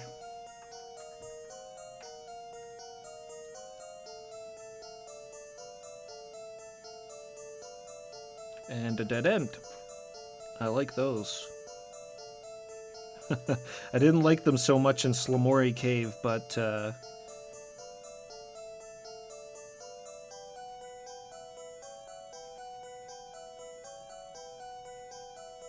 you know, it means one less path to check, right? So we go down here.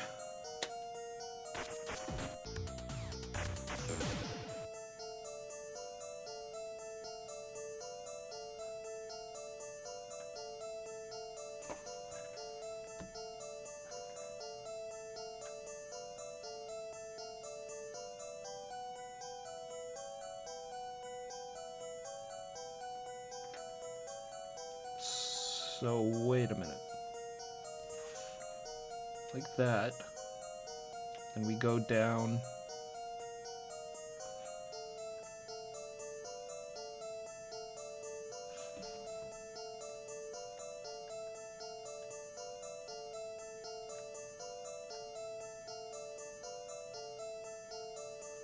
Oh man, these perspectives are just crazy. Like, it worked better the way I was doing it before. I should have just drawn this map.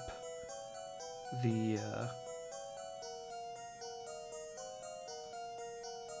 way I did Slamori.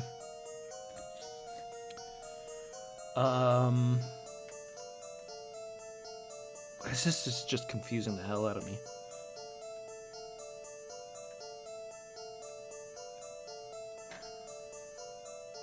So we go down, we've got a path there. That goes both left and right. And then we go a little further ways down and there's another path that goes left and right there.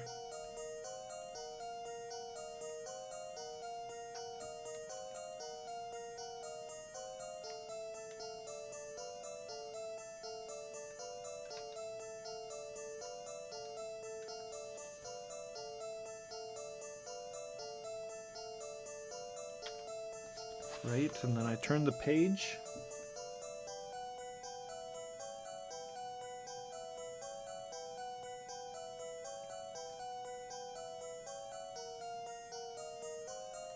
Got a dead end there.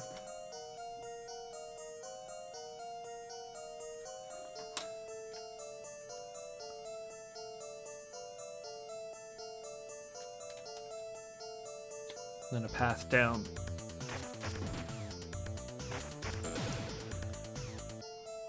Dead end, path down. Just gonna check that other one that we passed.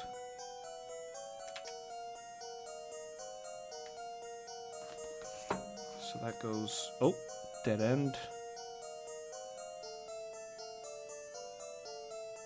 And a dead end.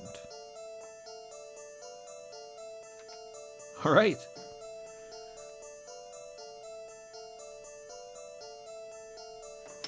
Easy.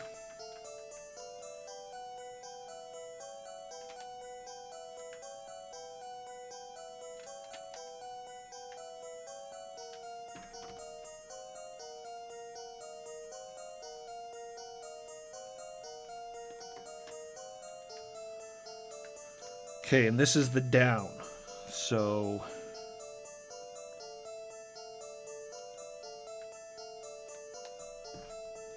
go down a little ways and there's a path there. Just one. Doesn't go left and right, just left.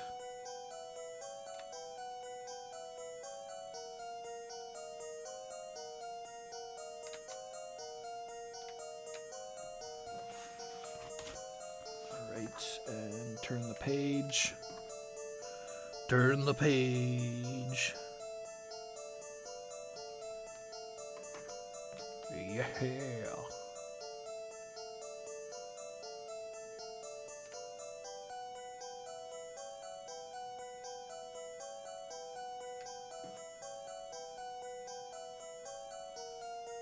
A lot of dead ends here.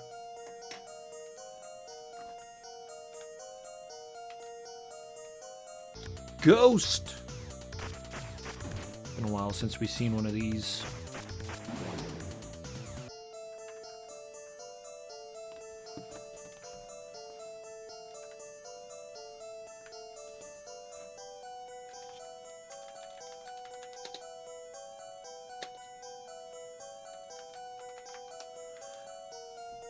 I do think I'm starting to get a hang of mapping it like this, though.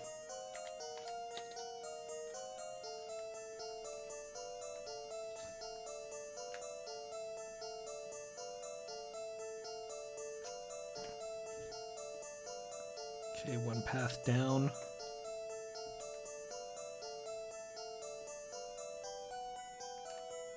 And then a dead end.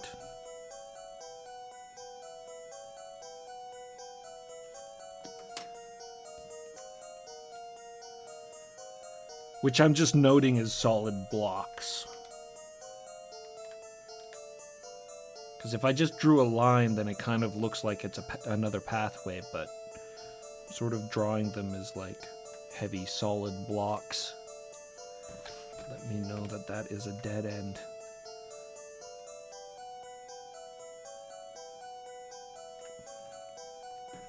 Oh, that one's fast. Just go like this and then down.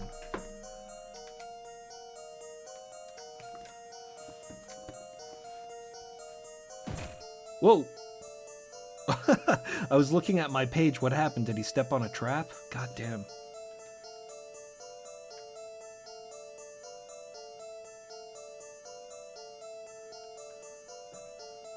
Okay, go down, cross this way, and then down. This is getting really close to that line I made to separate the maps. I should lower that line.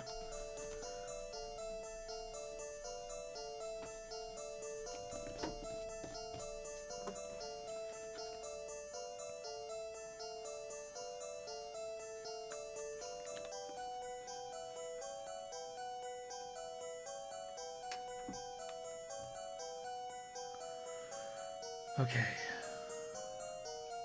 Came down from there. So we go to the right, and then there's down.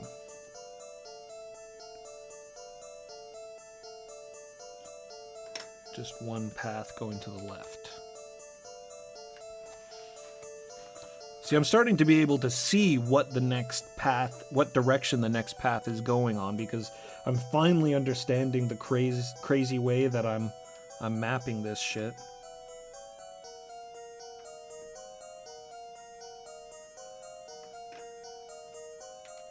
So this goes down. Oh, treasure.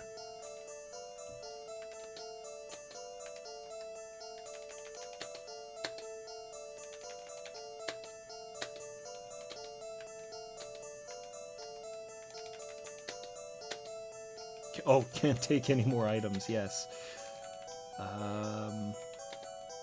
Give the gem to Tasselhoff.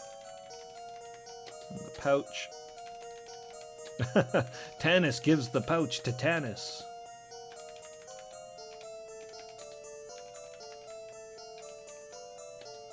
Green potion. I'm really gonna have to figure out what these potions do. Like if one of them recharges my charge, then I should be using a lot more magic. Grab these other items and then save it. It's been a little while. Red potion. More arrows.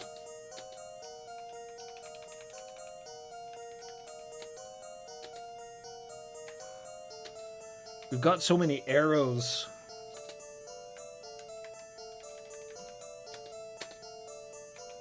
I guess they kind of worked against the griffin. Just you use up those 10 arrows real quick. Okay. Oh, yes, yes. Step into the trap. So that was a potion and arrows, right? So P for potion, A for arrows. And then this is going up.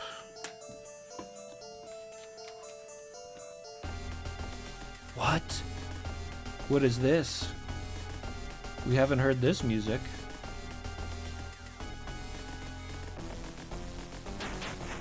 What is... Oh! Oh! Oh! Surprise dragon!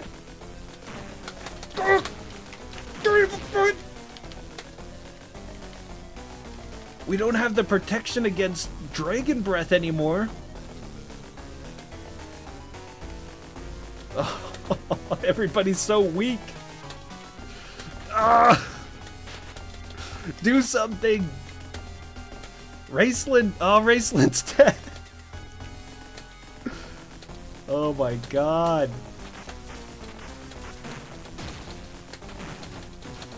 Ah. Oh.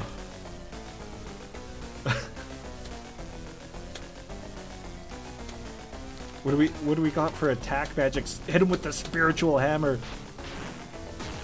Oh, that's it. Party was ruined. I should have known a dragon would come out of nowhere.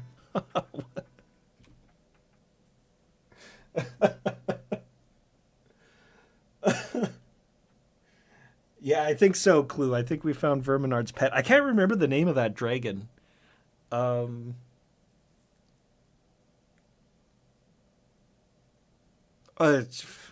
I mean, other than the music, there was like no setup there.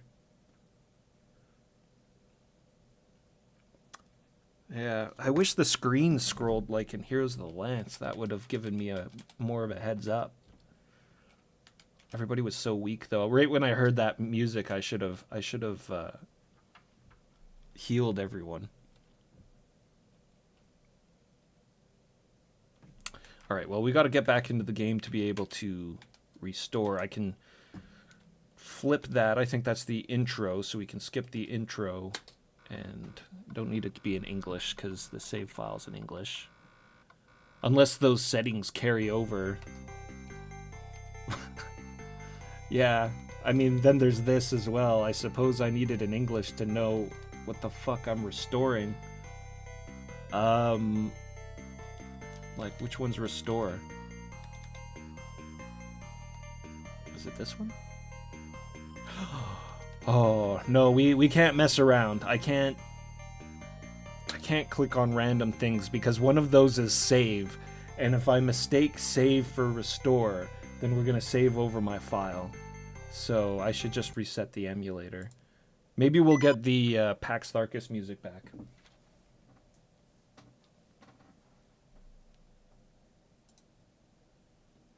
Maybe the game will stop being so messed up.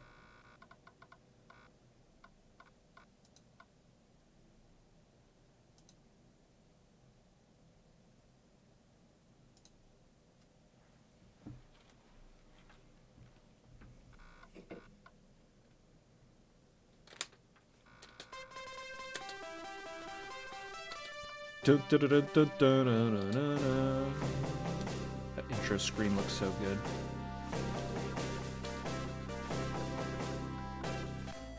Oh, I forgot to turn the intro off.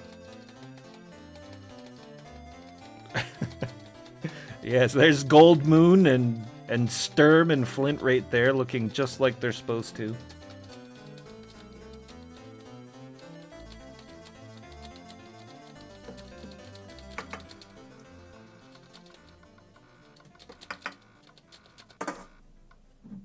Drink some more of this.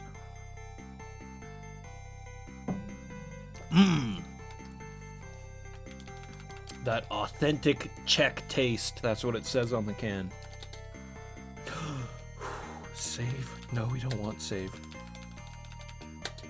Restore. Okay, where am I? I'm right where I grabbed those items. Why is it still the Slamori cave music?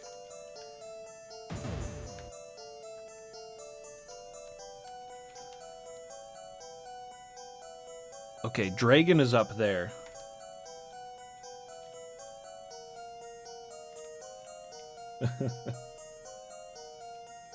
The lore! The lore is right there on the scroll.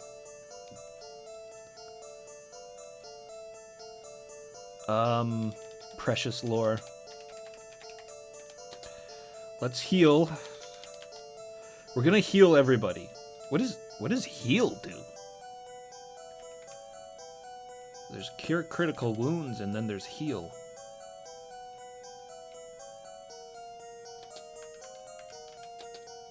Oh, It restores even more hit points.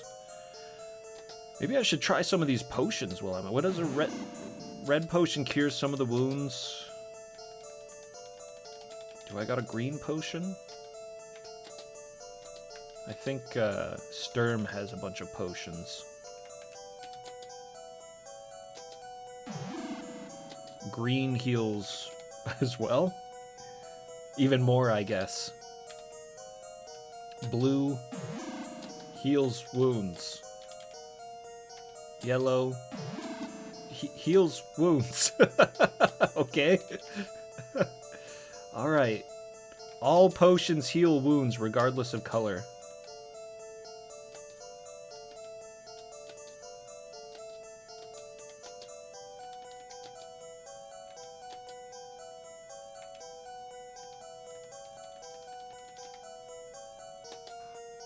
The mysteries. What a mysterious game. Oh.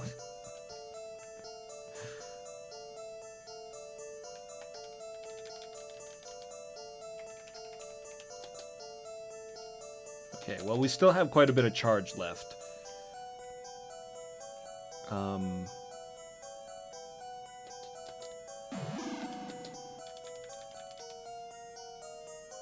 I have to assume we're gonna be counting on Tannis to defeat this monster because he's got the Worm Slayer, right?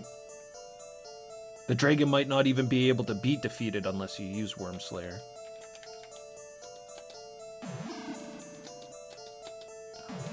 Cure light wounds does nothing. I should have just done a cure critical wounds again. Yeah. Save scum.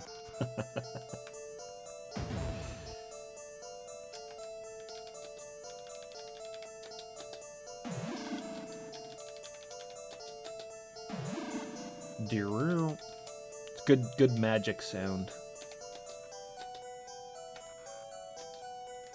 Maybe we'll just try taking a fully cured Tannis in there and see what happens. Did I win yet? Whoa! Like that's an emote I can hear.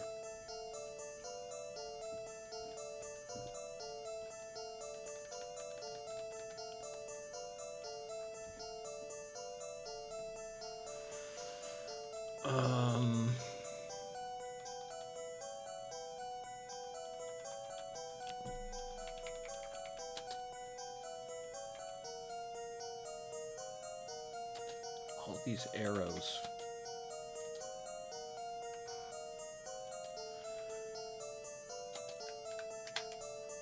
All right, first true attempt. I'm gonna just try some of these clerical spells. Blessed. Protection from evil. Let's go. First real attempt to get... Fuck. God damn it. Clerical spells. Bless. Rah! Get in there, Tannis.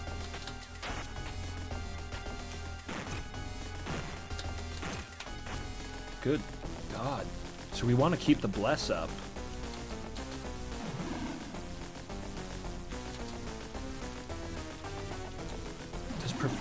Does protection from evil even work? And maybe we can web him? Probably not, but maybe. Yes! Bless is what we want.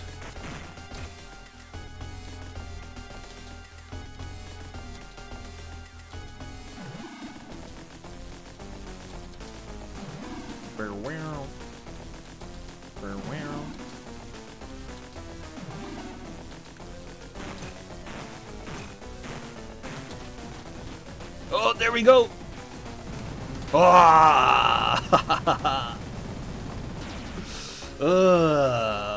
Victory is mine.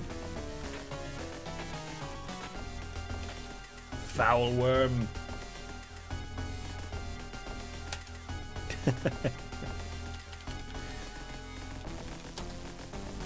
It didn't even take up too much charge, but there was a bit of screwing around in there. Let me go at it again. Let me go at it again, because I think I can get that settled with using a lot less magic.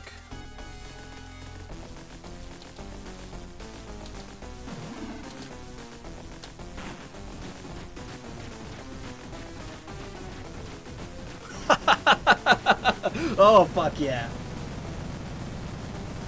Ugh.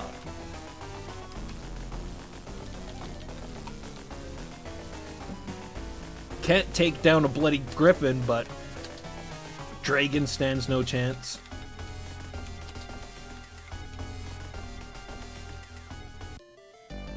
Board game heaven, what's happening? Oh, look at this. Look, there's Caramon.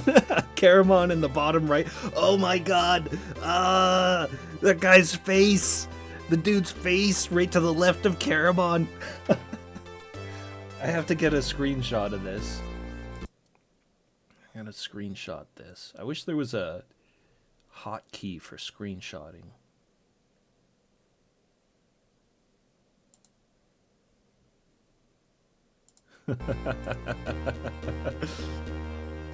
Fantastic artwork. We're saved. Thank you very much. Got Sturm in the background. It looks like he's got somebody by the head. The exit should be somewhere on the next floor. But Verminard. Hey, they spelled his name right, kind of. I don't think it's got two A's. The dragon is waiting there. Verminard's not a dragon. He is a bad cleric. His power is even greater than the dragon's. Well, it'll have to be. We made quick work of that dragon. Alright,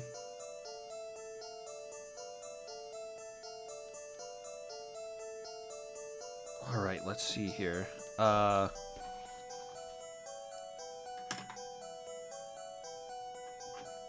This is the PC-98 version of the game. I don't want to call it a version, a different version of the game, because it's very different from the Amiga version, from what I hear.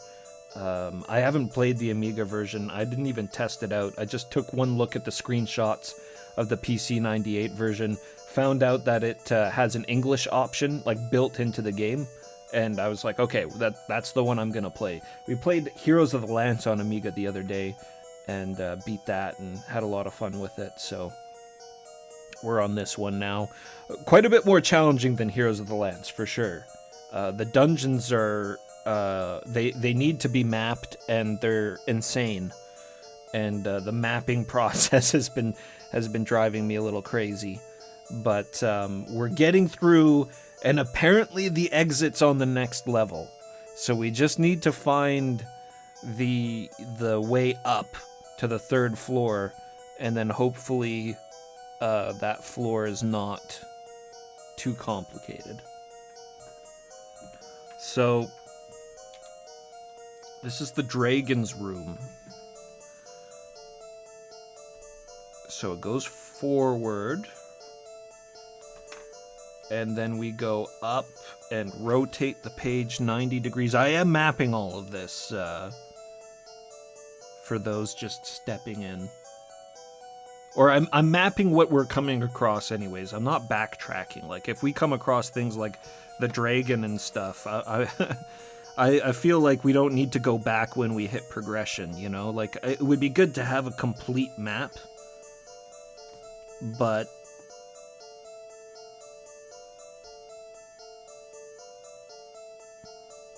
this isn't... why do I keep spelling dragon Dargon?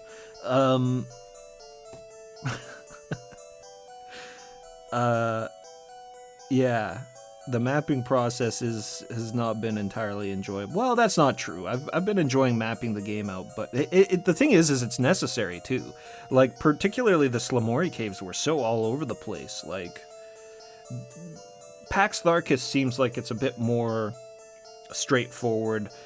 I might even be like confusing myself more, but I mean, I'm looking at the first floor map here for Pax Tharkis, and there's 1, 2, 3, 4, 5, 6 paths that I didn't take, and who knows how far those spiraled off to. So we were pretty lucky finding the second floor there. I think the second floor seems like it's much smaller than the first, because I have a bunch of dead ends here and only a couple of paths that I didn't take, and I can't imagine that those you know, went off too far. Dragon.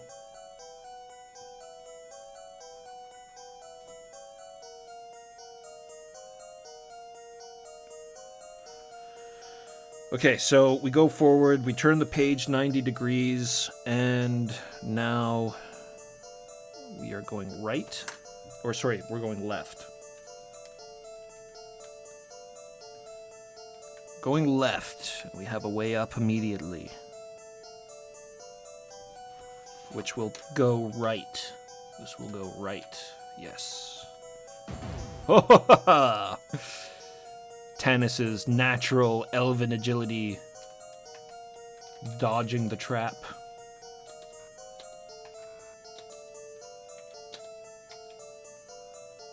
Yes, so far the true end boss is griffins. We don't want to come across any more griffins. And also enemies that like to spawn at the doorways. I really don't like that either. We don't want any more of that.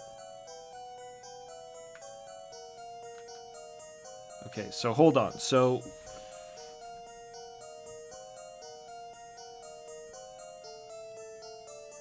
down, that's path back to Dargon. And then we go this way and up. And then we go right. And up. The perspective of this map is kind of funny too, right? Because I haven't been trying to draw it with any kind of sense of distance between doors or anything. So some pathways look really long when they're actually quite short, and others are very short when they're kind of long. Right, so we went that way and go up, and then I don't even know if I could follow this map again. Like if I played the game again with this map, it would be difficult.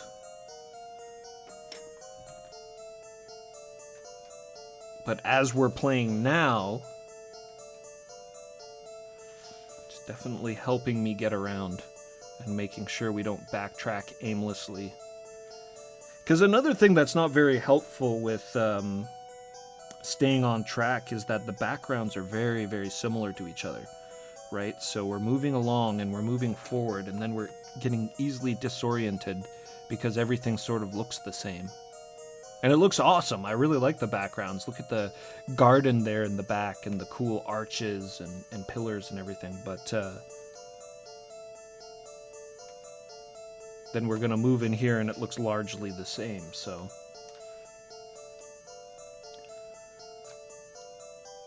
all right, no path that way. Turn the map 90 degrees again. And we're walking here. There's this path.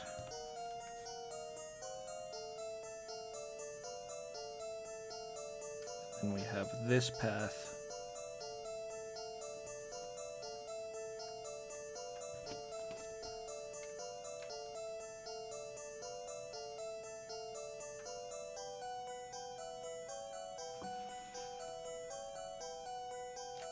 Okay.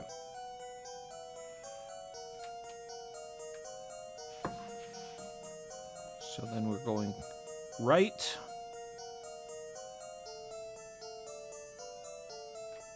And it's a dead end. Lots of dead ends here on the second floor.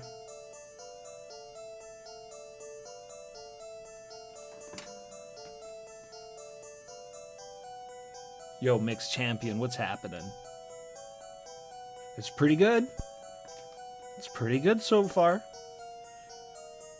Just have to be ready to map things. But when I look at the playtime, it's not like we've been playing this game for an incredibly long time. And,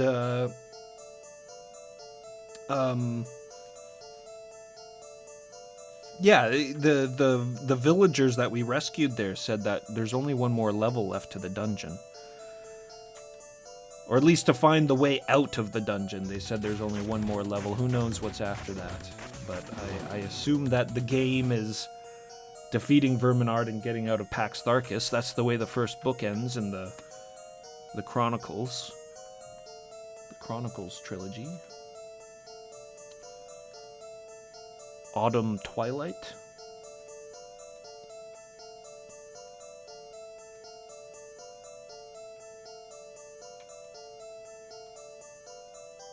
So that was the dead end. And we're like this, and then we go up here, and then we're like this. And we go this way.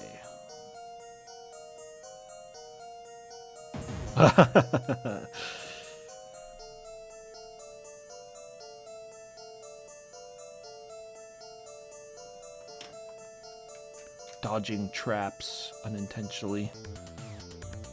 Okay. This ghost, no problem.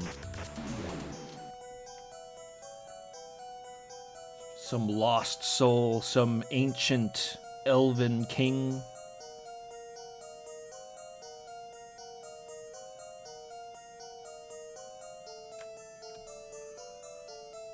Perhaps the ghost of Kithcanon himself. This goes like this, and then we go up.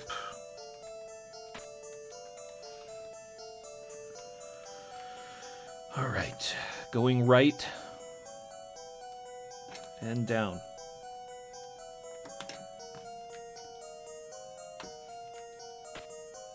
A Bozak Draconian. We jump back after killing him so we don't get hit with the explosion. Bozak Draconian's known for exploding after death.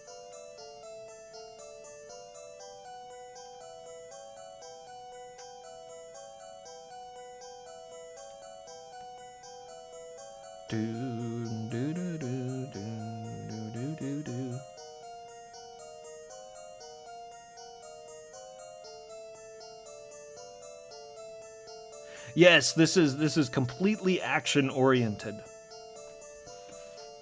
Very different from the turn-based D&D games, the RPGs and the dungeon crawlers, things like Eye of Beholder and the Gold Box games. Still never played Eye of the Beholder or the Gold Box games. This is actually the first SSI game I've ever played.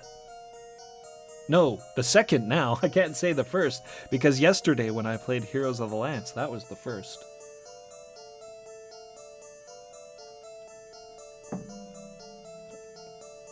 Who knows if we'll get to Shadow Sorcerer, the third game in this trilogy. Shadow Sorcerer seems very strange. Or it looks strange anyways. Maybe I'll have to look into it.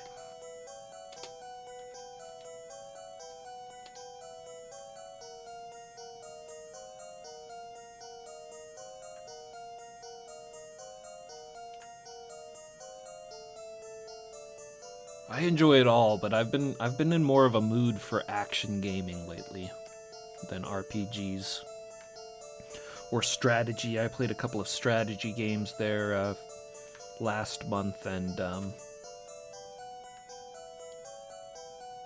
good on them for now. Okay, so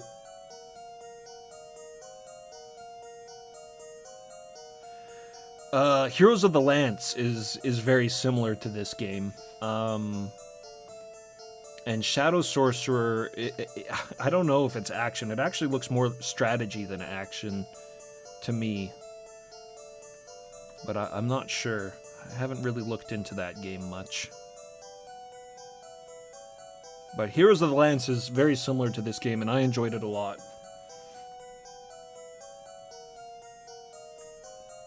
The dungeons are no mapping needed for the dungeons in Heroes of the Lance.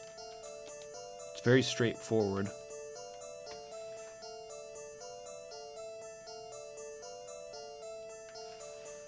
What? This is strange to me. So I go down, and then I straighten it out. And okay, no, this is fine. You go this way.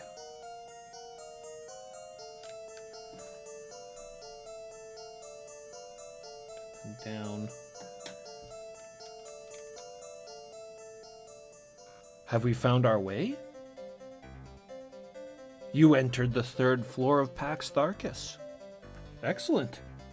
It's pretty much a straight shot from the dragon. Yeah, so 2nd floor is very straightforward. 1st floor looks a little strange. I should have maybe mapped that out a little bit more. But yeah, 2nd floor, right after the dragon, you just wander around until you get to the exit.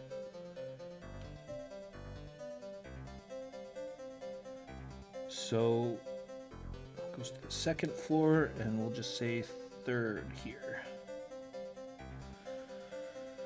All right.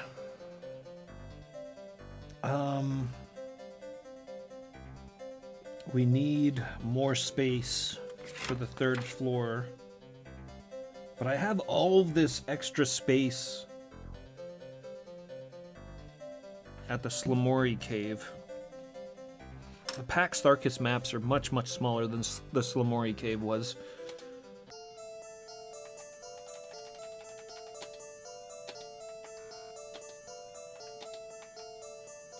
Can we activate the proper Pax Tharkis music again if I exit and then enter back? No.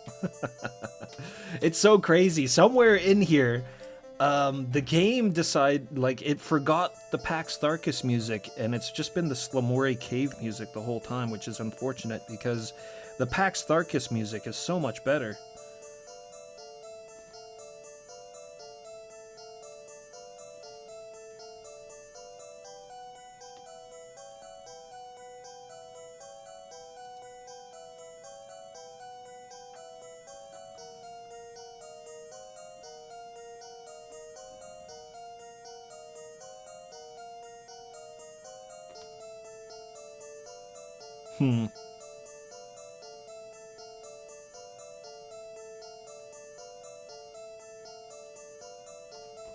I'm just trying to think if I put this on another page or if I just use this big blank space I have beside the Slamori Cave map. But if I ever play the game again and decide to build on these maps, I might want the extra space.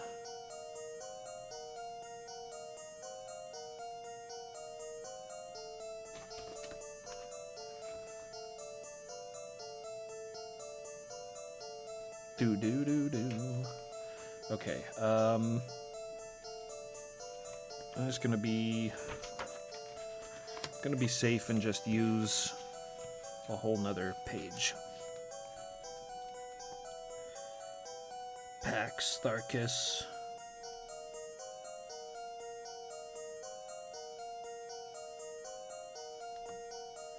I remember I had a choose your own adventure book when I was a kid.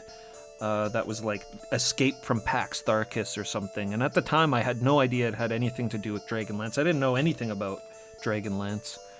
But it had like a character sheet. You were some handlebarred, mustached ranger of some sort. And I remember it had its own character sheet in the back of the book, and you had to keep track of your hit points. Very cool book. I wish I had a copy of that still.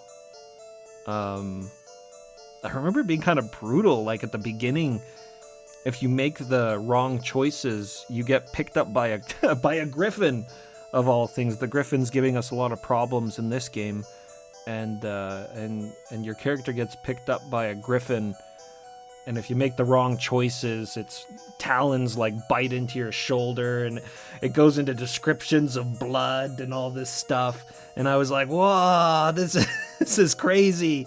And the griffin like drops you, and your body smashes to pieces on the ground. Yeah, very cool stuff.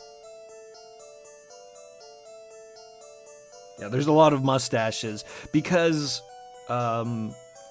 there's this whole knightly order called the Knights of Solamnia in the world of Dragonlance, and it's like it's like mandated by the knightly order that a knight of Solamnia must wear a giant handlebarred mustache. It's part of their whole like identity. Which Sturm, here I'll switch to Sturm quickly. Sturm is a member of the Knights of Solamnia, who at this point in time in the story are just completely, they're completely defunct. Like, they're not like they used to be. There's very few of them left, and a lot of them are just kind of corrupt and kind of living off the legacy of their forebears. And Sturm, that's one of the reasons why Sturm's such an asshole, is because he very strictly adheres to the ancient ways of the Solamnic Knight. So he's incredibly chivalric, but he's also very severe and grim. He has no patience. Look at him. He's in his Solamnic Knight armor. Sturm can't duck. He can't crouch like the other characters because he's too heavily armored. He's got a very awesome battle stance there. You can see his mustache with the sprite, and then his cool horned helmet. He's got these kind of like curved horns in the front of his helmet. Really awesome. I like Sturm. He was a good character. My favorite character, Caramon, has been completely useless in this game, but Caramon was the character I enjoyed the most out of the books. The original trilogy. I've never read any other Dragonlance books, and I've only recently read the trilogy as of last year.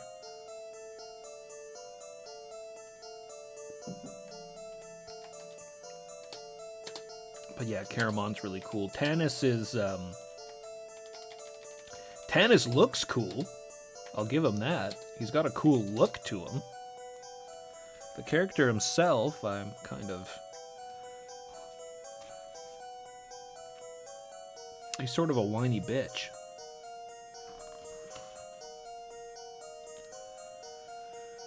Okay, so...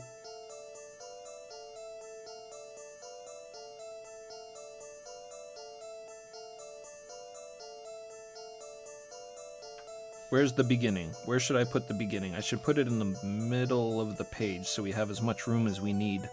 This could be like the most extensive floor out of the whole fortress, since it's presumably the last floor, from what the game was saying.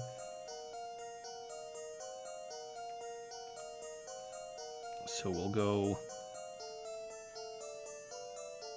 here, and we'll say floor 2. Or just second, that works for me. There's the door.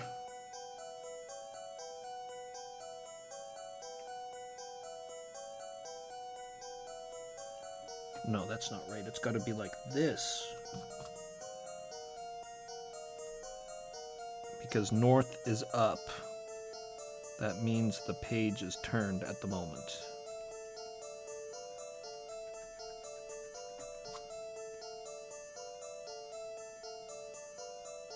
I never want to hear this song again. So we're going this way, and then there's a pathway down.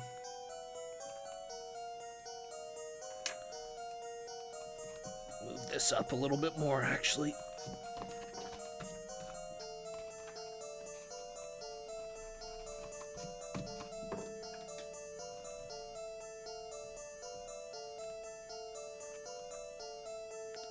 Go this way, and then a little bit down. There's that path. Forward a bit, we have another path.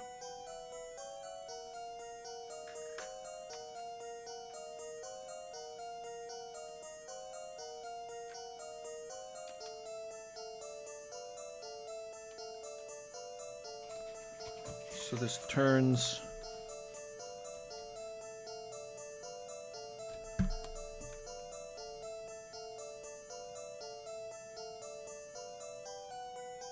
Zenith Dante, what's happening? Oh! Dead end. Maybe this will be as straightforward as the second floor.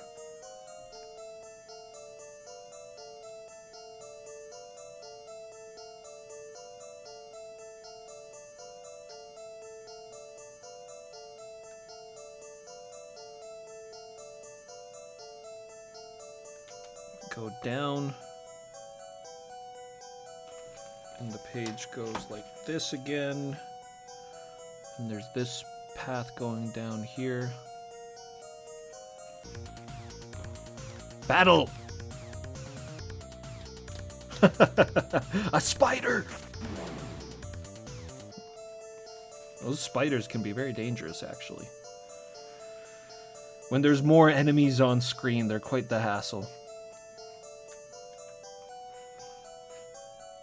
At least things don't tend to come in from behind while we've been in the dungeons. Go down here.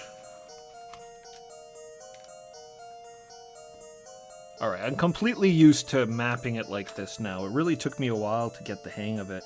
I was getting so confused, but now... Oh! My worst enemy.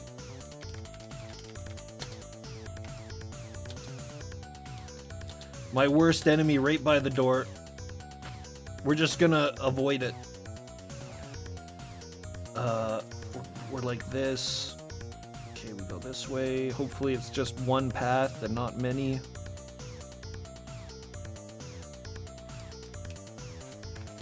Alright. Tannis the coward. So he goes up.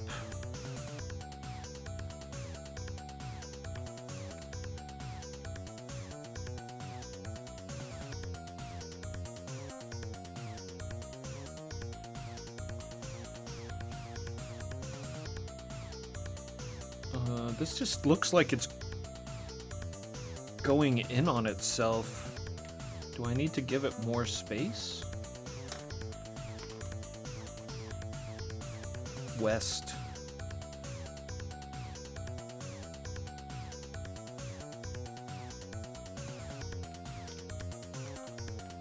What did I do? As that goes up. This goes this way and goes down.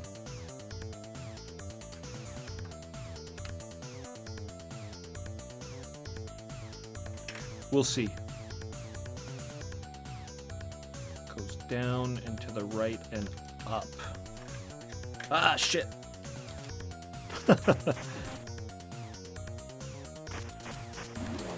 Caught with pencil in hand.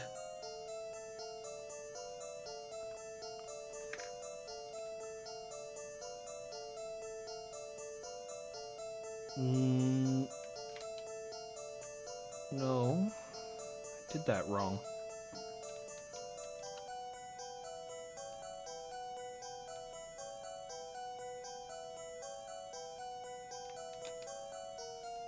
What's going on here? So that's up and left, down, like this.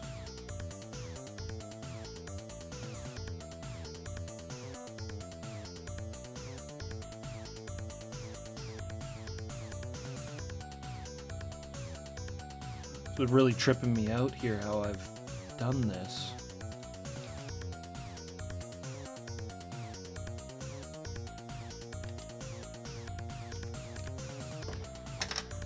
Oh shit.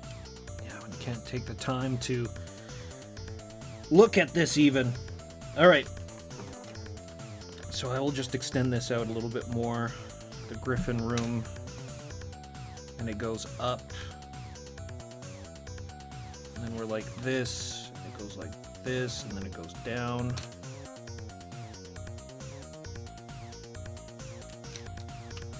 And we're like this.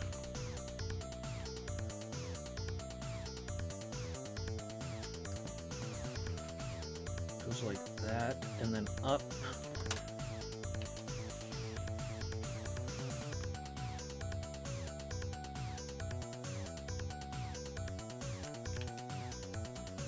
And then over and up.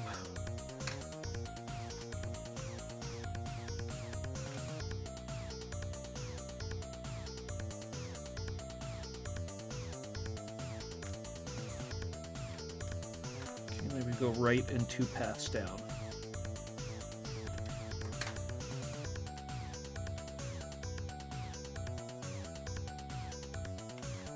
Check the first one.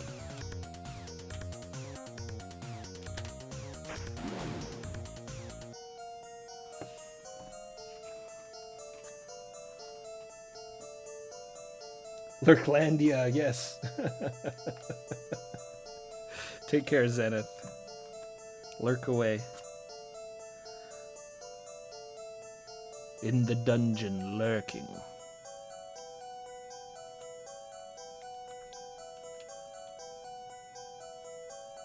Completely absorbed in dungeon mapping now. Okay, dead end. Full dungeon mapping stream. Spent very little time out on the world map.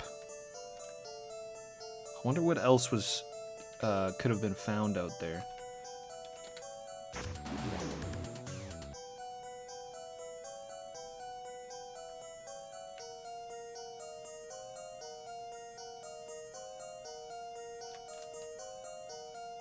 Ah, Griffin.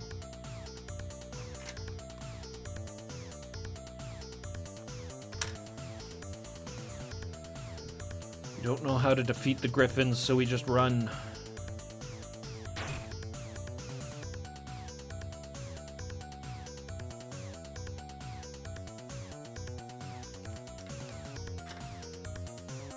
Alright, that goes like this.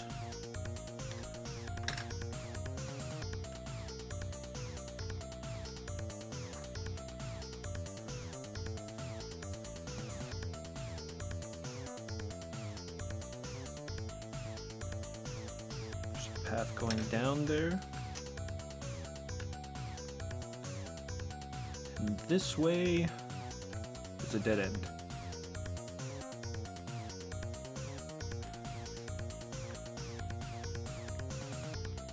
So we mark the dead end.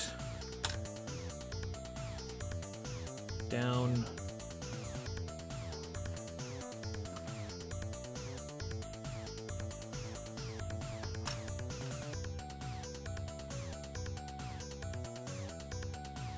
Now that the battle music is on, we have to be extra careful, because we won't know when an enemy is going to sneak up on us.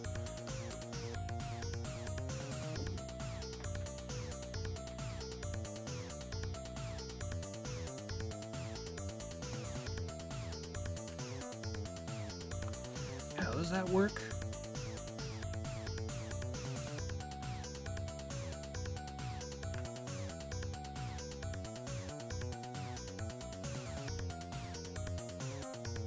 Wait. Did I draw this wrong? West. North. North.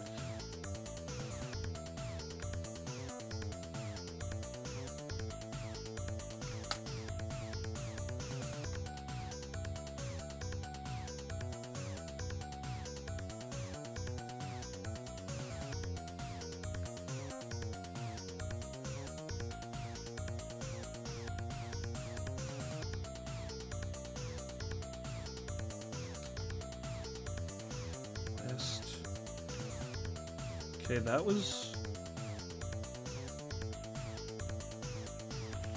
There's the dead end, and this goes like this. It's down.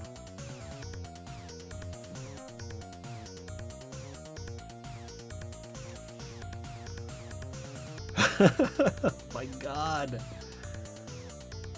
That's down.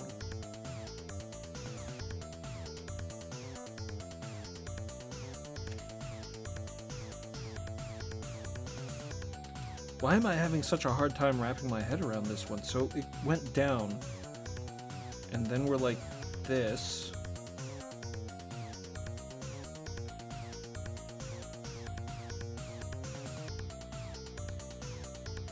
I think I need more space, is what's going on here.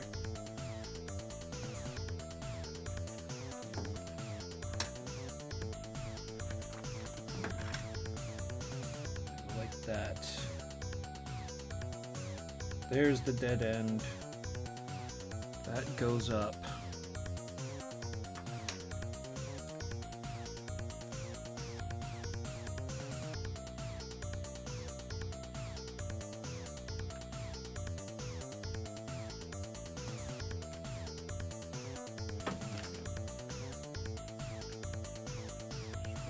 Then it goes down.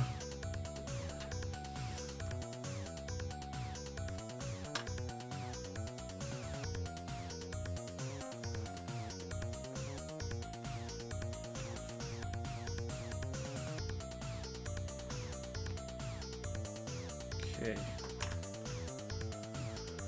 All right. Got it. I got it sussed. So we go this way and then we go up.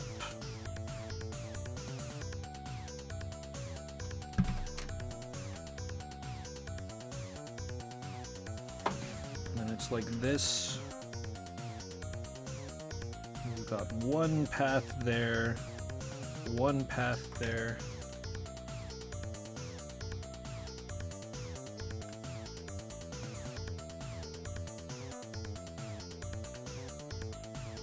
Check this one first. Whoa!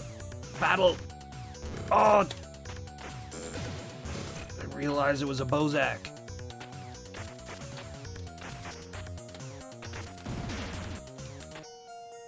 None the worse for wear.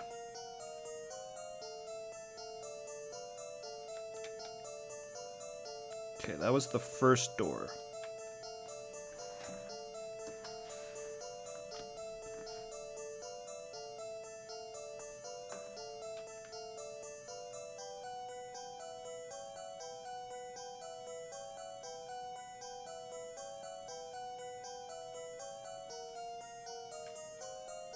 And then up.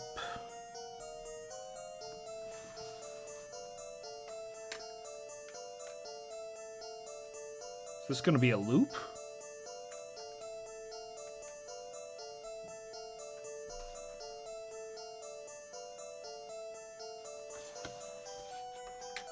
Looks like it's looping. Whoa! Hey! Potions.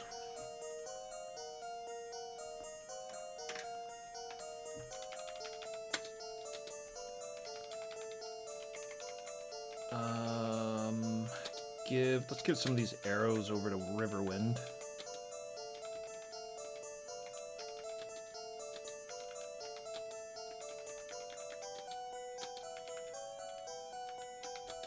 He also has a bow, even though we probably won't use Riverwind again for the rest of the game. Who knows? Maybe he'll deal the final blow against Verminard. Actually, I think it was Caramon who did Verminard. And oh no, it was a group effort. It was a group effort. It's like an awesome, like, four-way fatality or something like that. Okay, take blue potion. Take green potion.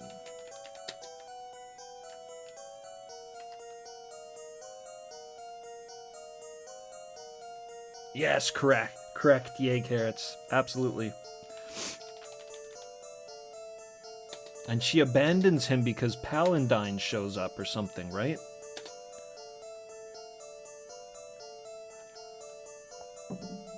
Spooks her because she's like, ah, I wasn't ready yet. I'm not ready.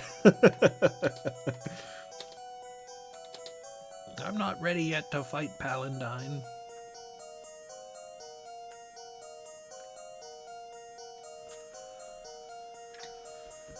Okay, so we got potions here.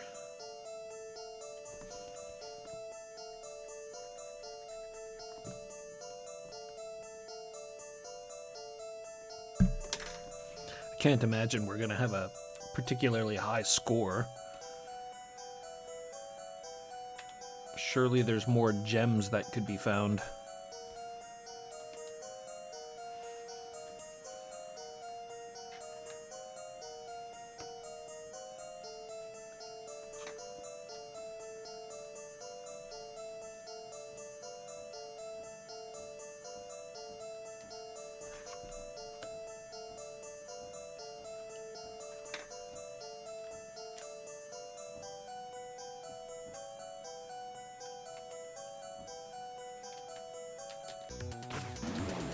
Vile spiders.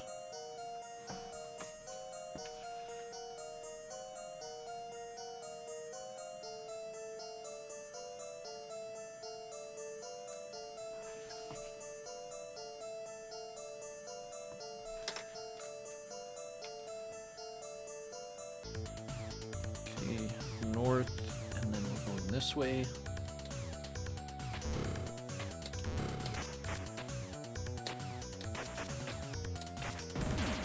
Well struck, Tannis. Oh, you got hit with the blast.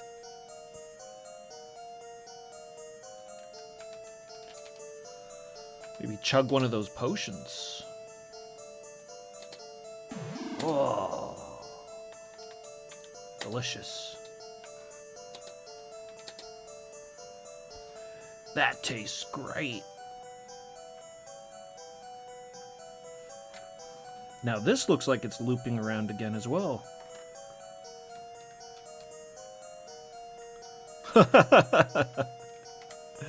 Wonderful.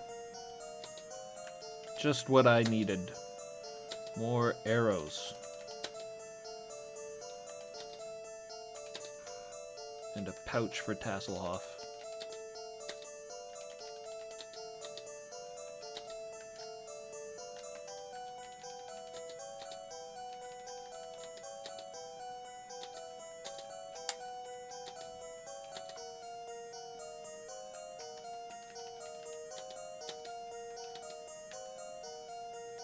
Maybe the Hoopak is like really, really good if you use the stones. Maybe Tasselhoff is like secretly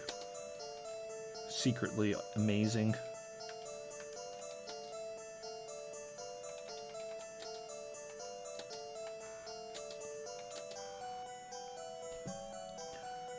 Okay, so this was across and then down, and then we're like this. And it was arrows and a pouch.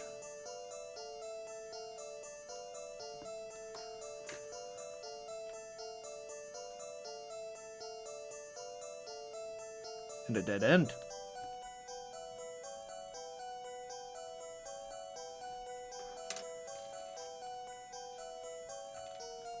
So we gotta backtrack now. Not too far.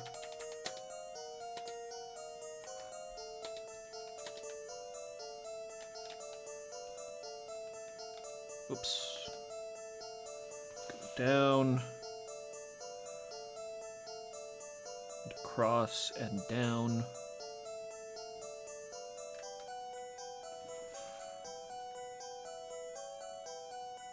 Through here. And we go up.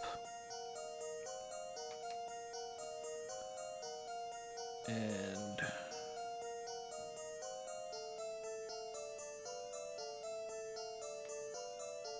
we go this way. And take that door. Bloody hell. Oh, these spiders, and they're right by the door. You can't frickin'... Ugh. Game. Did she get some charge back? Or am I imagining things?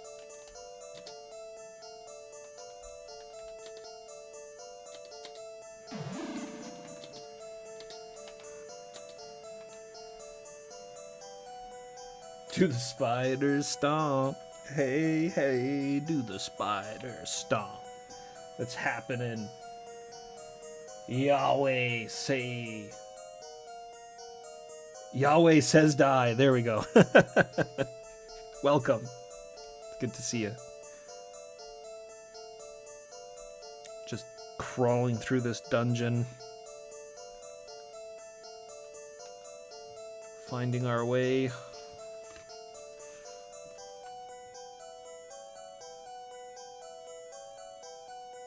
To the evil dragon Lord Verminard.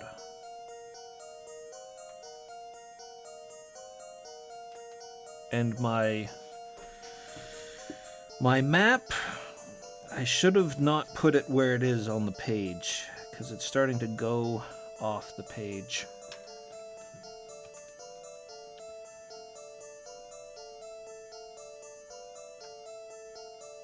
Huh? What's happened?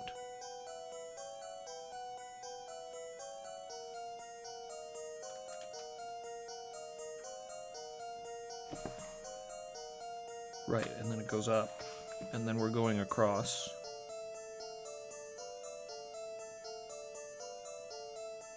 And then it goes up. So we're over top of the room that had the arrows and the potions now. Or the arrow in the pouch.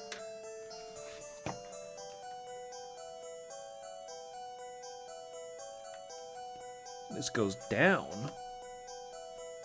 That's not good. That's not good for where my map is. This is going like straight off the page. Ah! His elven agility did not work for him there that time. Alright, let's get this map a little tighter. Like that. And then up.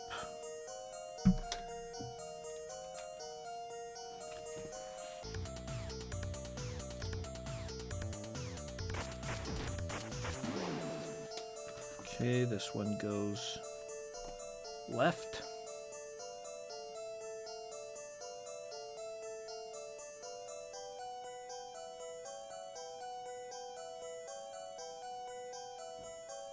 Two pathways. Like, I don't have the space for that.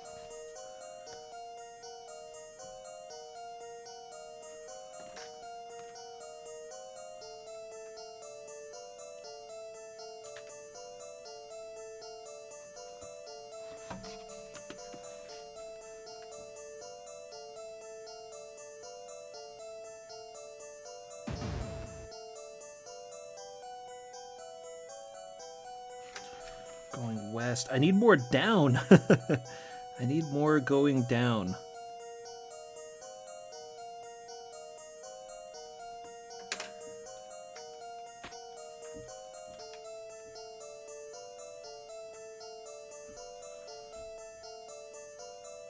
I'm just gonna have to draw some kind of continuation here.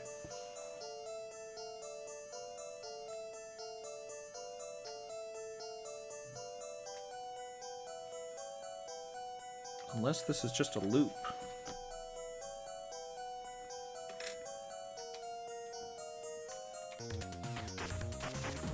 Alright, we're gonna have to eat the magic in the face, because we really don't want to take a hit from that troll.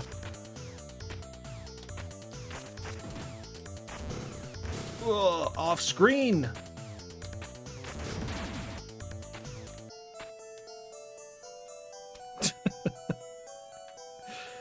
The bastard. Yeah, so this is going right off the page now. Okay, so we'll go like this, and then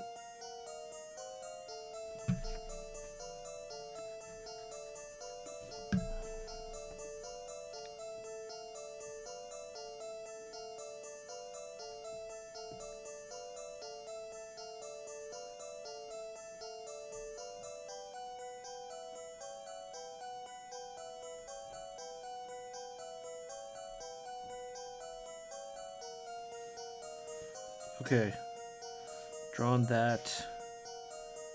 Oh, this is horrible, the way it went off the page like that. Because now How am I going to do this properly? So it goes up, and I've written continued on this spot here. So then I'll turn the page like that, and I'll write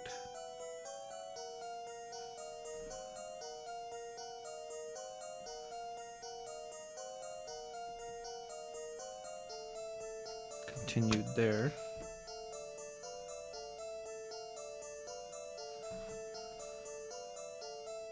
So it goes up, and it's right there.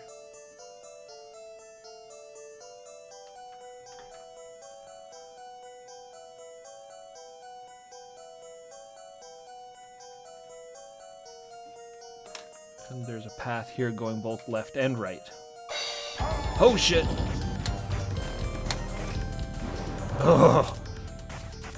Doodoo Flatulato, thank you very much for the 7-month sub. We're under harrowing conditions here.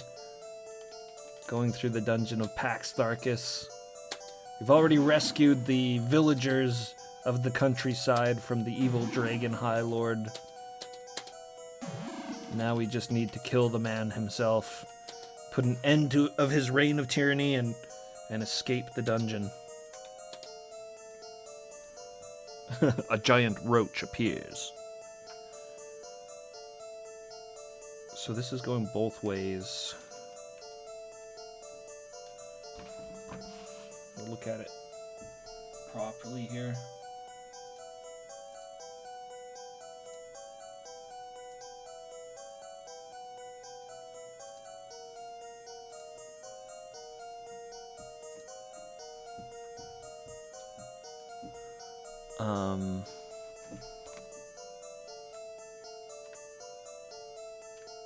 So that's where we came.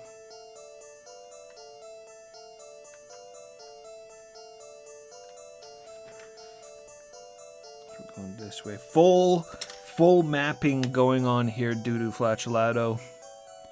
Full mapping of the dungeon.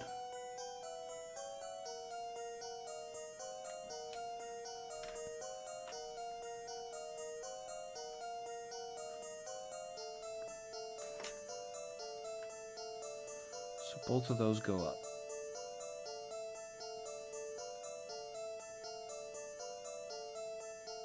Very, very interesting to see. Absolutely, I agree with you. This is a Western game that's just been brought over to Japan, but instead of doing a direct port, they completely redrew the graphics themselves and streamlined the gameplay a lot. So it's a lot more action-oriented than the Western counterparts of the game.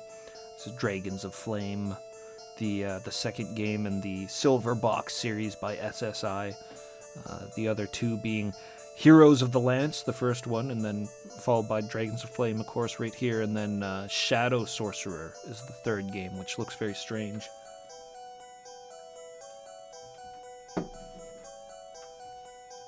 Okay. Do I have more Kozel left? No, I don't. Our rations for this dungeon have been depleted.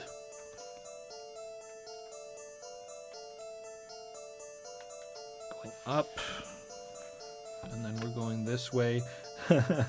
Just take a moment to notice how the compass is turning around constantly as we go through these pathways. It's made the mapping of this very challenging.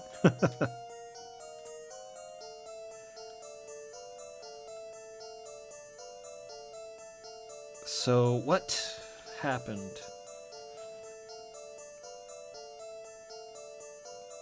Oh, I just didn't draw the turn. So this turns here. And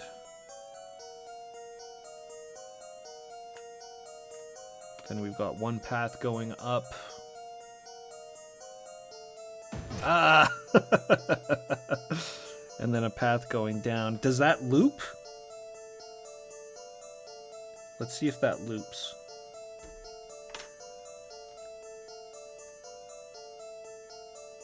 This should be a dead end. No? No! It might still loop.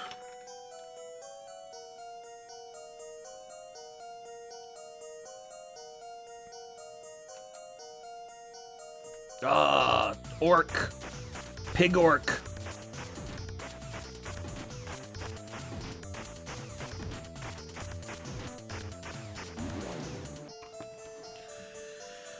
Okay, so...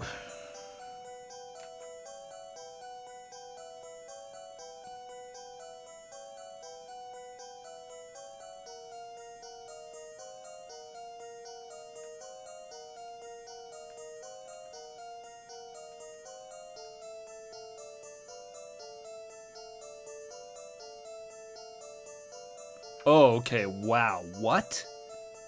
What is going on here? 1, 2, 3, 4, 5.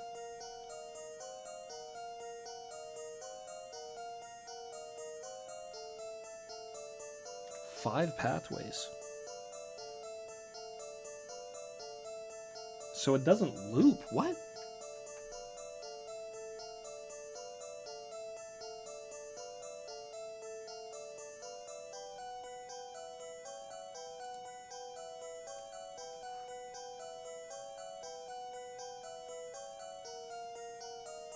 Am I emulating this? Yes, Zenith. I'm always emulating. I don't have the technology to play real hardware. Though that would be good to get a hold of sometime. I wouldn't be able to play these kind of games using real hardware anyways. I'd have to buy like a Japanese computer and shit.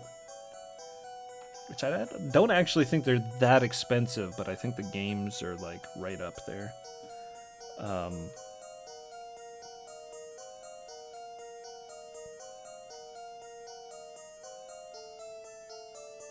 Got one hell of a Genesis collection, though. Could put that to work.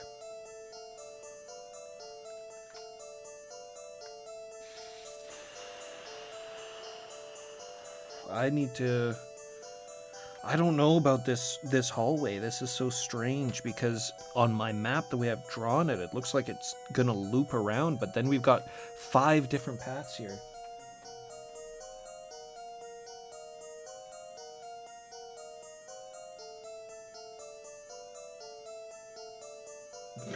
It belongs in a museum. So do you. I'm definitely an advocate of emulating as well, yeah, for sure. I mean, when I'm sitting around home, I just play what I've got, you know, on hand usually, but for streaming, emulating is... Are these guys level 5 yet?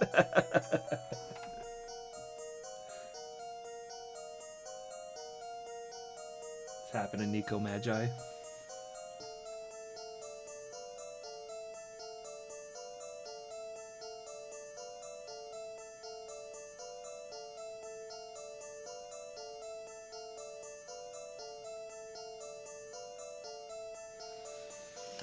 Oh my god, alright, this stuff needs to be redrawn again. I need... I don't know what I need. Maybe another beer. Goes like this. I'm just gonna do it this way and then hopefully it works out. So... this... is this.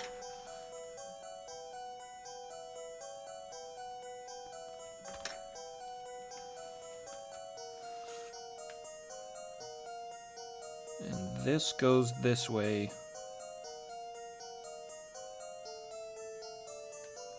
One.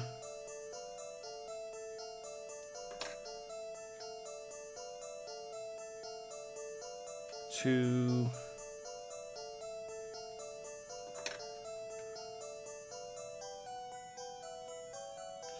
3, 4, 5.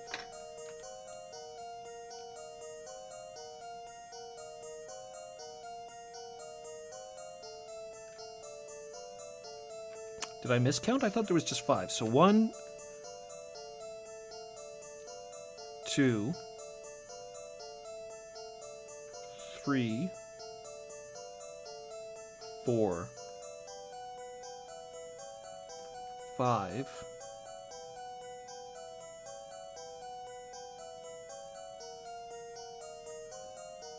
And then back there, okay. So I've got those notches down. Let's check this way first.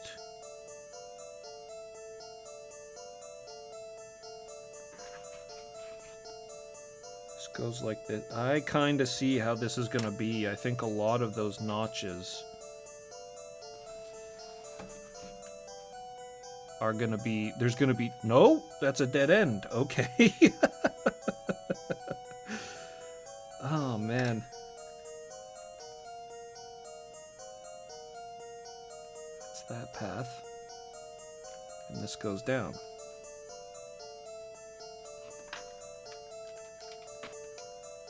Nice jump, Tennis.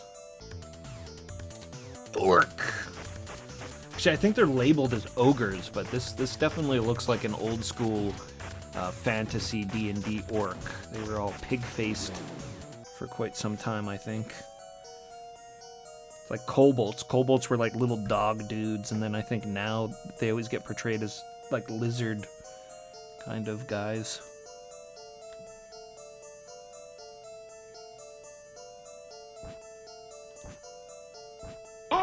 Yo, Yahweh says die. Thank you very much for the follow.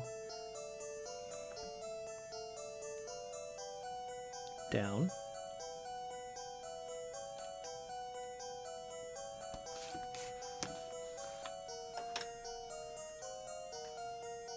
Okay, maybe this... Let's get a save down. Maybe this... Whoops.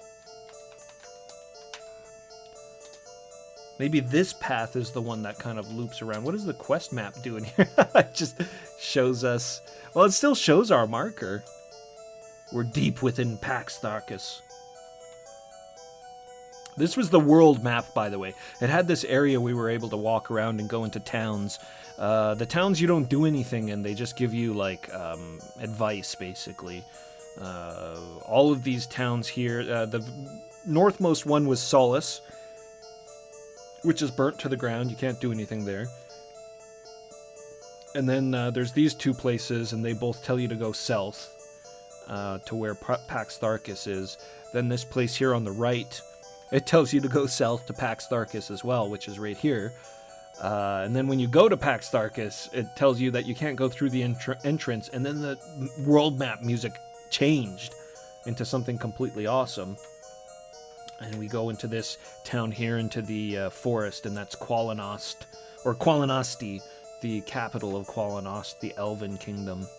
And they told us to go in the back way. Go through the forest and go in the back way, the caves of Slamori.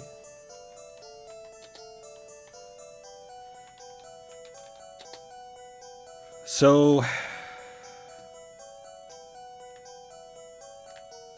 going this way.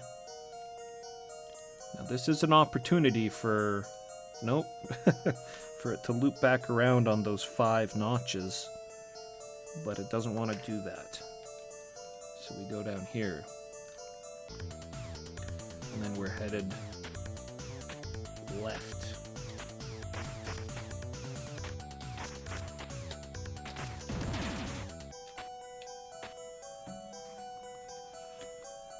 To a dead end.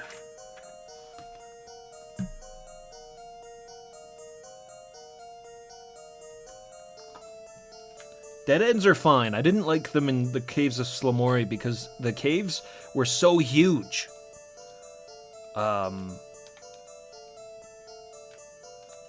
But here in Pax Tharkus, I consider dead ends to be progress because it really narrows down the paths, especially when we've got 5 others to choose from here. Well, actually, now that I'm looking at it, since we kind of went off page and I had to readjust the map, there's 1, 2, 3, 4, 5, there's 7 different paths right now to backtrack to.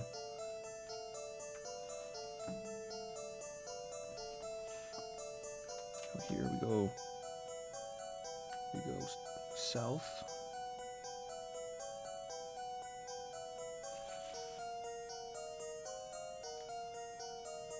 You always got to keep spinning this map around so that I can see it properly here too. Okay, I see. We go down like that, and then we're like this. There's the dead end, and we go up. And then we go this way. So that takes us down to the 5 different paths.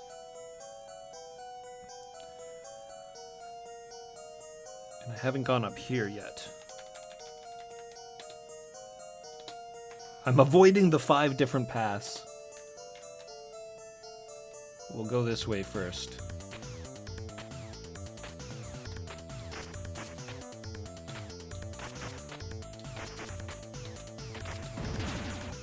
Ugh! Hit with the blast.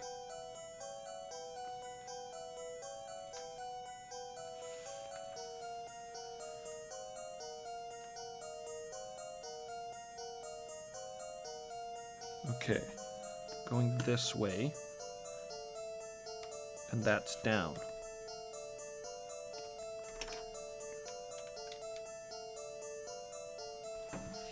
Turn the page.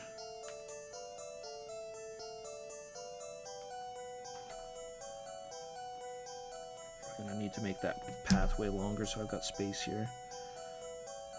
Go this way, and then down.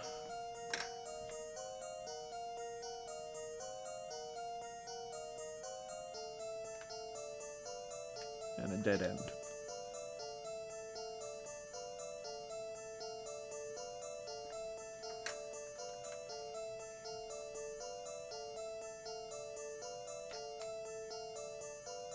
Oh, potions.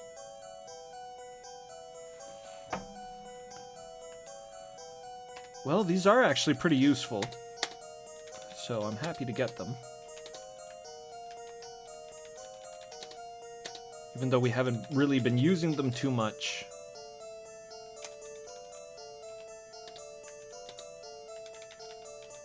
They are definitely useful. They all seem to heal hit points. That's all they do, it seems, but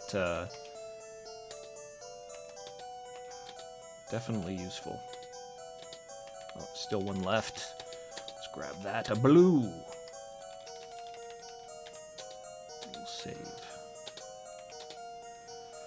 Relentless saving.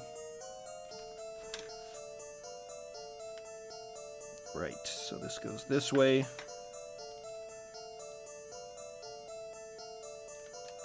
To a potion hoard. And then it goes down.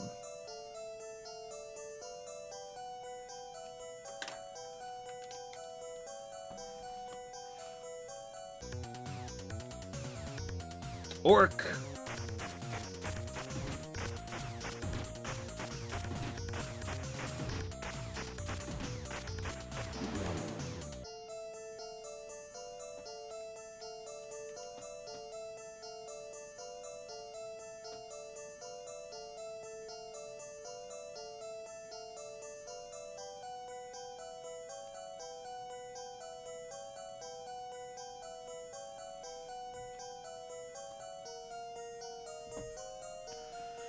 Okay.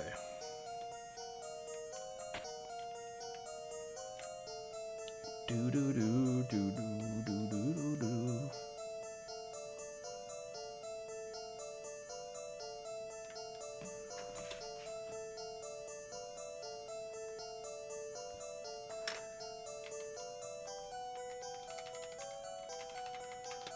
I was gonna save again. We don't need to save so much. It's good to save, but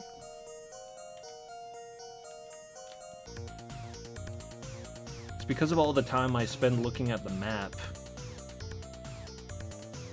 When I look back up at the screen, Malamute.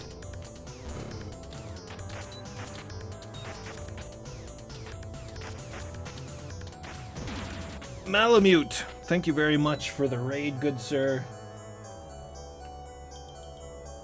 Much appreciated. Welcome back.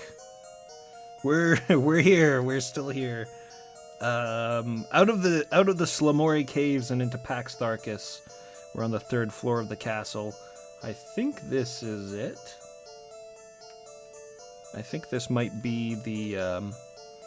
We saved some villagers, and they told us that the 3rd floor was where Verminard laid and the escape from the fortress.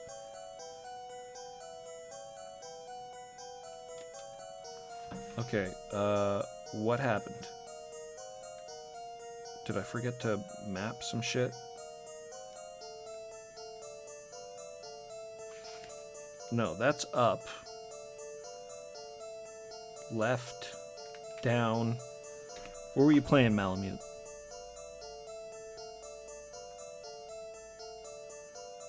Down.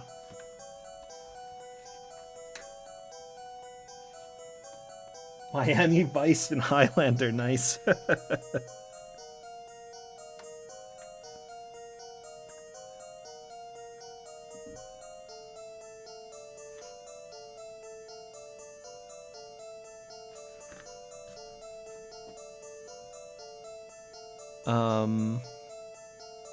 Okay. So we go this way.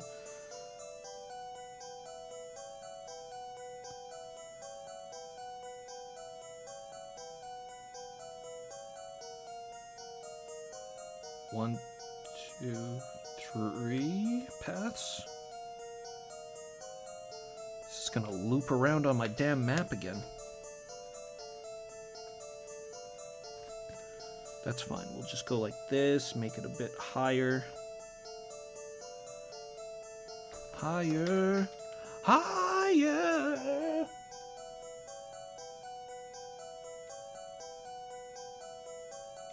Four billion locations. It's kind of how I feel right now.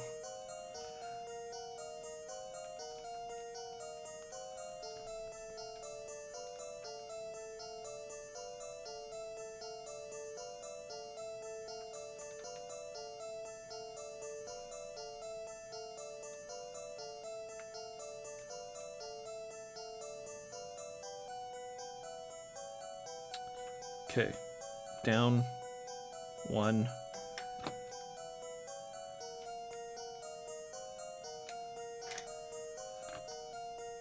Two.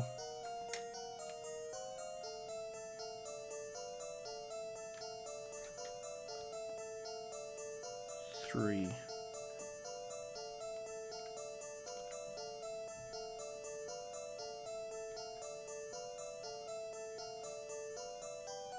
Check the first one first.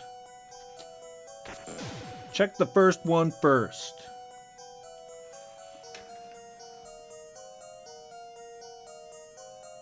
Dead end.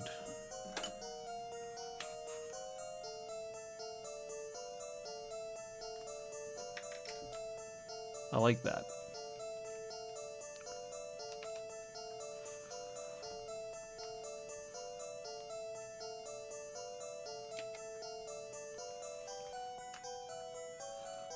Then we go south. Dead end. Not even south.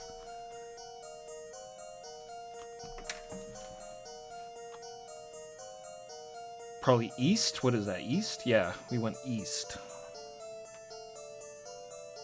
South by the eye.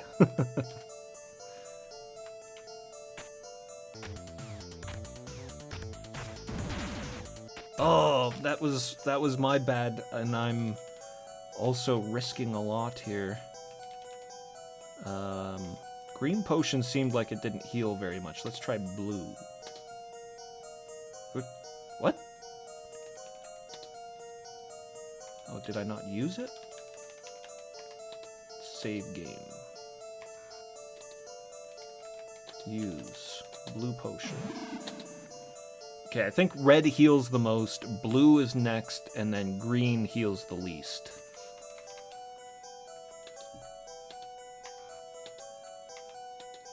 Tannis is gonna have so much experience at the end of this adventure. He's gonna have so much experience.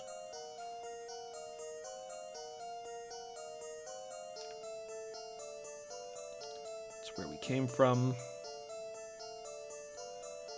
That's where we came from, that's where we've been.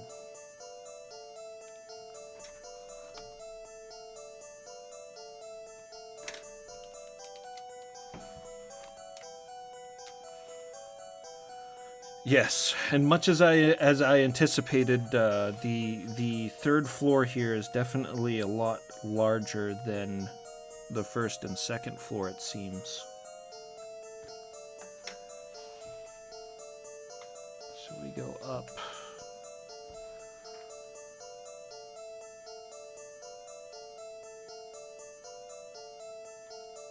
To a dead end. Waste of time. This whole this whole path has just been a waste of time. We got to go back to the 5. Got to go back to that spot with the 5 pathways. I also got to take a quick bathroom break. I will be right back.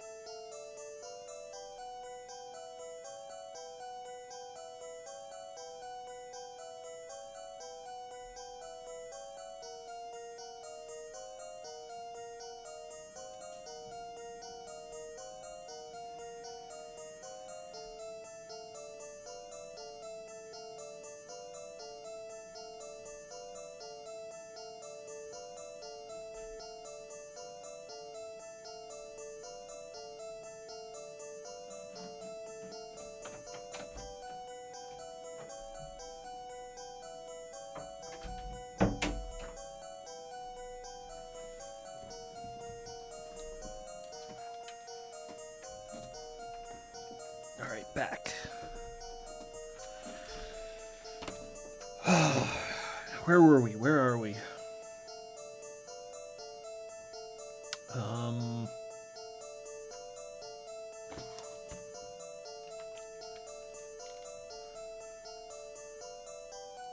Was this the dead end?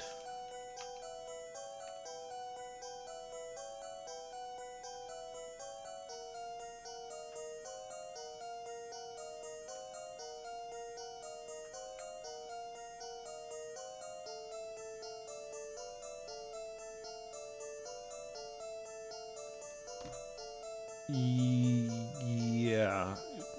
Yes. Okay, I see where I am. Should have almost put an X down.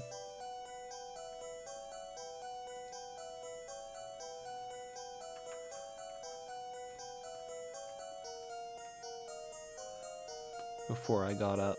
Alright. Go this way and it's up.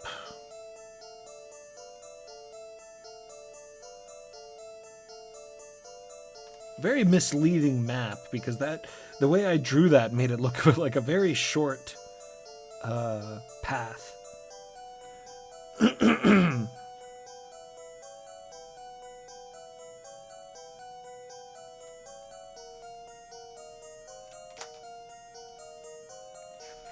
Okay. This way.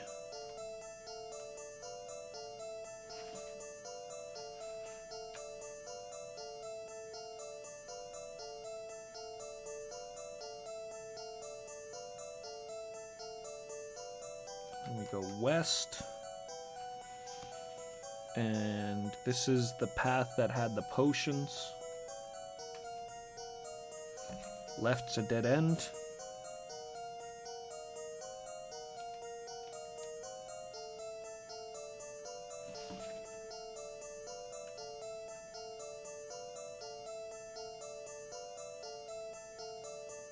When we go this way, I'm actually really close. Well, I'm really close to where those 5 notches are, but it looks like there's another path I skipped.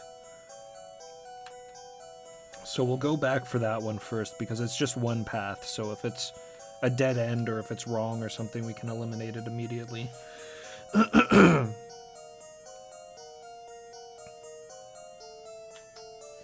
down here.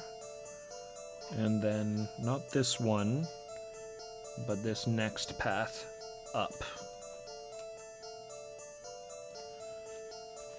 Okay. And then it goes up.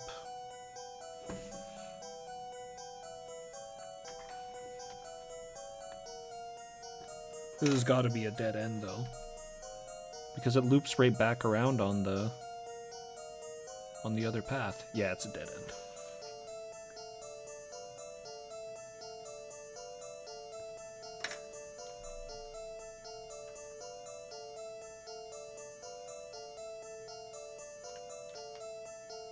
Yeah, I haven't healed anybody else in the party since for a long while. Since we got into Pax Tharkus, I haven't healed anybody. I'm trying to conserve the magic charges on Goldmoon's staff. Raceland's been particularly useless. He was very, very handy in Heroes of the Lance, but I haven't really used his magic.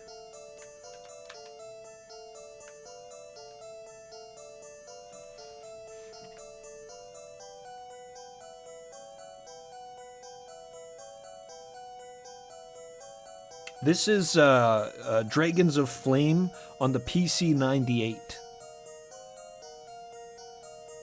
Bluer Gamer. Welcome, by the way. Welcome. We're just mapping through this dungeon. Very cool game.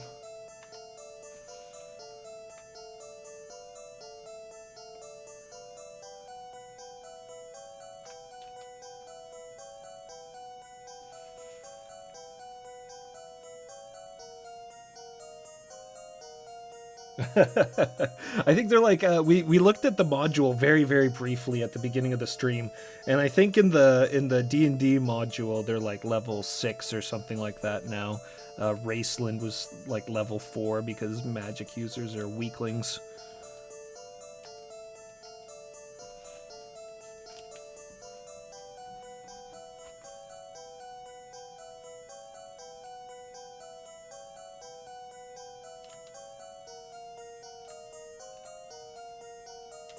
But I feel that. I feel like I needed to bring more rations.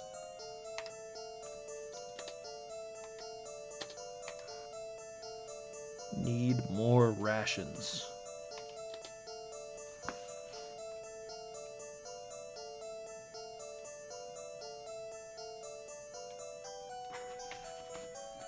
Okay, that goes like this.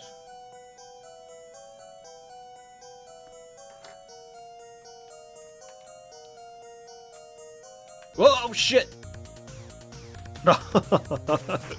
Thought he could get the jump on old Tannis, eh?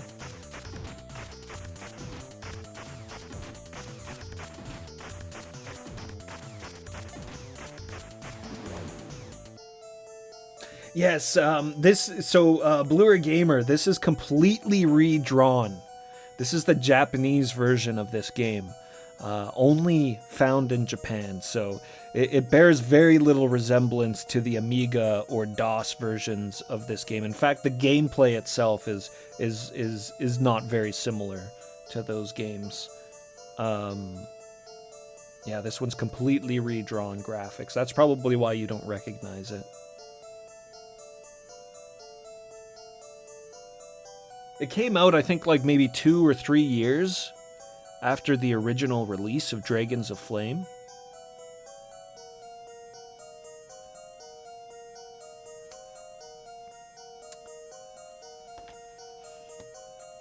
Now, where are we?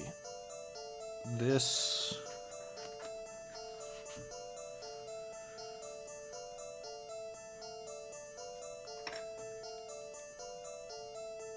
goes up.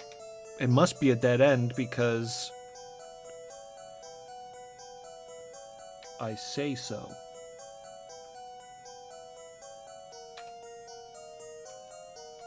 Is there more? Oh, going down. Alright, I need to put that somewhere else here. Put it further down. We'll go like that, and this, and that.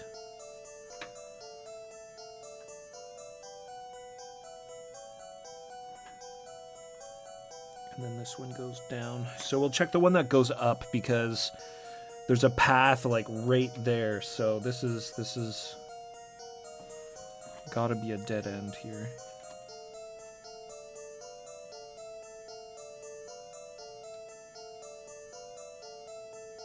How very mysterious.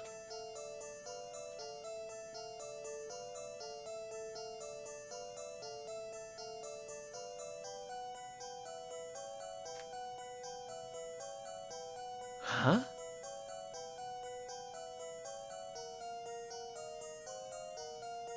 Did I go in the second one by mistake? Maybe I went in the second one.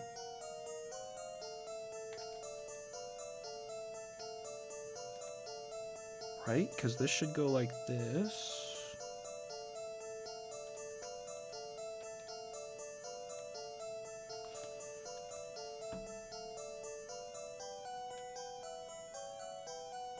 Okay, I think I did do this wrong. I must have gone in the second one by mistake. So... that was a loop.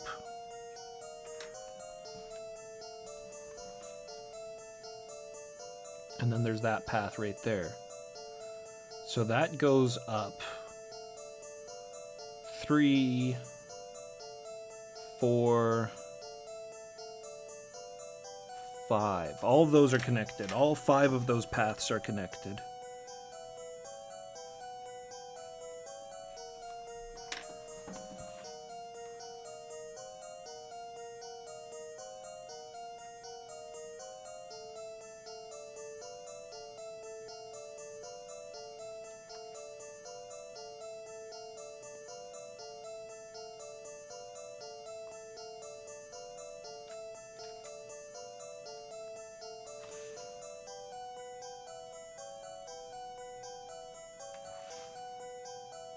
That's not right. Like this. And then... Okay.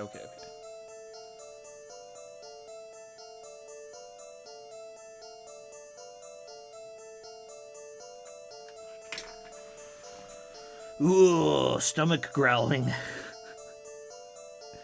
All this exhaustive mapping.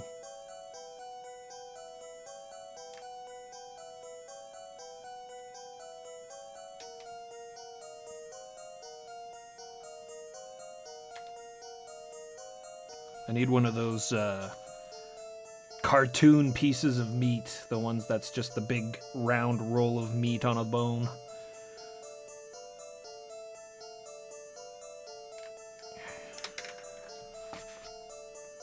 Mark that as a dead end.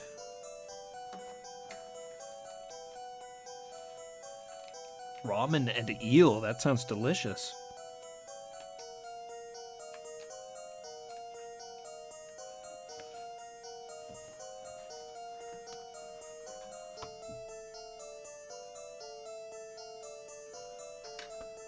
So we've got a path down. I might have to take a break here sometime soon and get like just a little something. Got some cornbread downstairs.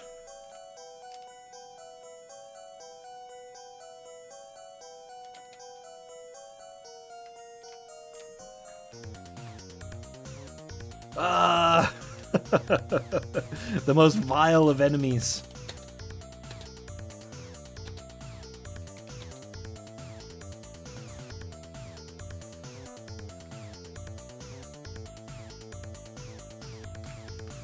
Okay, this is first path, and there's another one after it. So let's check the one after it first. Avoid the griffin. Dead end.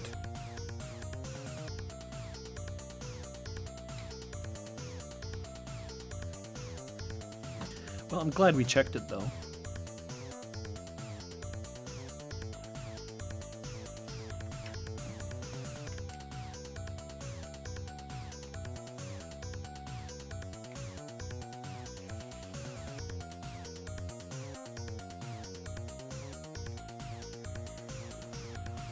All right, Griffin. Just take the hit and move on.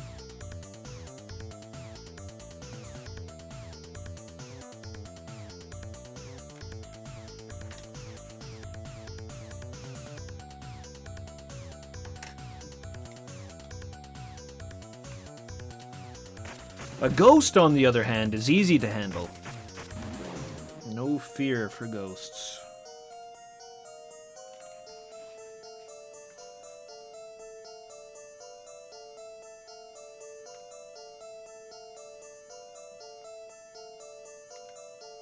Okay, we've got one path going up there.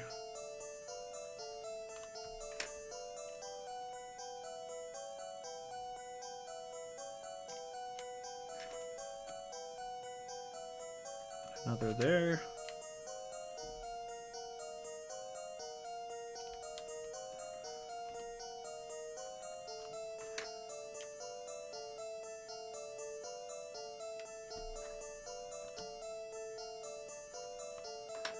Another there. And that's it.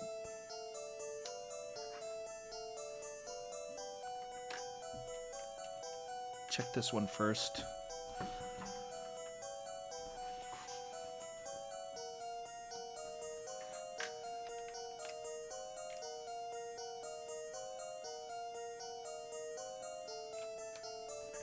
That goes up. I'm guessing it's gonna come in on the other path.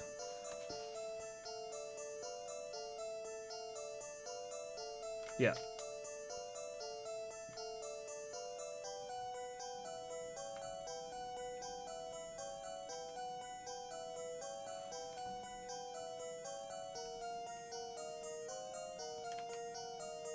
Okay. So that's just a big circle.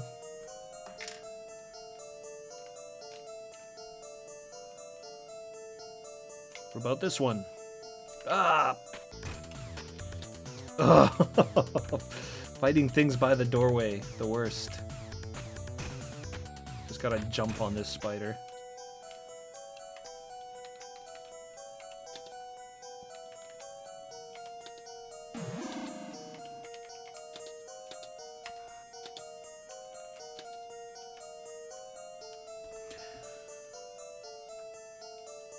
Okay, we're going right.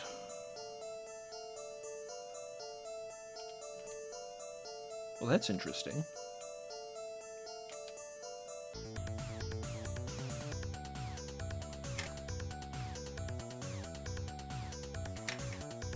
So it doesn't loop with the other circle, but goes somewhere completely different.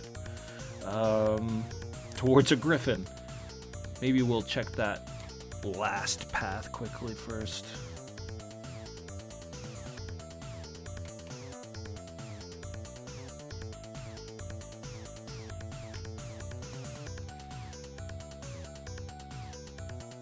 Dead end.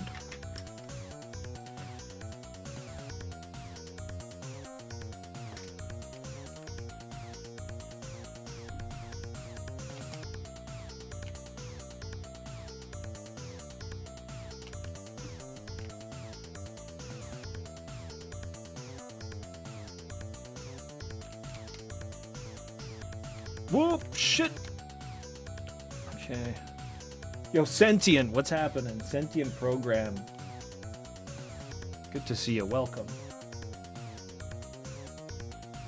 This is made for the PC-98. That's a good way to put it. It's made. This is not you can't really call it a port because it's very, very different from the original game, from my understanding. Maybe not very, very different. Maybe not two varies. Maybe just one vary. I don't know. I haven't played the originals. I didn't even test the originals, so I don't actually know how different it is, but I've been told that it's very, very different by people who haven't played this version. So we go down. Run away. Whoa! Ah! Ooh!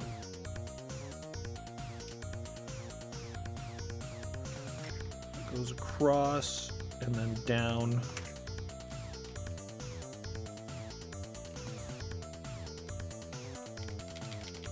We get a save in here. And my stomach's growling here quite a bit. I'm actually just gonna grab a quick snack. Maybe you guys do the same. Let's take a 5-minute break, stretch, refresh the beverage, get a snack. I'll be right back.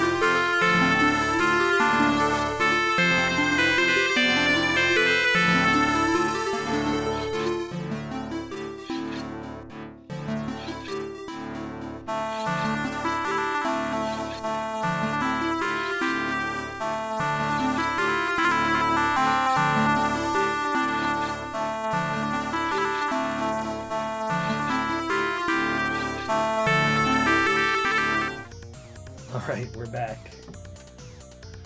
The harrowing music of the Slamori Caves.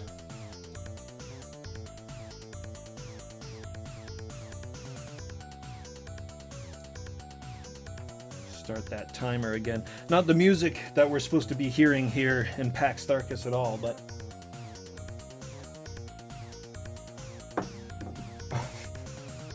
I have no idea. I have no idea why the game decided to change the music on us.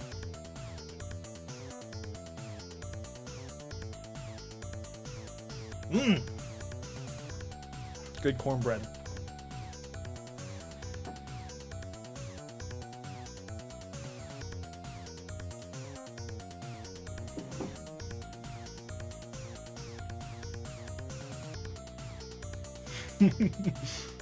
Pardon me one moment.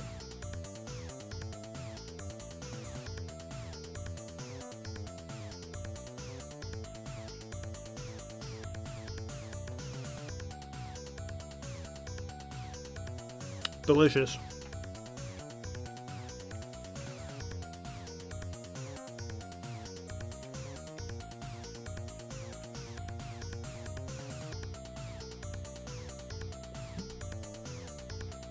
Sentient program's got an ice cream pop.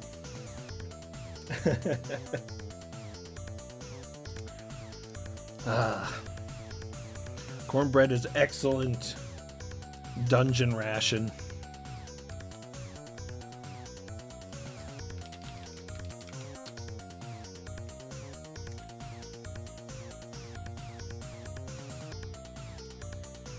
(9 Fahrenheit). What is that in Celsius? I probably got you beat, I bet.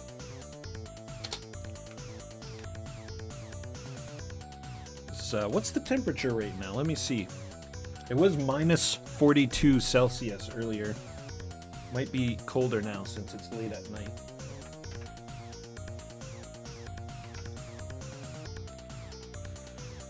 Current temperature.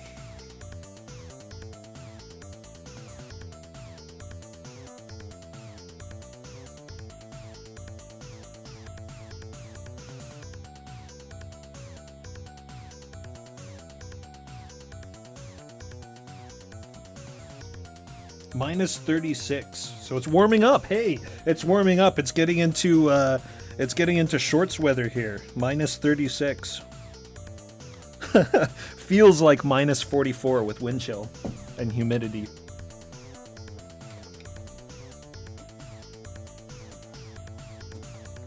Yeah, we got hit with this huge Arctic front a couple of days ago, and it's just been building. All right. Where are we on map?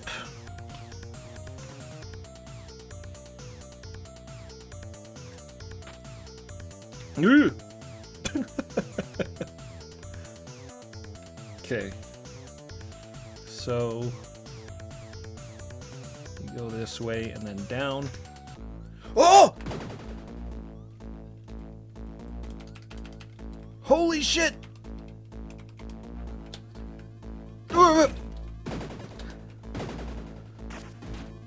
Attack! Ah! Oh, Caramon's doing it! Caramon's doing it! Alright. We'll raise Tannis back to life.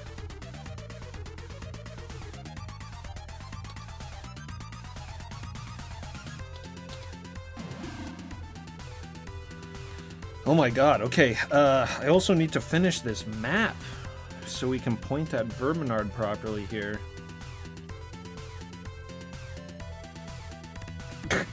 It's just like, hold on a second, Verminard, I need to finish my map. Was that down? Did it go down to Verminard? I'm just gonna say it went down to Verminard. Verminard.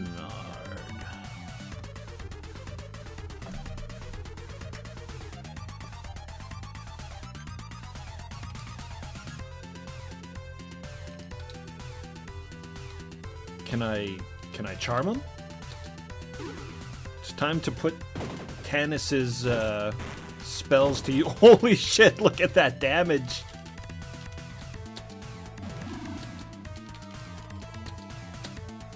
Luckily I saved up this all this spiritual power. Sleep.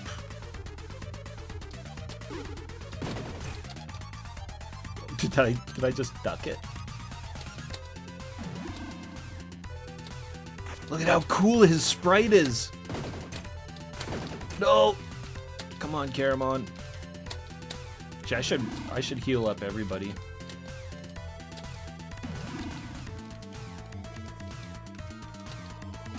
We're just gonna heal everybody.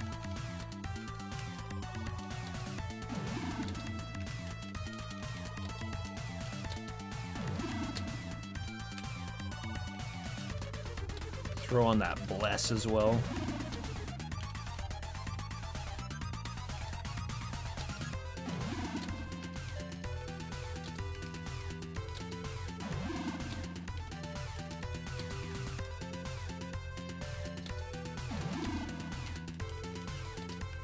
Look at all that magic power depleting.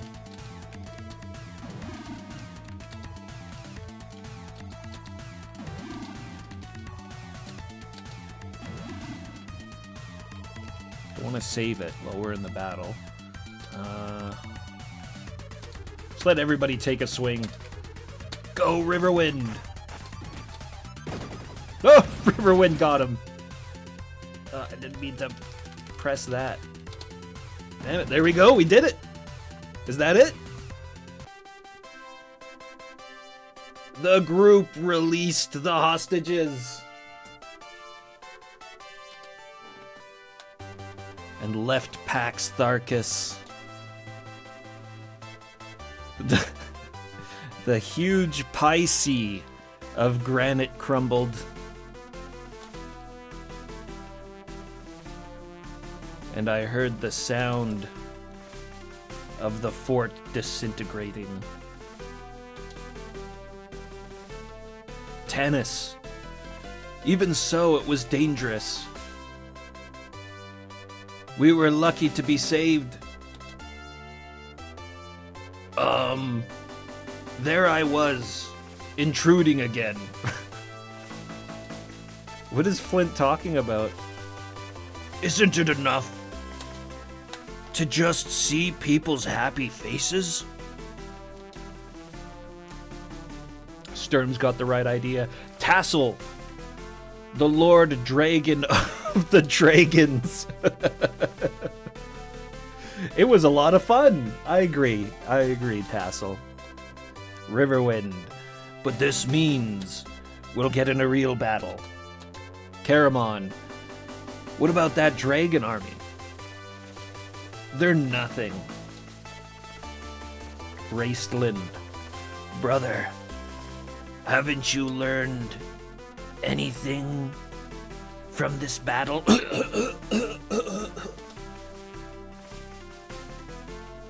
Tanis, now, don't talk that way. But it's true, Pax Tharkus is only one fortress. It's gonna get rough now. But there's hope, always. At any time. In this way, their challenge drew to a close. But Solace and Quellenost were already in the hands of the Dragon Army. After this, the curtain will rise on a heroic fight between the Dragon Army and people. Total points, 86,640.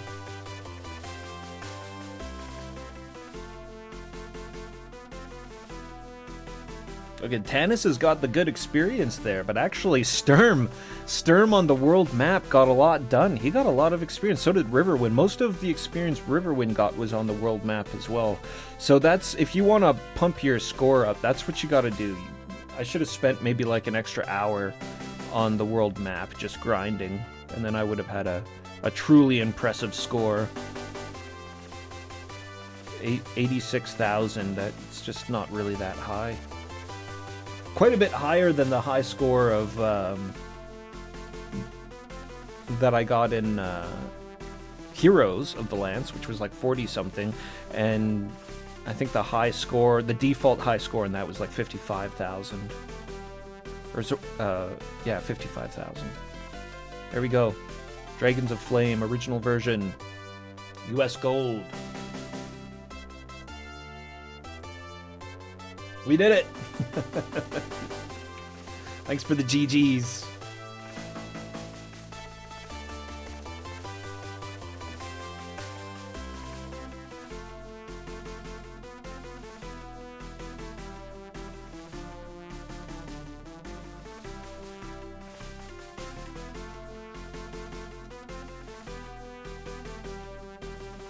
Pony Canyon. Pony Canyon. That's who did this. I should have had their name up there instead of SSI.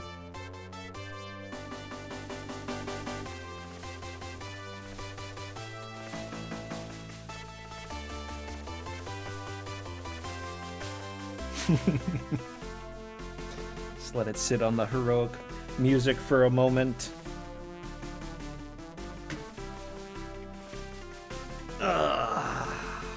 Good game. Let's take a look at these maps.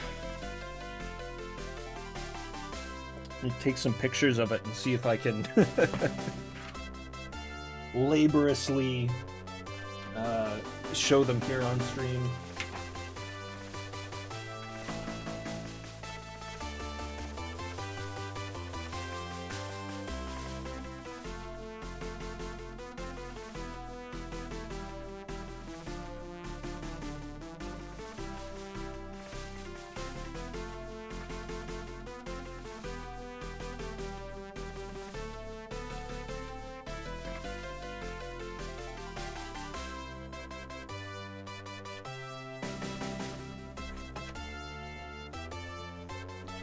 Dun dun dun dun.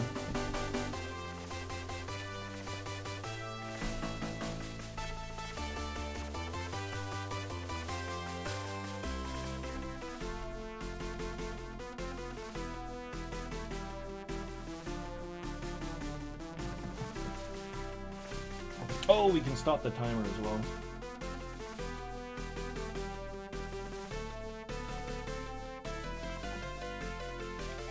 Hours, 20 minutes.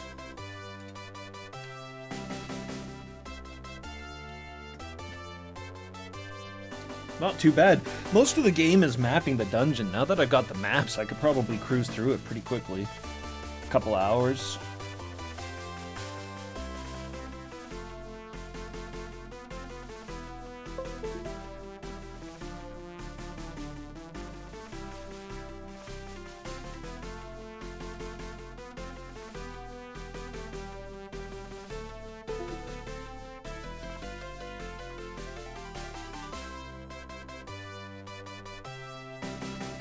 Dun, dun, dun, dun.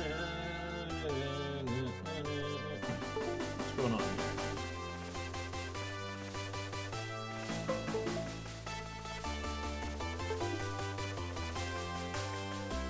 here?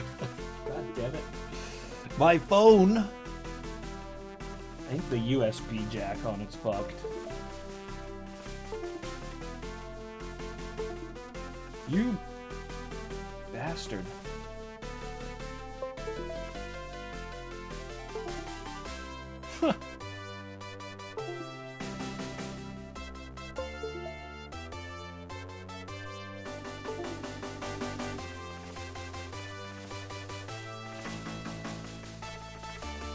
Alright.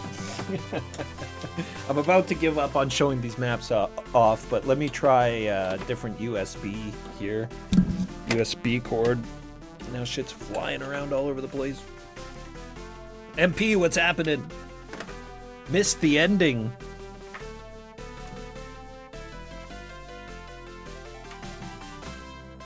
Only by mere minutes. We defeated what did Tasselhoff call him? The Dragon of Dragons. We defeated the Dragon of Dragons. Who wasn't a dragon at all.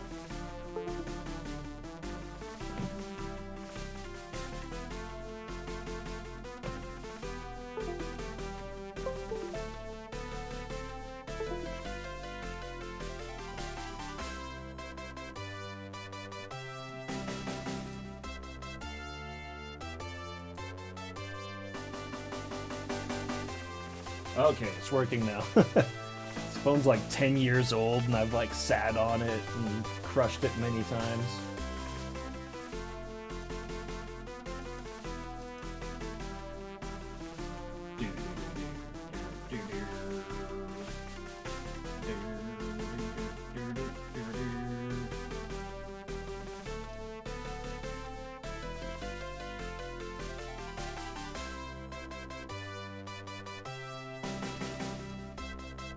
Alright, I have the maps. Let's hop over here.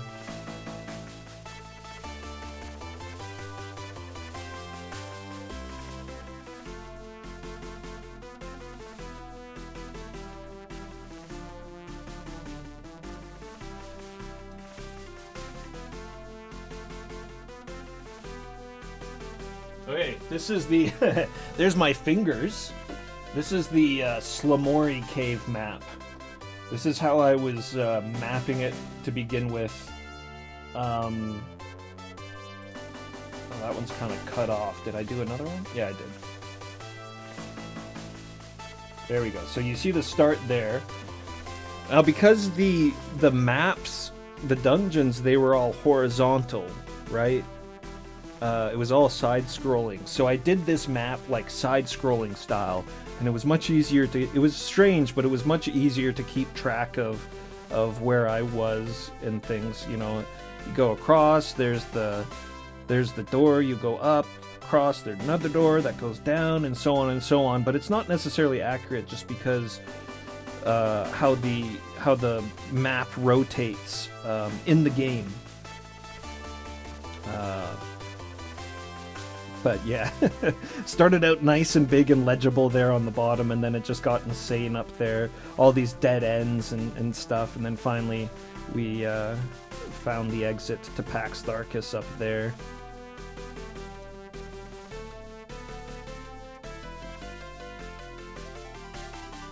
And then this is Pax Tharkus floor 1 there on the bottom. This is when I started to flip the page, like turn the page to do the mapping and stuff.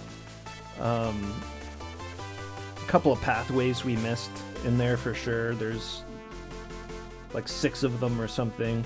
Stumbled upon the pathway to the second floor. And then the second floor was quite small, it seemed.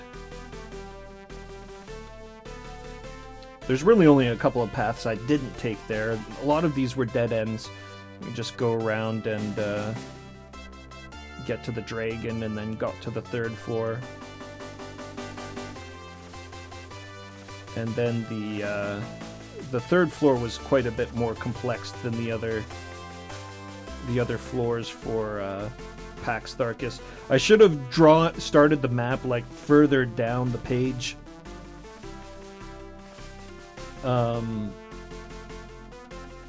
Because you can see there's second floor. That's where the second floor started, right there. And then I kind of started to go right off the page there. And so I just wrote continue. And then I continued from there. And it all went around, and there you go, kind of stumbling upon Verminard there. Looking at it now, it's kind of straightforward. But it's very easy to get disoriented, especially while I was drawing the map. Maybe I actually would have fared better if I just would have forgot the mapping and wandered around, I don't know. So a lot of these here on the third floor are actually dead ends. Well, there's some strange stuff going on there in the first bit. Anyways. Yeah, always straightforward looking back at the map after the fact. Very true. Well, fun game. I enjoyed it. Let's kill that. Go back here briefly. Why? I'm not sure. Just to say goodbye, basically. Thank you all very much for coming in for this this fun journey through the lands of Kryn and beyond into Pax Tharkus and the caves of Slamori. I think I'm probably done on Dragonlance. I don't want to just jump into Shadow Sorcerer.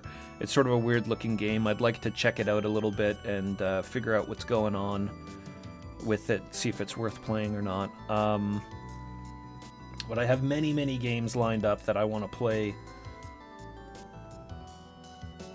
Lots of barbarian action. I need revenge against some of the barbarian games I played last year and was only able to defeat with lousy save states. We gotta go back. Sword of Sodan, Torvak the Warrior, things of that nature. Let's find somebody to raid.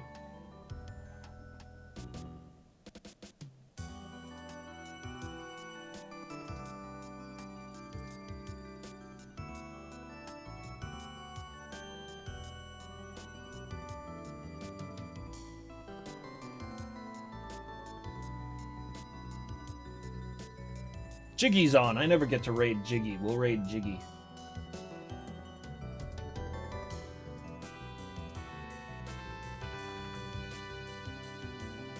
I think I raided Fractal Mike last time. Mike's a great dude, though. Definitely have to pay him a visit another time.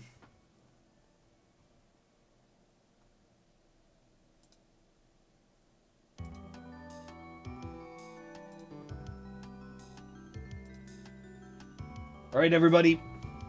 Take care of yourselves. We'll catch you all next time. Say hey to Jiggy. Peace out.